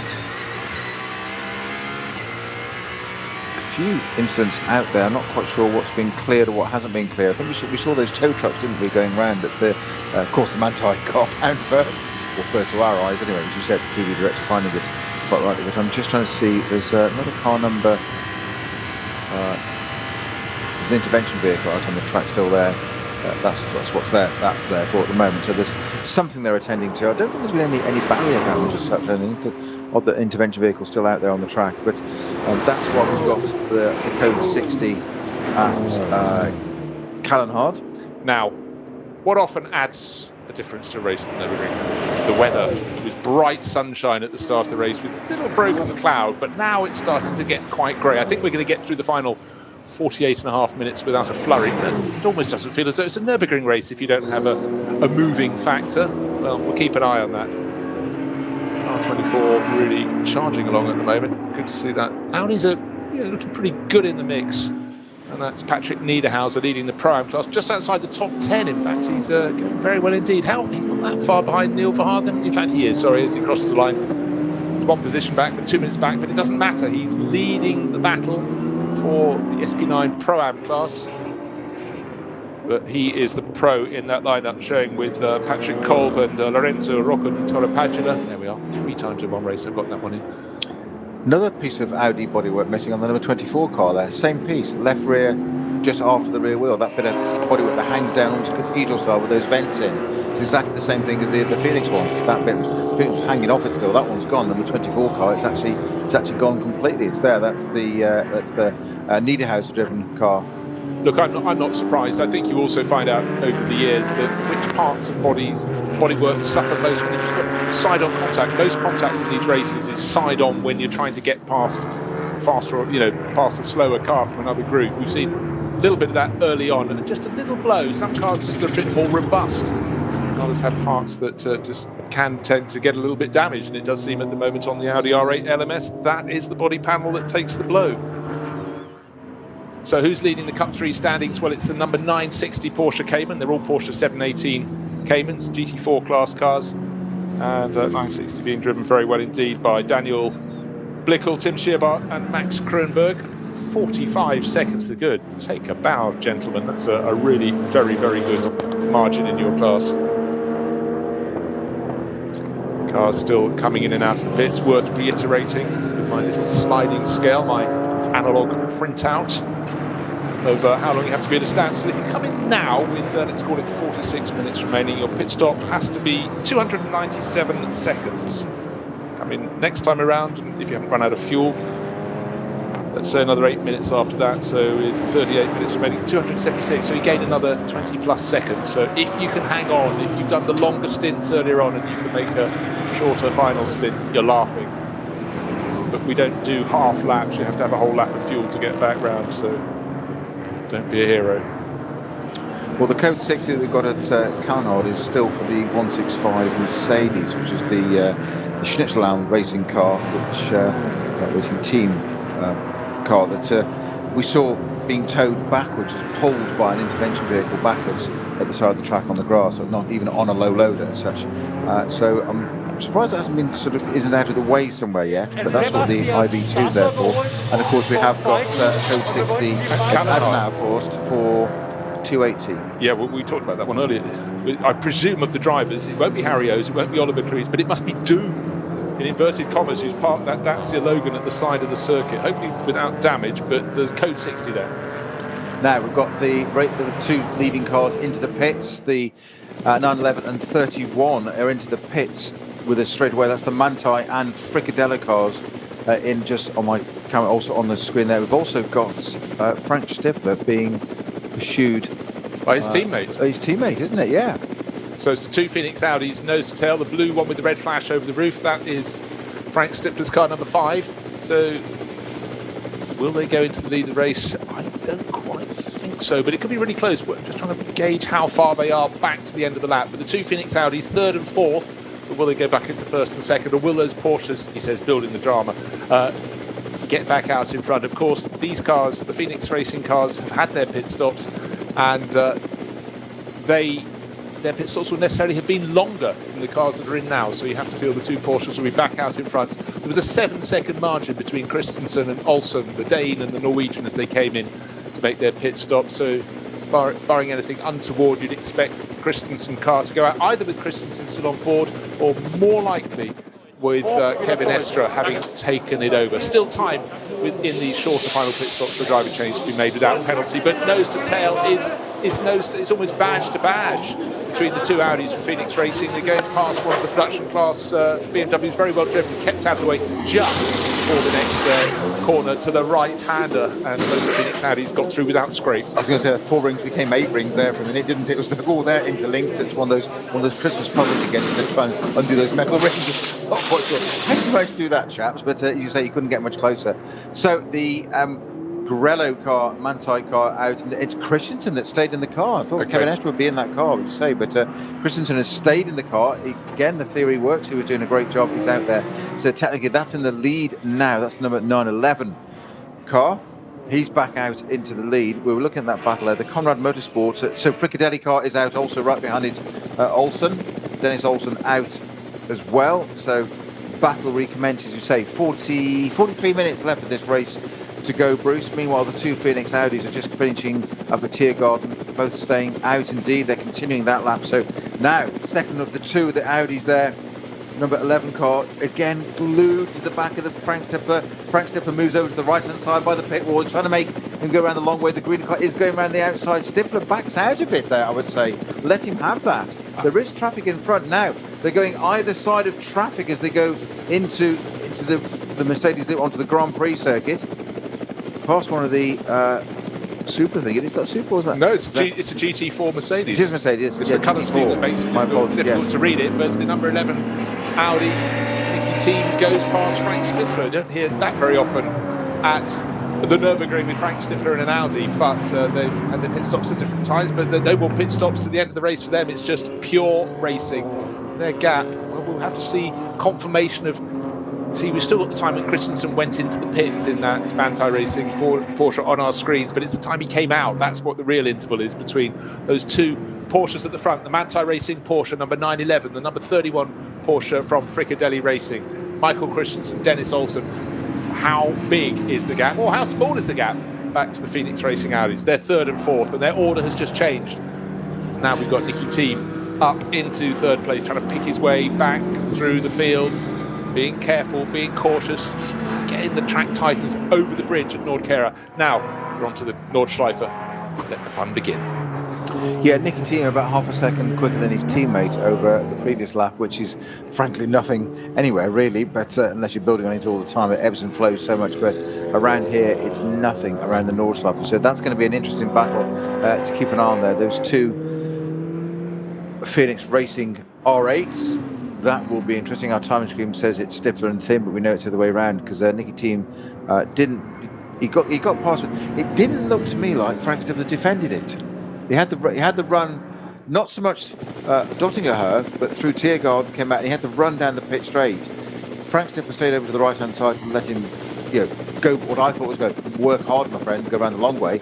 But he had the job done and he just didn't defend it, let it happen. And that's when they came across some back markers. I suspect that it's opened out now. There's a good 10 car lengths between them now. Okay, you know what? I think Stifler is now starting to feel the damage from the left panel that's loose. He's seen the speed, he's seen the rate at which he was caught by Nikki Team and sees no point. Their teammates let him through. But what I want to see is what the margin is between now Nikki Team in the chasing Audi that's chasing after the Porsches and the second of the Porsches, Dennis Olsen, and then what sort of lap times they can do. But look at the clock on the screen. We have 40 minutes remaining until the checkered flag could not just be unfurled but waved, whichever is going to be the first car to the finish. Is it going to be the Manthey Racing Porsche, or is Dennis Olsen going to find some speed and start to take it to him? 7 seconds between them when they serve the pit stops. Can't tell you what the gap is between them and then when they've come out of their pit stops. What I can tell you is the gap between the two Phoenix Racing Audis. It's half a second. The team runs off the circuit, two wheels on the dirt, having gone past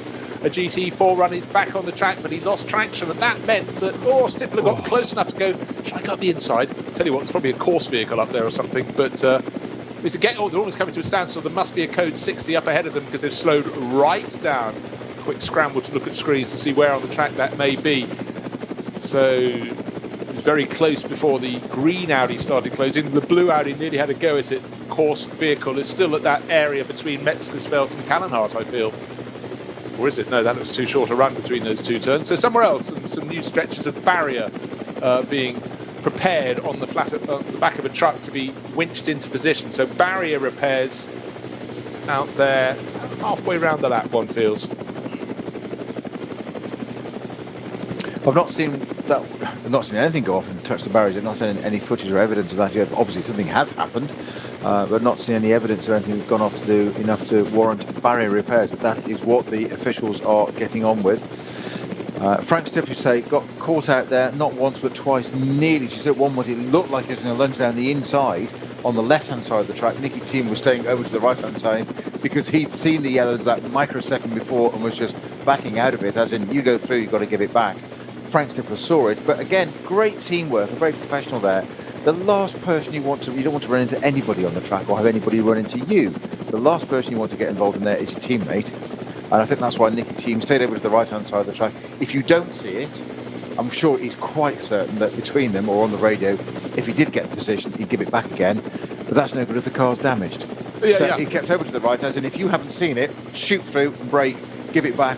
But there's the track to use it if you need to pull the thing up. And I think that was, again, it happened to about 2 seconds later as well. Another one. So great thinking there from Nikki Team. As I said, the kind of thing you expect from a professional like him. Exactly. Apart from two wheels on the grass pit, he got going again. He was just playing. He was doing a Jack Brabham there. So by the time they got to Exmüller, it was all clear. They're back full speed racing again, now working their way through one of the most magical sections of the Nordschleife as they work their way to the bottom of the hill, and then we'll be working their way up towards the carousel, and there's 2/3 of a second between the pair of them. But more importantly, what traffic is ahead is the green Audi, third place overall for Nikki Team, the blue and red Audi from the sister car from Phoenix Racing, Frank Stipper at the wheel. Comes out, in fact, for once there's not much traffic up ahead of them, but the big question is what's the gap to the two Porsches. One does feel with just over 37 minutes remaining it's an insurmountable gap. Twists and turns and drive-through penalties still could have a role to play in this event. The rotund lady is not singing yet. Not even warming up. Exactly. He's barely gargling. So Michael Christensen, he too at this stage in the race wants clear track. Pressing on he goes. I just had a thought, is Kevin Estre two-timing us? Maybe he's departed to go and compete at Monza, perhaps? International racing drivers these days need to have a passport and a series of COVID tests. Of course, logistics are hard enough if you're trying to flip between race meetings, but it's quite another thing, obviously, with the protocols quite rightly in place. But let's hope that the latter half of this season we can get clear of all of those, much in the way that Michael Christensen and Manthey Racing have got clear of their opposition. 7.1 seconds to the good at the start of this lap. Just over half an hour remaining, 36 minutes to be precise, and along the straight from Dottinger back towards Tiergarten at the end of the lap goes the Manthey Racing Porsche. What an incredible scene. The Manthey Racing Porsche surrounded by nothing but racetrack.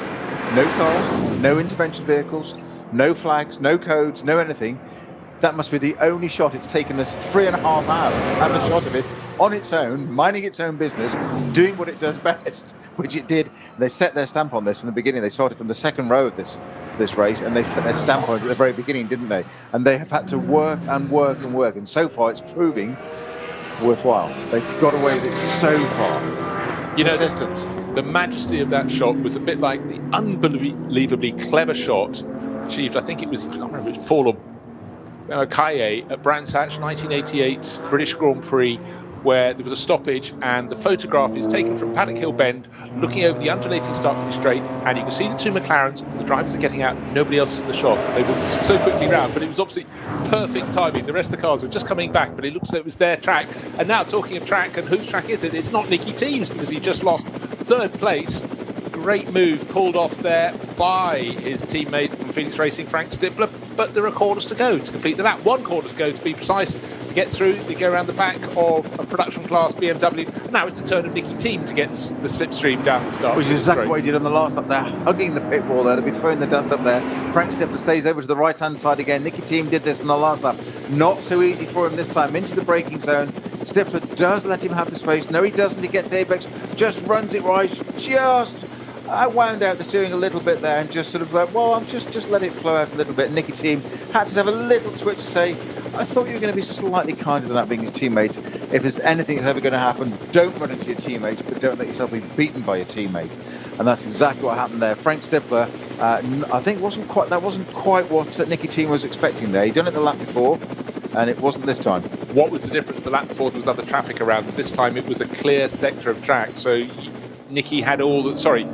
Frank had all the space to play with, whereas before he could see that just ahead of them he'd have to get around the back markers when he came out of the corner. This time it was all fair. Now they're in among traffic, still third and fourth, or fourth and third, depending which way you're looking at the cars.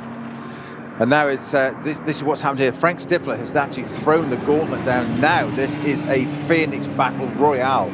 Nikki Team he's all over the back of Stippler. He's going to make him work for that. He's obviously read, that's how it's going to be. That's how it's going to be, matey boy. I'll race you. It's not a problem, teammates or not. He is not going to let him get away with this. As they go through the Vidal chicane down onto the Nordschleife, start again, let battle commence again. Well, actually, just looking as they got into the Vidal chicane, I think Nikki Team thought he'd be given a bit more space, and he had to compromise his line. Again, a high angle. I actually thought he was going to go through the gravel. He turned into the left-hander and didn't turn in enough. So somehow he rescued it. He's now just half of a second or less off the tail of his teammate. But this is an enthralling battle. But what's the gap at the front? They're 22 seconds down on Dennis Olsen. They're not going to haul that back, surely. And in turn, he's nearly 20 seconds down on Michael Christensen. That Manthey Racing Porsche has been the star car in the race. It's had its moments. It gets hauled back. But you can't see Dennis Olsen catching Michael Christensen. So really, you can see exactly why the director is putting the cameras on the Phoenix Racing Audis, because they're having a ding-dong in their battle for third overall. And added gravitas, so this is for the final podium position as well between these two teammates. So Nikki Team all over the back of Frank Stippler. Now he's used the traffic there a little bit. He's got right up behind. He's sitting on him right in the boots here. Those two Audi badges once again almost interlinked. He doesn't quite got it done, but he's putting the pressure on. He's backing out again. A little bit of traffic there. One of the KCMG GT4 Caymans there out of the way, beautifully keeping out to the left-hand side of the track, just blending it out of the way. Nikki Team follows through. He's going to sit there. He's going to work out where he can do it. Where can he do it? They drop back a little bit. Slightly deceiving to keep thinking these as two team cars, because they're just normally they're in team colours. KCMG, all the cars are the same colours. It's Falcon motors. We get used to seeing a colour. These are two totally different. When you first said it, like two team cars, one blue, one green. What's going on? But they are teammates. although there's clearly nothing lost between them. Absolute respect, absolute professionalism between them. Frank Stippler, synonymous with Audi. Nikki Team, not. Will that bother him one bit? Not in the slightest. What will bother him at the moment is a car's in front of him that's his teammate. That's what we'll be focusing on. Slow zone, now they've dropped right down to 60k again, somewhere, I'm not sure where they are now. What's Nikki Team going to be thinking now? It's kind of like a safety car restart, isn't it? You sit behind a slow zone. Where can I do it? Where are we on the circuit? What are the next 1, 2, 3 turns coming up immediately after this? Can I pounce? Can I do something? And Frank Stippler, I mean, he's a man of experience. It's the 636 Mustang that's pulled off out of the way. I'm not sure that's where we are, but certainly the 636 number Mustang has pulled out of the way. And that's Sprungman driving that, or not driving that at the moment. That car's definitely parked aside. They're back up to racing speed. When Nikki Team hasn't been able to pounce, Frank Stippler's got away with it so far. He's got a get out of jail card for a minute. I think that's Canhorse, I think. I'm not sure where we are there. On it says that foreshortening of the chart. Are we coming down to? We're getting towards Dottingham quite soon. That's where they are on the track. No, it's Adenauer. Sorry, Adenauer Force. Yeah. Just to say, just having a little look, got a message in from Time Certain Clock.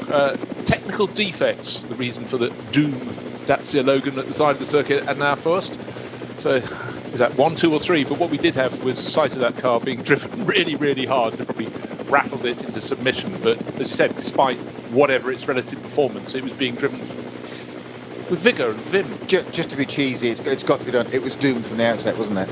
I thought one of us had to do it, so I thought it's there for the record now. I thought I'll take one for the team now and just lower the level that little bit further for us. We can tick that one off now. Yes, moving on. Yes, just sweep that bit of tumbleweed out of the way and we carry on, shall we? So, this Phoenix battle emerging out of the forest for us here. Nikki Team, little bit closer, little bit of traffic in the way again. He seems to, I think he's playing the game here. He's certainly playing some kind of game, but he seems to, when there's no traffic, he backs out of it a bit, almost as if it's kind of like, is he giving himself that bit of extra room? Here's my thinking, what he might be doing as a driver. When there's no traffic, drop back 3 or 4 car lengths, it doesn't matter. Let him disturb the airflow, let him do it, let's see how he is. When they get upon traffic, it gives him that split second, that longer shot, that visual of, what does he do? What does he do? Let Frank Stippler, his teammate, do the work. And of course, being a driver, he's hoping he makes the mistake, doesn't he? Not to his detriment other than just getting past him, but that's what he'll want to be doing. So maybe that's what he's doing, just sitting there waiting to pounce. And we will see whether he can do it or not. But that bit of traffic there, we've just changed up. Fabulous helicam shot there.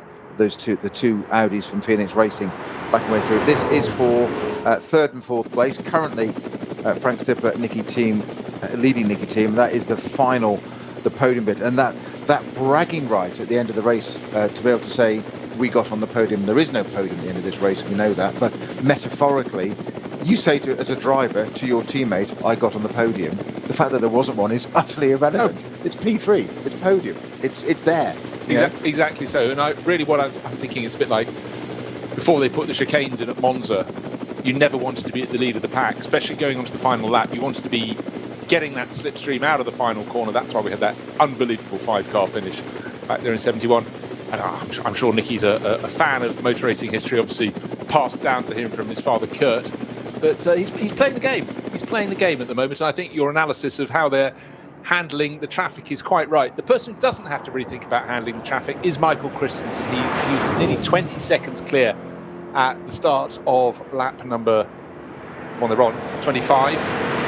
25 will be in the bag soon. And will that gap to Dennis Olsen in the 31 Fricadelli Racing Porsche go out or come in? Headlights ablaze in the background. I think maybe a few seconds have been gained by Dennis Olsen, but look, the clock keeps ticking. We're under half an hour to go in the 4-hour opening race of the 2021 Nurburgring Endurance-Series. So Michael Christensen can bide his time a little bit, drive as fast as he needs to, not take risks with traffic though. So lap number 25 we've got to the board. I want to see what his lap time is. Really, the cars will still be heavy. They've only just come out after their pit stops, their final pit stops, one hopes.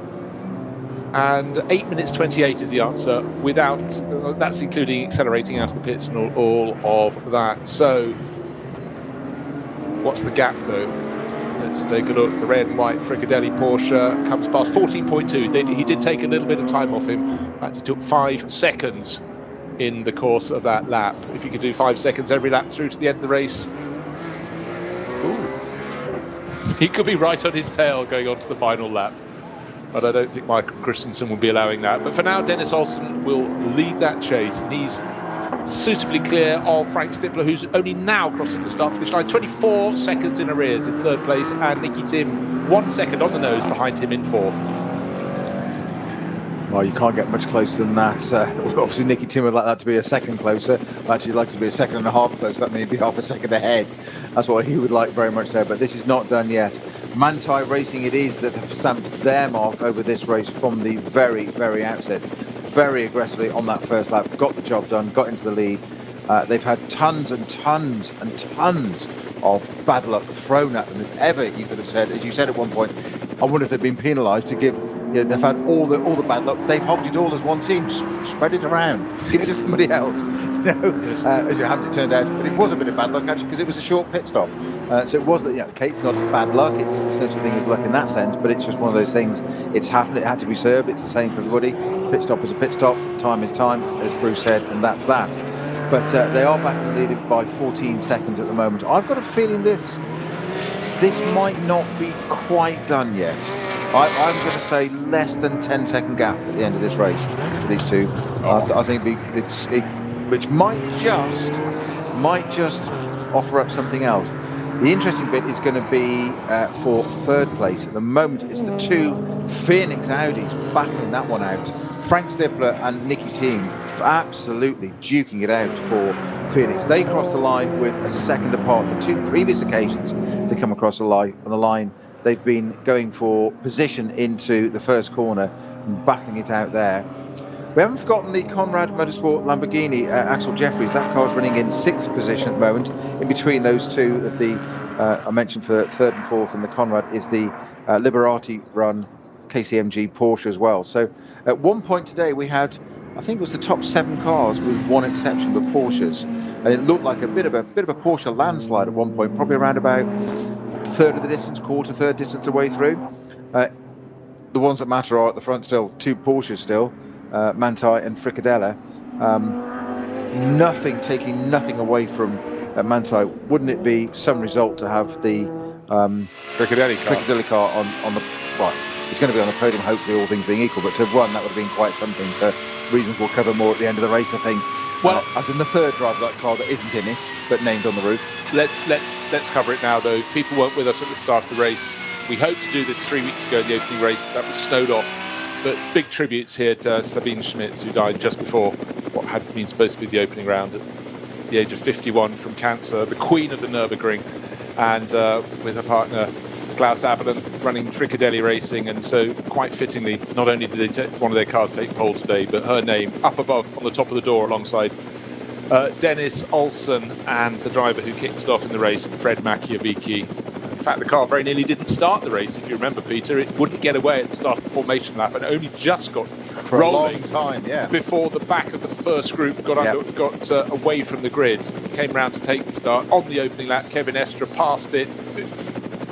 2 wheels or 2 half wheels on the grass in the kink at the end of the run back from Dottingher. And since then, it's been Fricadelli trying to chase after the Manthey Racing Porsche. But the 911 Porsche, now with Michael Christensen in the wheel, 14.2 seconds clear at the start of this lap. But 5 seconds were trimmed off it by Dennis Olsen.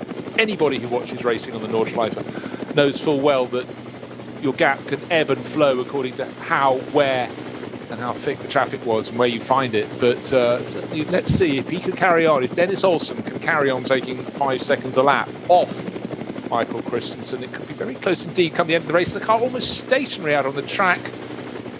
We've got course vehicles on the track. We've got a rescue vehicle. It looks like a TCR car with potentially a bit of damage at the front of it there. It's a TCR. Is that a TCR? Yeah, I think it's the Max Cruise Racing car. 806. It is. Let's have a look in that sort of gold and silver livery. 806, it's Alexander Schmidt, Thomas Menneker and Jens Wolf for Cupra.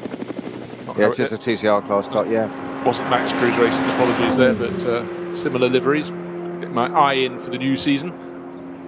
So what's happening at the front? Let's see, the quickest driver last time around. Again, these times seem slow, but it's where you catch the slow zone. Is actually Tristan Vidas, who's running in 9th place in Neutronic Racing Porsche, 8 minutes 20. I reckon there hasn't been, trying to think how many interruptions have been on this lap. We know a good lap around here is 8 minutes flat. Fastest lap of the race, 7 minutes 56.087 seconds. That was set at the first flying lap, wasn't it? It was Fred Machiavicki, and that is the gold standard for now. The 806 Supra TCR car, it's out on the exit of Bergver, parked on the outside there. But you're just saying that it's been a remarkably, I don't want to tempt fate with 20 minutes to go, but it's been a remarkably clean race, actually, if you think about it. One of the cleanest I can remember in NLS VLN history, if you think about it. It's been a really clean race. Of course, somebody's going to go and change that now, as soon as we've said it, just to spice it up a bit. But so far, so good. 25 laps completed. What was it? 14.2 seconds between Christensen and Olsen crossing the line. As you said, an 8:28 on the last lap, but that was also getting up to speed a little bit there as well. Right. So, just one thing I want to pick up. Just spotted the bright blue nose of the car that was leading in the Pro-Am SP9 class. Stefan Aust is into the pits from 11th place. That will allow the chasing 24 line speed by Car Collection Audi to close in, but I think the gap was enough for him to get back out without losing that position. We'll see. More problems still at Bergwerk. Hard work at Bergwerk, but yeah, still the incidents come, still they flow, but it's about where you find the incidents and whether you remember to hit the brakes. Right now, looking at the Phoenix Racing Audis, we've seen them, that was almost like the Italian job where you they came up to the back of a rescue vehicle with like a flatbed. It looked so they're going to drive onto the back of it. Well, they didn't slow down for it, did they? Nikki Team still got the view there of Frank Stippler's Audi, which he doesn't want anymore. He wants it, but he wants it in his rear view mirror. That's where he wants that view. Well, they're running around. Stippler and team still in 3rd and 4th positions, separated by it was a second at the start of the lap. It's less than that now. But where will the next incident be that slows them? Or, in fact, in some cases, if you're the chaser, sometimes you can find an advantage. These incidents will keep on coming. We've got under 20 minutes remaining in this 4-hour race. It's the Porsches leading the way. Just remember this gap, 14.2 seconds, the gap between Michael Christensen leading for Manthey Racing and Dennis Olsen giving chase in the remaining Fricadelli Racing car. Just cast your mind back almost an hour now since Nick Tandy had to limp back to the pits with the right rear tyre coming off its rim as he entered the pit lane, but clearly damage underneath was too much despite his caution coming in. So it's just one Fricadelli Porsche still in the race, and it's in 2nd place. Will it still be closing on Christensen for the lead of the race? Can Dennis Olsen keep that good job going? Or maybe what helped him gain last time around was swing the other way and go against him. But it's, for now, Manthey Racing and leading the way, and Phoenix Racing providing the entertainment in 3rd and 4th. Nikki Team, once again, doing that toe down the Dottinger Her. He's going to catch him. Is he going to have a run into Tiergarten? I doubt it. He might do. He's close enough. He's going to look down the inside. He is. He's going to try and go down the inside. He's put the green Phoenix Audi ahead of the blue one into Tiergarten. That's very, very brave. He's going to do it and get away with it. I think he's going to pull it off. He is. Quite incredibly. I wasn't sure he was going to do that. That's ultra brave. He's got ahead there. That thing I said again, you appear in the pit view, everybody sees you leaning over the pit wall. Yes, they've got cameras in the garage, whatever. There's nothing like seeing your car, especially with that view there out of Tiergarten. It's up over the Brown Hill and it pops into sight. And which one is it? It's Nikki Team. He's got the job done this time. He's got it done. It's confirmation. And Frank Stippler, when the move was going on, was not that keen to let him go either. He was really making it difficult. Quite rightly. Now, the gap I was looking at was Christensen to Olsen. It's only come down by half a second, so Christensen does have the answers. Stippler, though, maybe not quite finished yet. Going through the arena section, gets to the 3rd corner. He's diving deep into the corner. He does that there, doesn't he? He's got something about that car. He knows how to stop it there. Almost stop it. It's quite extraordinary what he does there at the 3rd turn of the Grand Prix circuit. He does there, but closes the gap down a little bit. But meanwhile, at the front, we're just waiting for this main bit. One of the Porsches into pit, not one of ours to worry about for the moment from the leading part of this. Different KCMG cars looking at there for a moment, but it's 17, just under 17 minutes of this race to go. Christensen in the Manthey car says it's still at the front. It's 2 Porsches, 2 Audis, Porsche, Lamborghini, Porsche, BMW, and Porsche. And Ferrari just made it into the top 10. Krumbach driving the WMP powered by Phoenix car in number 488 Ferrari into the top 10. So a couple of Italian cars in there, 6th and 10th, but it's otherwise it's a Porsche and Audi at the moment, but with a couple of the BMW there of you said the BMW Junior team, Verhagen driving that car now, the number 44 car in 8th place. But Manthey Racing it is that have it's theirs to hold on to now, I think is perhaps the best way of describing it. Yeah, well, it certainly is, because the fact that Christensen could match everything Olsen was throwing at him is, the mark of the man. It's also as you get traffic and where you find traffic. But Christensen has done enough racing at international standard for years now. He'll have this under control. And certainly, Peter, what we've seen is the pace throughout the race. It's there in that Manthey Racing car. It is, and they just seem to have been penalised, as you say, so many times on just pure luck, where the traffic falls, the pit stop, which you could argue it's luck or not, but it's one of the things, how rarely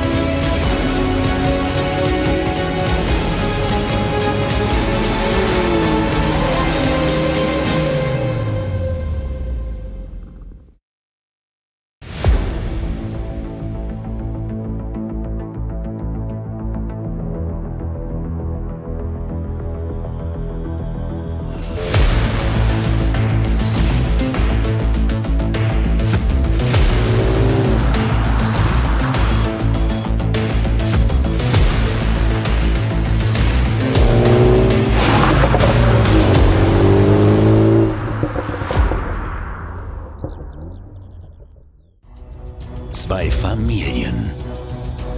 40 Jahre Firmengeschichte. Unsere Produkte entstehen zu 100% in Deutschland. Mit Herzblut und Hingabe. Wir schaffen den Technologietransfer von der Rennstrecke auf die Straße. Handwerkskunst, Erfahrung für diesen einen Moment. Das ist die Nürburgring Langstreckenserie. Das ist H&R. Performance made in Germany. Sicher ans Ziel. Auf allen Straßen, bei jedem Wetter. Mit den zuverlässigen Sommerreifen von Falken. Jetzt Falkenreifen kaufen und Tankgutschein sichern. Weitere Informationen auf tankgutschein.falkenreifen.de. Falkenreifen.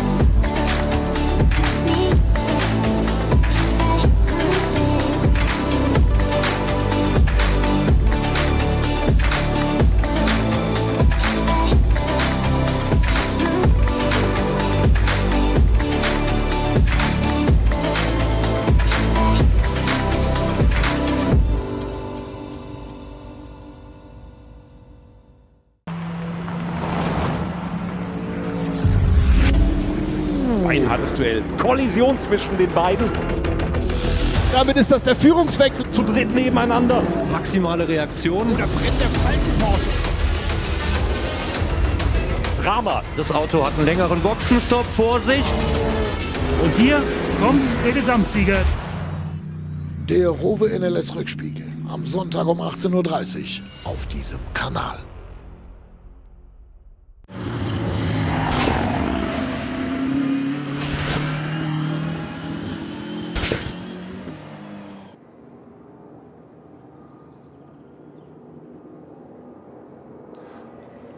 And it's still the Fricadelli car leading down Dottingerhurst. Certainly the bright skies of the start of the day have dissipated to grey.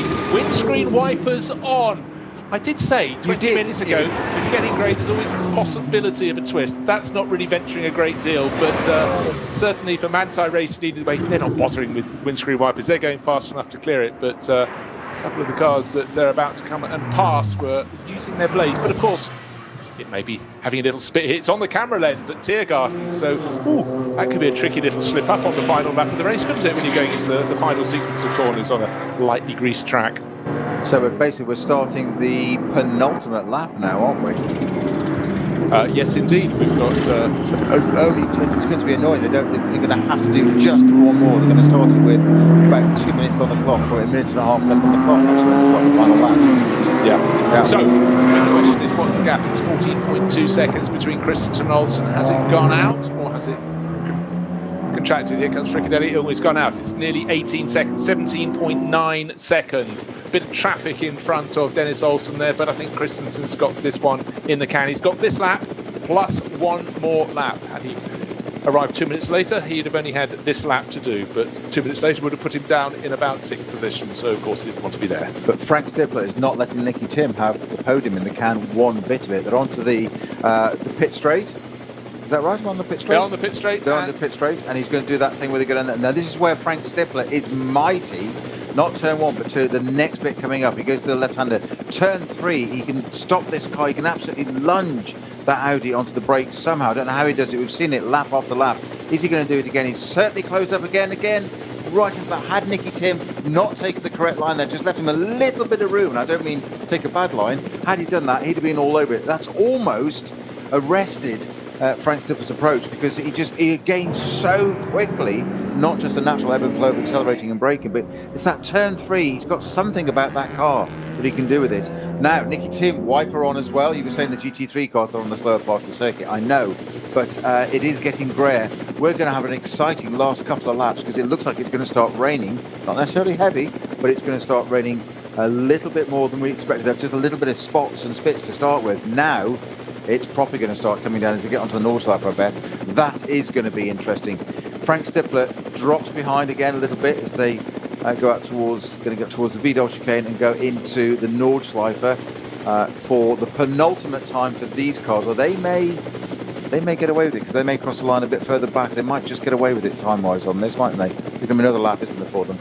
No, they've got this lap and the next. Come what may. But what's going to be interesting, we're going to try and pick up the cars at various points on the circuit and just see where is the rain falling. I think quite often it falls near the pits. That's one of the highest parts of the circuit, and then you drop away. But there's a big geographical distance, well, there's the same sort of distance as a real distance, to the far side of the track. Corners like Exmüller and Callenhart, there's some distance away, many kilometres away. It may be dry there, or it may be an absolute flood. We're only looking at the start of the circuit. Right, now getting to ride on board with the race leader, threading the eye of the needle. Closing speed for Michael Christensen on 2 of the back marking cars. Didn't lift 1 iota, but he had his windscreen wiper off when he approached Tiergarten. It's still off now as he goes around this penultimate lap. He's a third of the way round it, and no drops of rain on the screen. That's good news for him, well, in fact for everyone, unless they fancy their chances on a greasy track. It's not going to be long enough, surely, with what, a dozen minutes remaining in this race to get properly wet. I'm just glad for him that the second in our view from the car, first of those 2 back markers, decided to stay right as well. At one point it looked like they were going left and right. He'd have to thread the needle through. Thank goodness, because he had committed to the left, and it was one of those things of, please stay right, please stay right. He did stay right, thank goodness for that. And breathe again. It's only the penultimate lap of the race. Don't worry about it. How many times a lap? Of course, I get carried away in this race. I love it so much. I said 12 minutes or so, a dozen minutes remaining. Nonsense, man. It's 7 minutes, almost 6 minutes until the checkered flag can be shown. But Christensen will pass that start-finish line. The gantry with the flag operator before the 4 hours are up, so he's got one further racing lap. But the good news for him, his lead is 17.9 seconds over Dennis Olsen. And for him, what makes it even better news, that's a big chunk of time. It's stretching, or certainly stretched last time around. The battle for third place, though, between the two Phoenix Racing Audis, if it stretches, it goes from half a second to a second, the advantage one to the other. But Nikki Team in the green, number 11 Audi, ahead of the blue and red, number 5, has got Frank Stippler pushing very hard, using the traffic as hard as he can. It's down to 1 car length between them.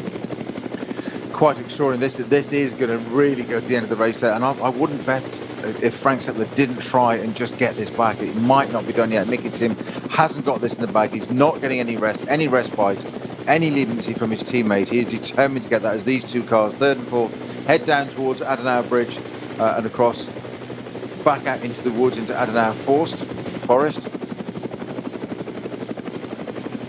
Once again, Stippler just sitting back a little bit, waiting for the traffic to see how it unfolds. No need to do anything at the moment here. And there must be into a code zone, because then, Frank Stippler just sitting right behind back marker there. So What was interesting, though, is Frank Stippler was on the wrong side of the back marker and can't overtake him. Right. Suddenly the gap has gone out to about, in terms of distance, about a dozen car lengths, and you can see that Frank Stippler is probably very, very keen. The back marker actually picks up the pace a little bit. Now it looks as though it's gone green, because Nikki Team has gained about 5 seconds that interval, and waiting for the... You can't tell from above, Stippler still hasn't overtaken the back marker. So I'm trying to work out where exactly that is on the track, which of the many, many reports are where that is on the track. But suddenly, just a bit after Adenauer, wasn't it? Yes, just after Adenauer. There's a flatbed with a rescue car driving along the circuit. But Nikki Team absolutely seemed to rocket away. The helicopter pilot, cameraman can't even pick him up. He's pulled so far away from Frank Stippler in all of that. But I didn't see any point at which, as they approach the corner, the bottom of the hill before they go up to Carousel, where it all fell back. Where he's into Carousel now is Nikki Team. That has just absolutely handed him a huge advantage. He's coming out of the Carousel, and Nikki Team, Frank Stippler was not even approaching it. So that slightly on. I'm not quite sure. You're right there. Well, obviously you're right, Bruce, about how Frank Stippler did the right thing and stayed behind that marker. But I'm not quite sure how Nikki Team was able to rocket away quite so much and gain.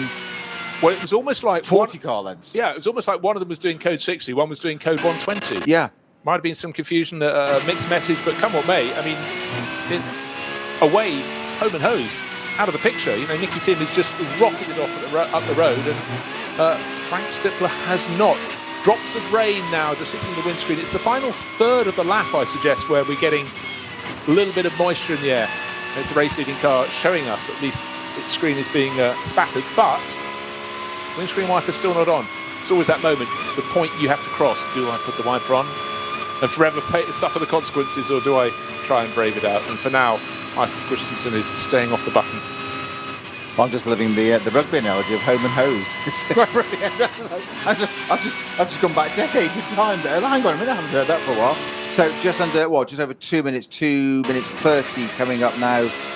The leading car is Christian Mantai is just trying to work out where exactly he is on the circuit for us.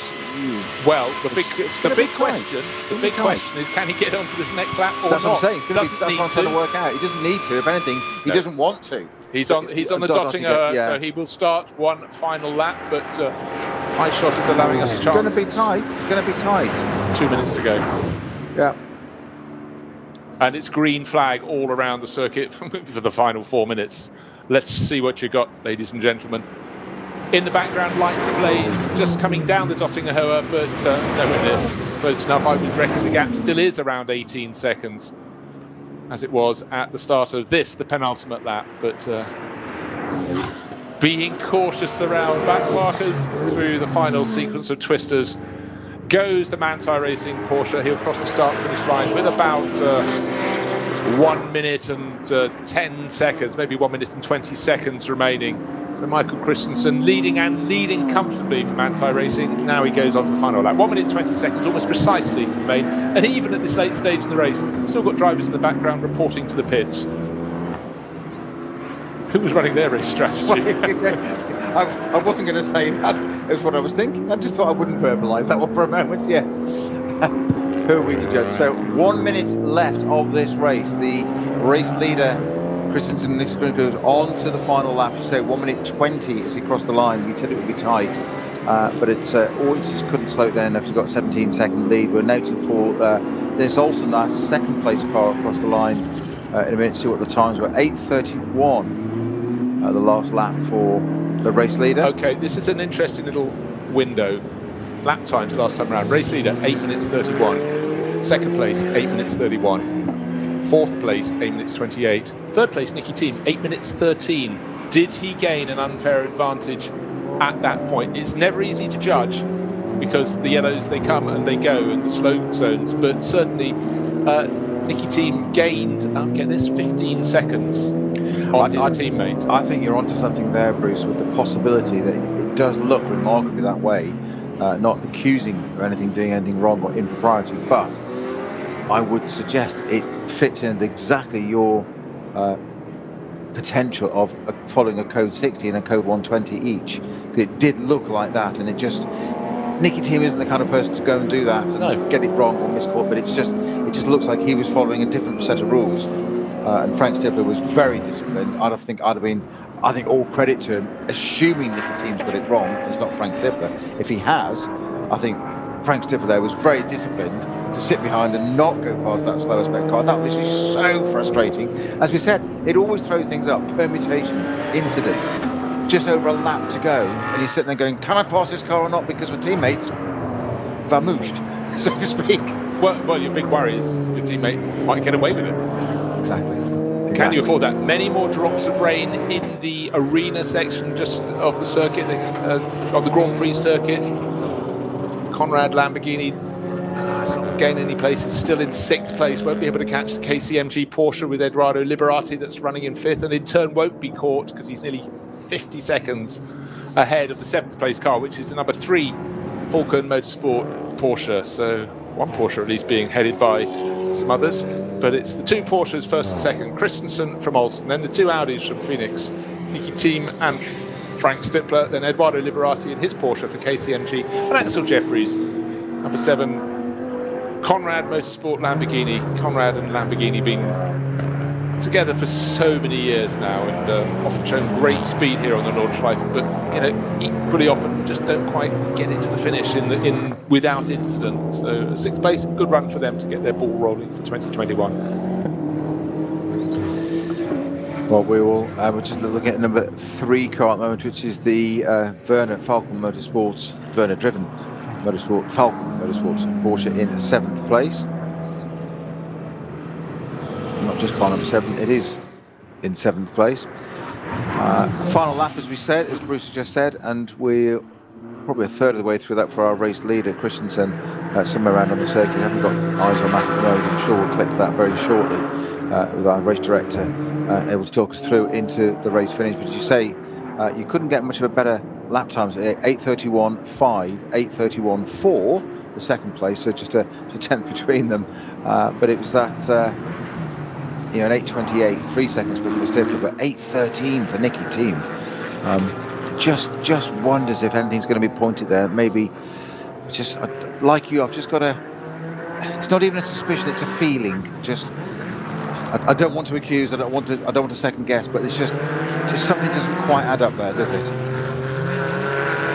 On the Nordschleife, you can get these incredible gains just simply because a code 60 was withdrawn when you were coming through and then reapplied perhaps when the person behind. But the fact that Frank Stifler was, half a second behind, one really feels there's a possibility there's been a bit of an error there. But let's take it through to the end of the race. It's going to be a Porsche victory, come what may. It'll either be Michael Christensen for Manthey Racing, who's sitting on a lead of nearly 18 seconds, or it could be Dennis Olsen if something untoward happens to our current race leader. Then it's the 2 Audis, in which order it does look as though it's certainly been settled on the track Whether that gets to stand, we will see. Will it be Nikki Team in third place, or will Frank Stippler get promoted? We're not going to guess that one just yet. Looking down through the classes, it's almost done and dusted now for the number 24 the Lion Speed by Car Collection crew. They're a minute and a bit to the good over the Huber Motorsport Porsche, so they should win the Pro-Am class of SP9.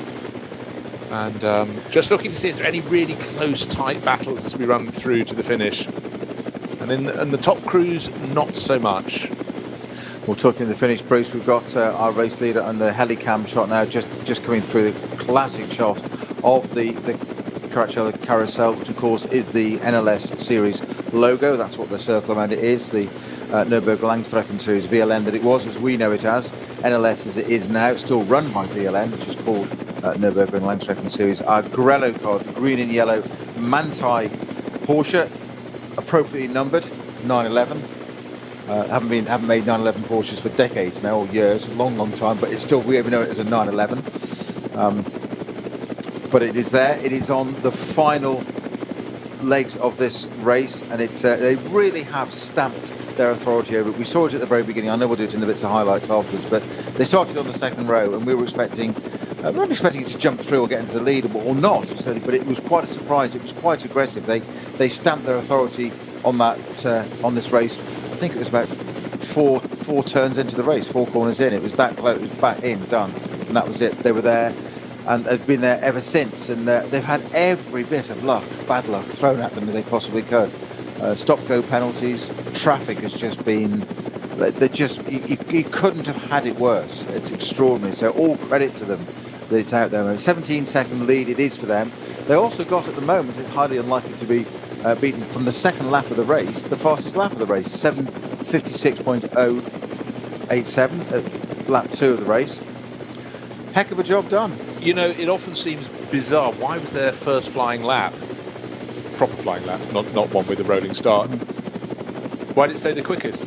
Because thereafter, by the end of lap 3, they're in among the traffic. That's, you know, effectively that is the most likely lap to set the fastest lap of this race. You think, God, that's extraordinary with all their fuel loads going down. But the difference between this track, when you've got people in much slower cars doing their thing in front of you and having a clear track, is just night and day. But still a brilliant lap, and it was only a whisker off the second fastest car in qualifying. But the fastest car, the Fricadelli racing car, Karma number 31, took that pole position. And for them, it'll be second place today.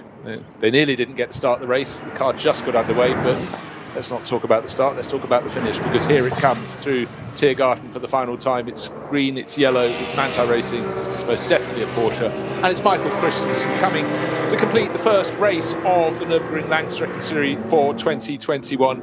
Does it in style. The team has had its setbacks through this race, but whenever the car's been running cleanly, it's been a race-winning car. That was clear from the first lap of the race. Took the lead right at the end of that first lap. Kevin Estra, 2 wheels on the grass, and it's had the beating of Fricadelli, and here comes Fricadelli through into second place. The gap, it doesn't really matter if it's 17, 18, 19, or even 15 seconds. 16.7 seconds. Second place for Fricadelli. They'll still be pleased with that. And then third place, just a whisker Nikki behind Team them. with a 7:58 on that last lap. I thought he was going to close, but the long shot, when we finally got it on the start-finish straight, we were looking at the Manthey Racing car having completed, looking for Fricadelli. I thought he'd get close. I didn't think he was going to be right in the slipstream.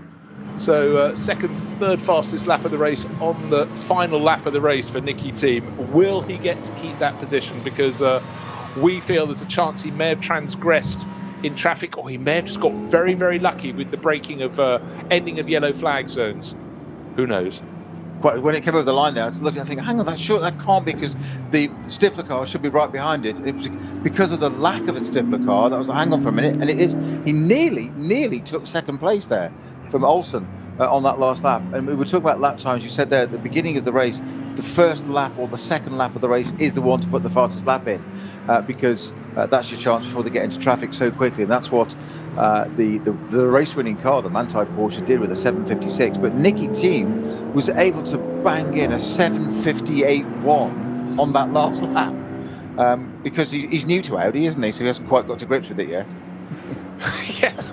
Yeah, he's feeling his way in, but Gently. Phenomenal final lap. I thought, having started, I think he was 5.2 seconds down on Dennis Olsen. He might get half a sniff, but the fact was he got the whole sniff of every ounce coming out of the exhaust. He got super close at the end. So, lights flashing. Just keep looking back to 11th place overall. We'll have the winner in the Pro-Am class of SP9, which will be Lorenzo Rocco di Torre-Padula, and the winner in the SP9 Am will be Janine Schaffner, the black and white Mercedes from Jet Speed Performance, sharing with Moritz Krantz this weekend, and she'll be very pleased with that indeed. 14th overall to win the Am class. Great result. One of the Falcon Motorsports Porsches just coming across the line. Great to see him up there, and it has ended up being not quite as much of a Porsche benefit as we thought. Yes, they've got the top 2 places. I know that sounds slightly odd, but they haven't got to one point. It was top 7 cars almost, with one exception. So it's a great result there. 2 Porsches, 2 Audis. Porsche back again. The Conrad Motorsport car, we've seen better from them. We've seen higher finishes, but Axel Jeffries bringing the 7th place, sorry, the number 7 car into 6th place there. The Conrad Motorsport GT3 Lamborghini Huracan at the end there. Falcon Motorsports, Werner bringing the number 7 Porsche across the line. So the BMW Junior Team upholding BMW models there. Verhagen. That was running a little bit stronger earlier on, but it finished 8th overall.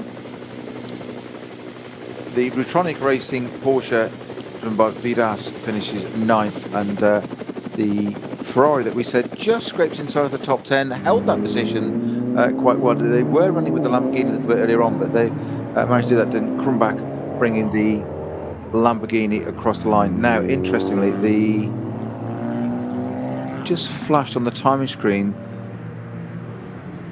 as to which cars are being counted. It's 1, 2, and 4. Nikki Team's car wasn't highlighted, remember there. I wonder if that is something. I just wonder if that alludes to what we've thought about might. I have a fear, exactly. It's not I'm absolutely not accusing, not second guessing, not trying to speculate. I just have a feeling that that sudden gain, it's I don't think for a minute it would have been deliberate. This would be a miscall, a misunderstanding, but these things can happen. But I've just got a feeling. Oh no, maybe not. I just don't know. We'll see. It might be post race anyway. But talking about Nikki Team, you have to say that, bearing in mind that how quick his final lap was, 7 minutes 58.1. That was on a track that was becoming a little bit greasy with rain falling. Not enough to make the track wet, but to make it different. Yeah, but as you said, he's bedding himself into these now. He's taking his time. He's waited for the last 5 minutes. I've got an idea how it goes now. Let's see what it will do. It's done. No matter. Let's go forward.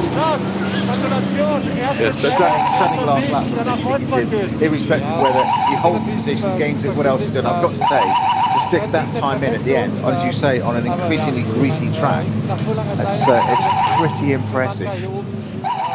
It certainly is, and again, just worth reiterating, that lap was set on a lap time was set on a lap littered with cars all around the circuit, whereas the best flying lap of the race was set on a track with no interruptions at all. It was just after the Bantai racing car had got into the lead, and Kevin Estre had nothing ahead of him and set 7 minutes 56.0, was precisely 2 seconds quicker than that lap from Team, with traffic and slower cars left, right and centre ahead of him. So really good finale, but has there been a transgression? I'll tell you that yet, but we can tell you that Michael Christensen is the first winner of the year for Bantai Racing. The 911 Bantai Racing Porsche shared with Kevin Estre, who started the race, took the lead, and Lars Kurd, who put in a really good end to his stint, if you recall. He suddenly got it back past Fred Machiavicchi's Fricadelli Racing Porsche and stretched the margin to 20 odd seconds before they reported together for their pit stops.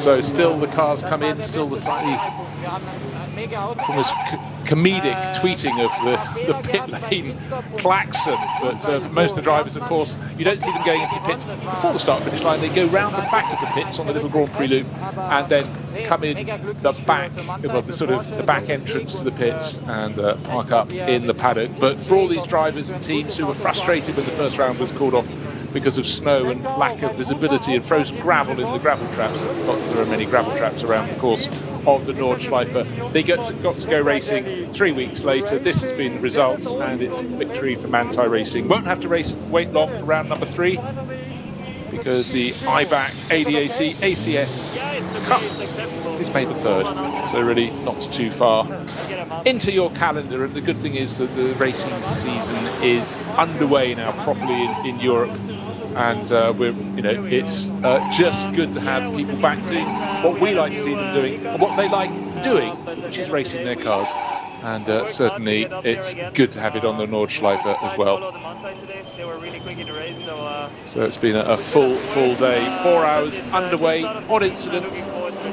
And for long-running fans of the NLS, to see the Opel Manta is still there at the end of the race. We saw it limping back to the pits. We knew it got going all over again. So just waiting to see if there will be any particular elements being notified to us after this race. We do have a question mark. If you're just joining us very, very late in proceedings, with a lap and a half to go, Nikki Team had Frank Stippler right on his tail in the battle for 3rd place, and then at a point on the circuit in which the drivers were running slowly, he put a car between himself, or already had a car between himself and Frank Stippler, and then it was like he did the restart and Frank Stippler didn't. But more looking at the lap time, it seems he might have jumped a little early, but we will see. That is guesswork from the side of the circuit. You just got me thinking there. You didn't say May the 3rd, did you, for the next round? May the 1st. Oh, round 3. Yes. Yes, that's the thing. Hang on a minute, because that'll be on a Monday then. I quite like it. I get tired of working my making weekends. sure we're in the same place at the same time. That's all. Just be quite handy. Yes, round 3, but to us round 2. Okay. Yes. May the 1st. Yes. There are reasons I'm thinking that, because I can't race on that day because I'm doing this with you instead.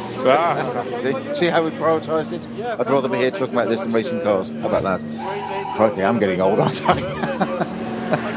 So, dry running throughout, but a little freestyle for the drivers at the end of the race. A trickle of rain, not all the way around the circuit, but for Manthey Racing, didn't bother with their windscreen wipers. They were going quite well enough. And Michael Christensen building on the work that was started by Kevin Estra, who took the lead from on the opening lap, right at the end of the opening lap. Lars Cohen, brilliant stint from him. And then Michael Christensen, a double stint to bring it home. Eventually 16.7 seconds to the good, so a very comfortable win by NLS standards. But again, that's 16 seconds over 4 hours, so still super, super competitive. And as anybody who's competed in the NLS will know, luck can come your way and luck can go the other way. Today it really did look as though it was going against Manthey Racing, but they had just the raw pace to bring the green and yellow 911 through to a dominant victory. 2nd place Fricadelli Racing, car number 31, and 3rd place the Phoenix Racing. They had 2 Audis in the race. They finished 3rd and 4th. And number 11, the bright green one, is sitting there beneath the podium. So for now, holding on to that 3rd place, but just to raise the point one more time, we do feel there's a slight question mark about how Nikki Team managed to drop Frank Stippler so in such rapid fashion when it still appeared to be a point on the circuit. Again, quite hard to tell from a drone shot or a helicopter shot exactly where the flags were. We were up high, but it did look as though one car went off racing again, the other did not. So we will see. But anyhow, it's still a very strong run from the Phoenix Racing crew to take 3rd and 4th places. So, an awful lot has happened over the course of 4 hours. And we started in bright sunshine, and it was just good to be racing again. And just to reiterate, 147 cars on the entry list. It's great that not just the top cars, all the cars can come out and play on the Nordschleife. It was a difficult year in 2020. We managed to get some racing in, and the season then had to be curtailed. But I suppose one of the successes, the NLS also had a really, really good digital series. So a lot of the drivers kept themselves sharp within that confines, and some now will do it in tandem or in parallel, more to the point, of a real racing world and a digital racing world. But the season is now properly underway for 2021, and the Porsches have laid down the gauntlet. Let's take a look at the provisional results. It's the Manthey Racing Porsche leading victory by nearly 17 seconds from the remaining Fricadelli Racing Porsche. These 2 cars, 911 and 31, really fought it out at the front.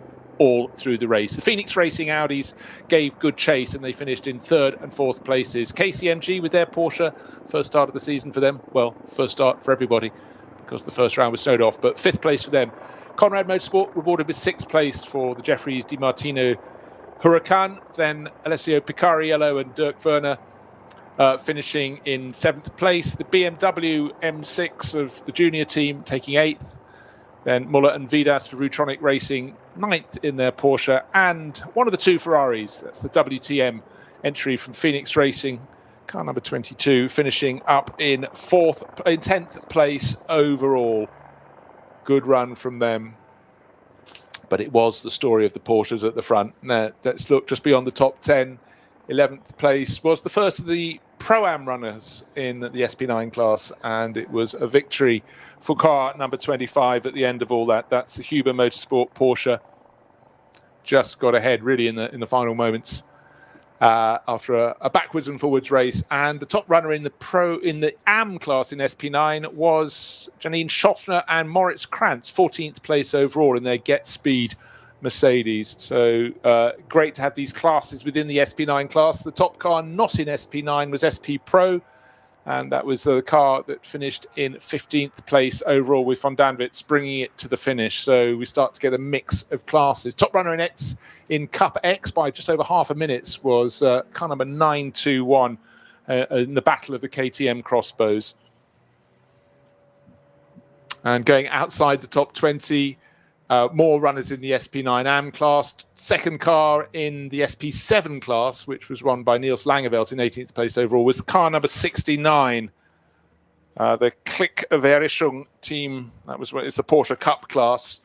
And again, running well at the front end of that series. H4, car number 606, BMW the Porsche Cup class in 23rd overall. So again, you start to get this mix and blending, but the top car in the what we normally call a GT4 class car was in 24th place overall, winning both SP4T and SP8T, and it was car number 140, and made it a very, very tidy run for the Black Falcon team. Techstar Mercedes looks good on the ground, and it looks very good on the timesheets as well to be sitting that high up the order. But again, what we've seen through the course of today, it really is a case of getting the race miles under your belt. It's also about getting your season underway. It's not just the drivers, it's the mechanics as well.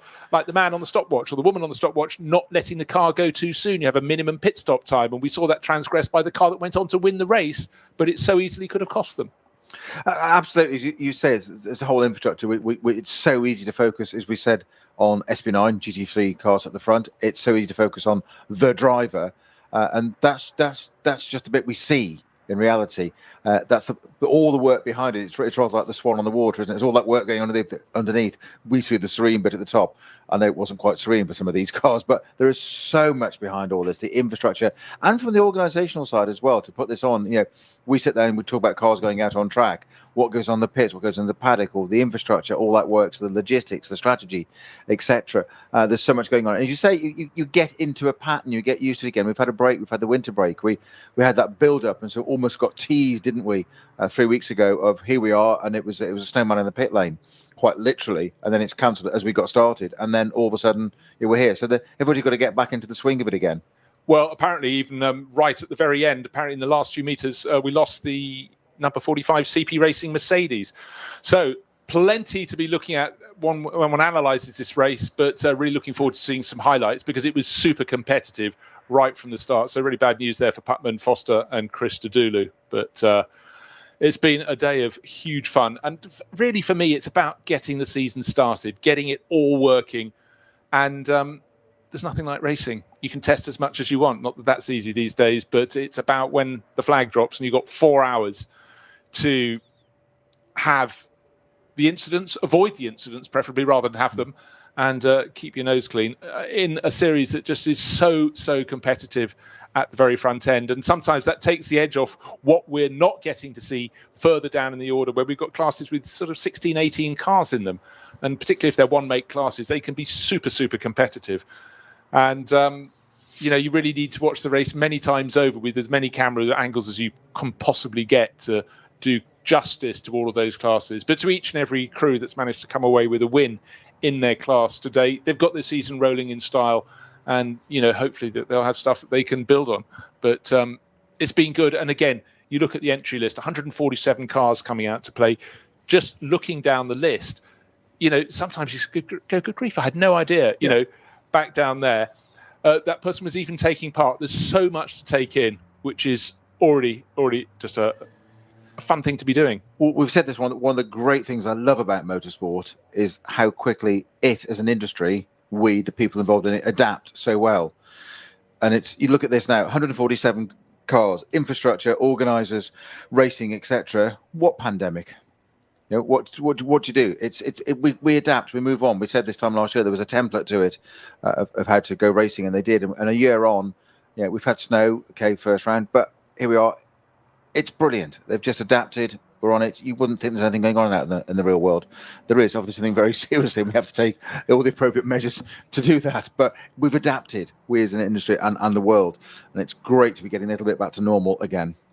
No, it really is. So it's been enormous fun. But I can't just keep reiterating this, but I sort of want to, because, yes, last year was really difficult. The VLN set standards that enabled racing series with far fewer entries. They don't have 120 entries to go racing around the world. And the fact is, they worked. We're back here for another season with a much enlarged field. And it really is just an accolade for everybody. And I think many of these drivers compete all around the world in all sorts of racing series. Those are the drivers at the front end, and those in the lower class cars, this is their race series, and this is what they do and concentrate on. And this, therefore, is their gold standard. And this is what they come and do the racing for. Some of them have been doing it for 20 years because they just love it. And why wouldn't you? Once a month to go and have a thrash around the best, most challenging racing circuit in the world. And that's why this series has run for decades and just goes from strength to strength.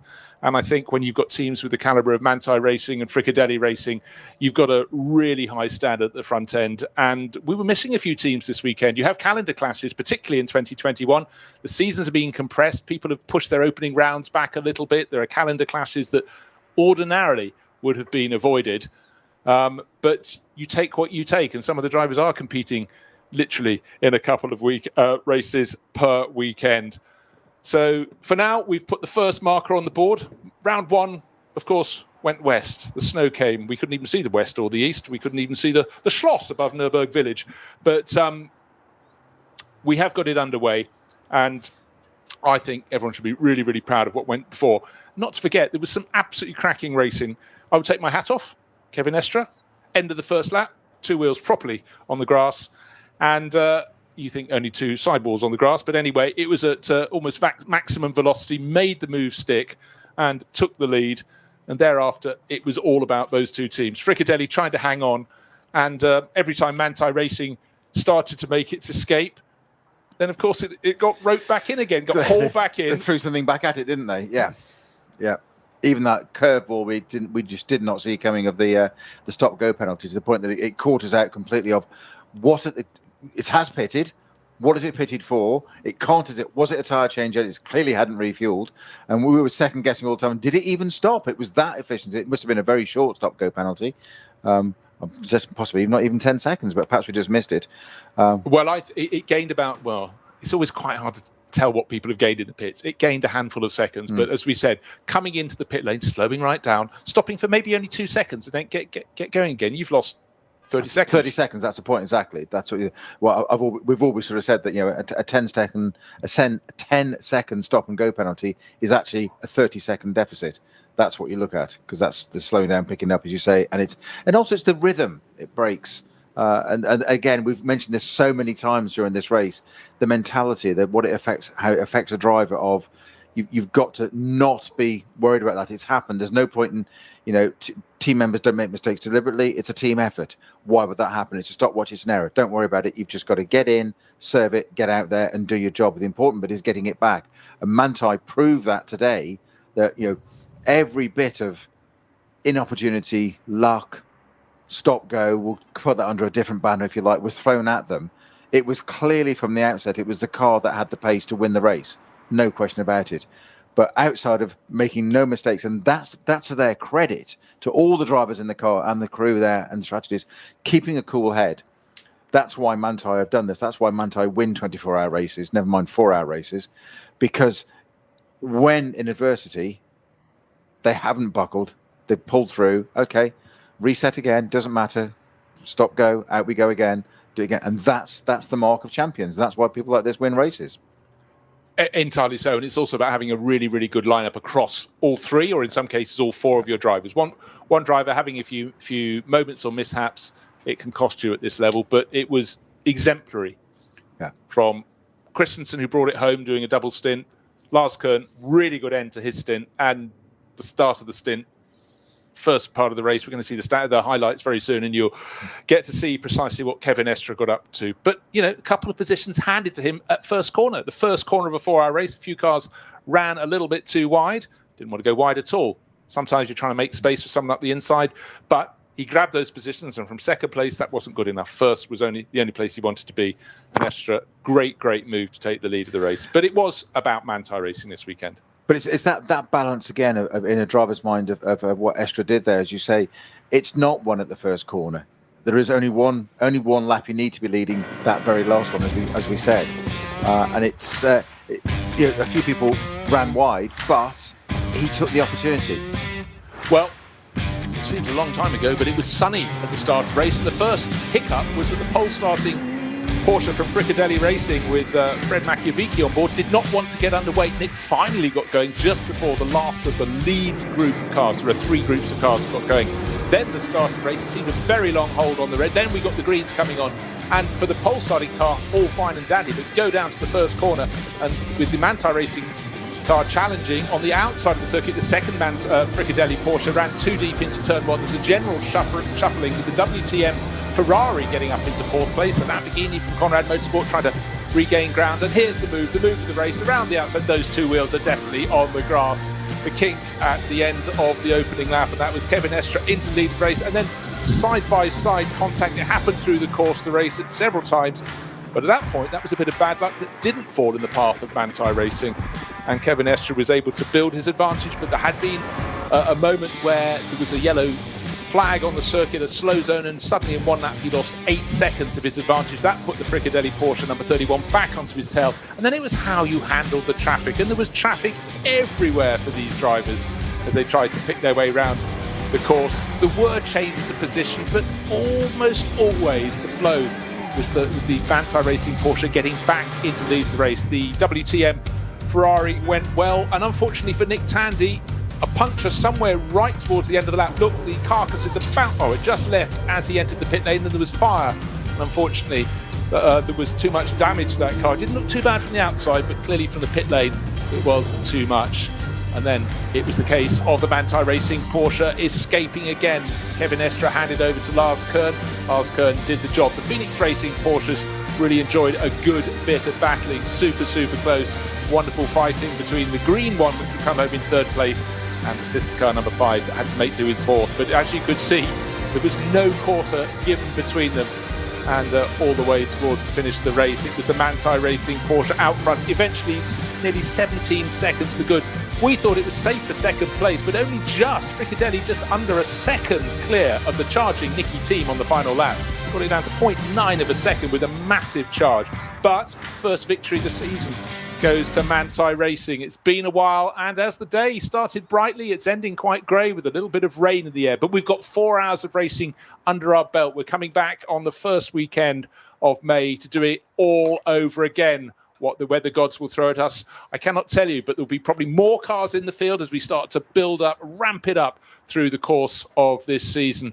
And for me, Bruce Jones, and for Peter Snowden, it's been a fun, proper start to the season, Peter. It has. It's had everything. It's been absolutely brilliant.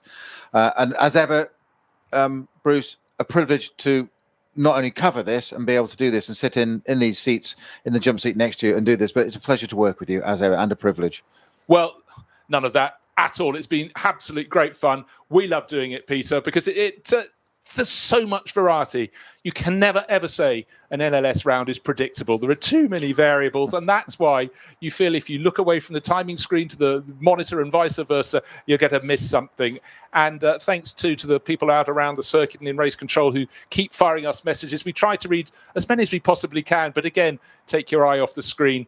That is pretty much it. So round one, effectively for us, has now been completed. It was supposed to be round two. It became the opening round, and that's the NLS season underway for 2021. Please do come and join us next time, the 1st of May. That's goodbye from us, and thank you.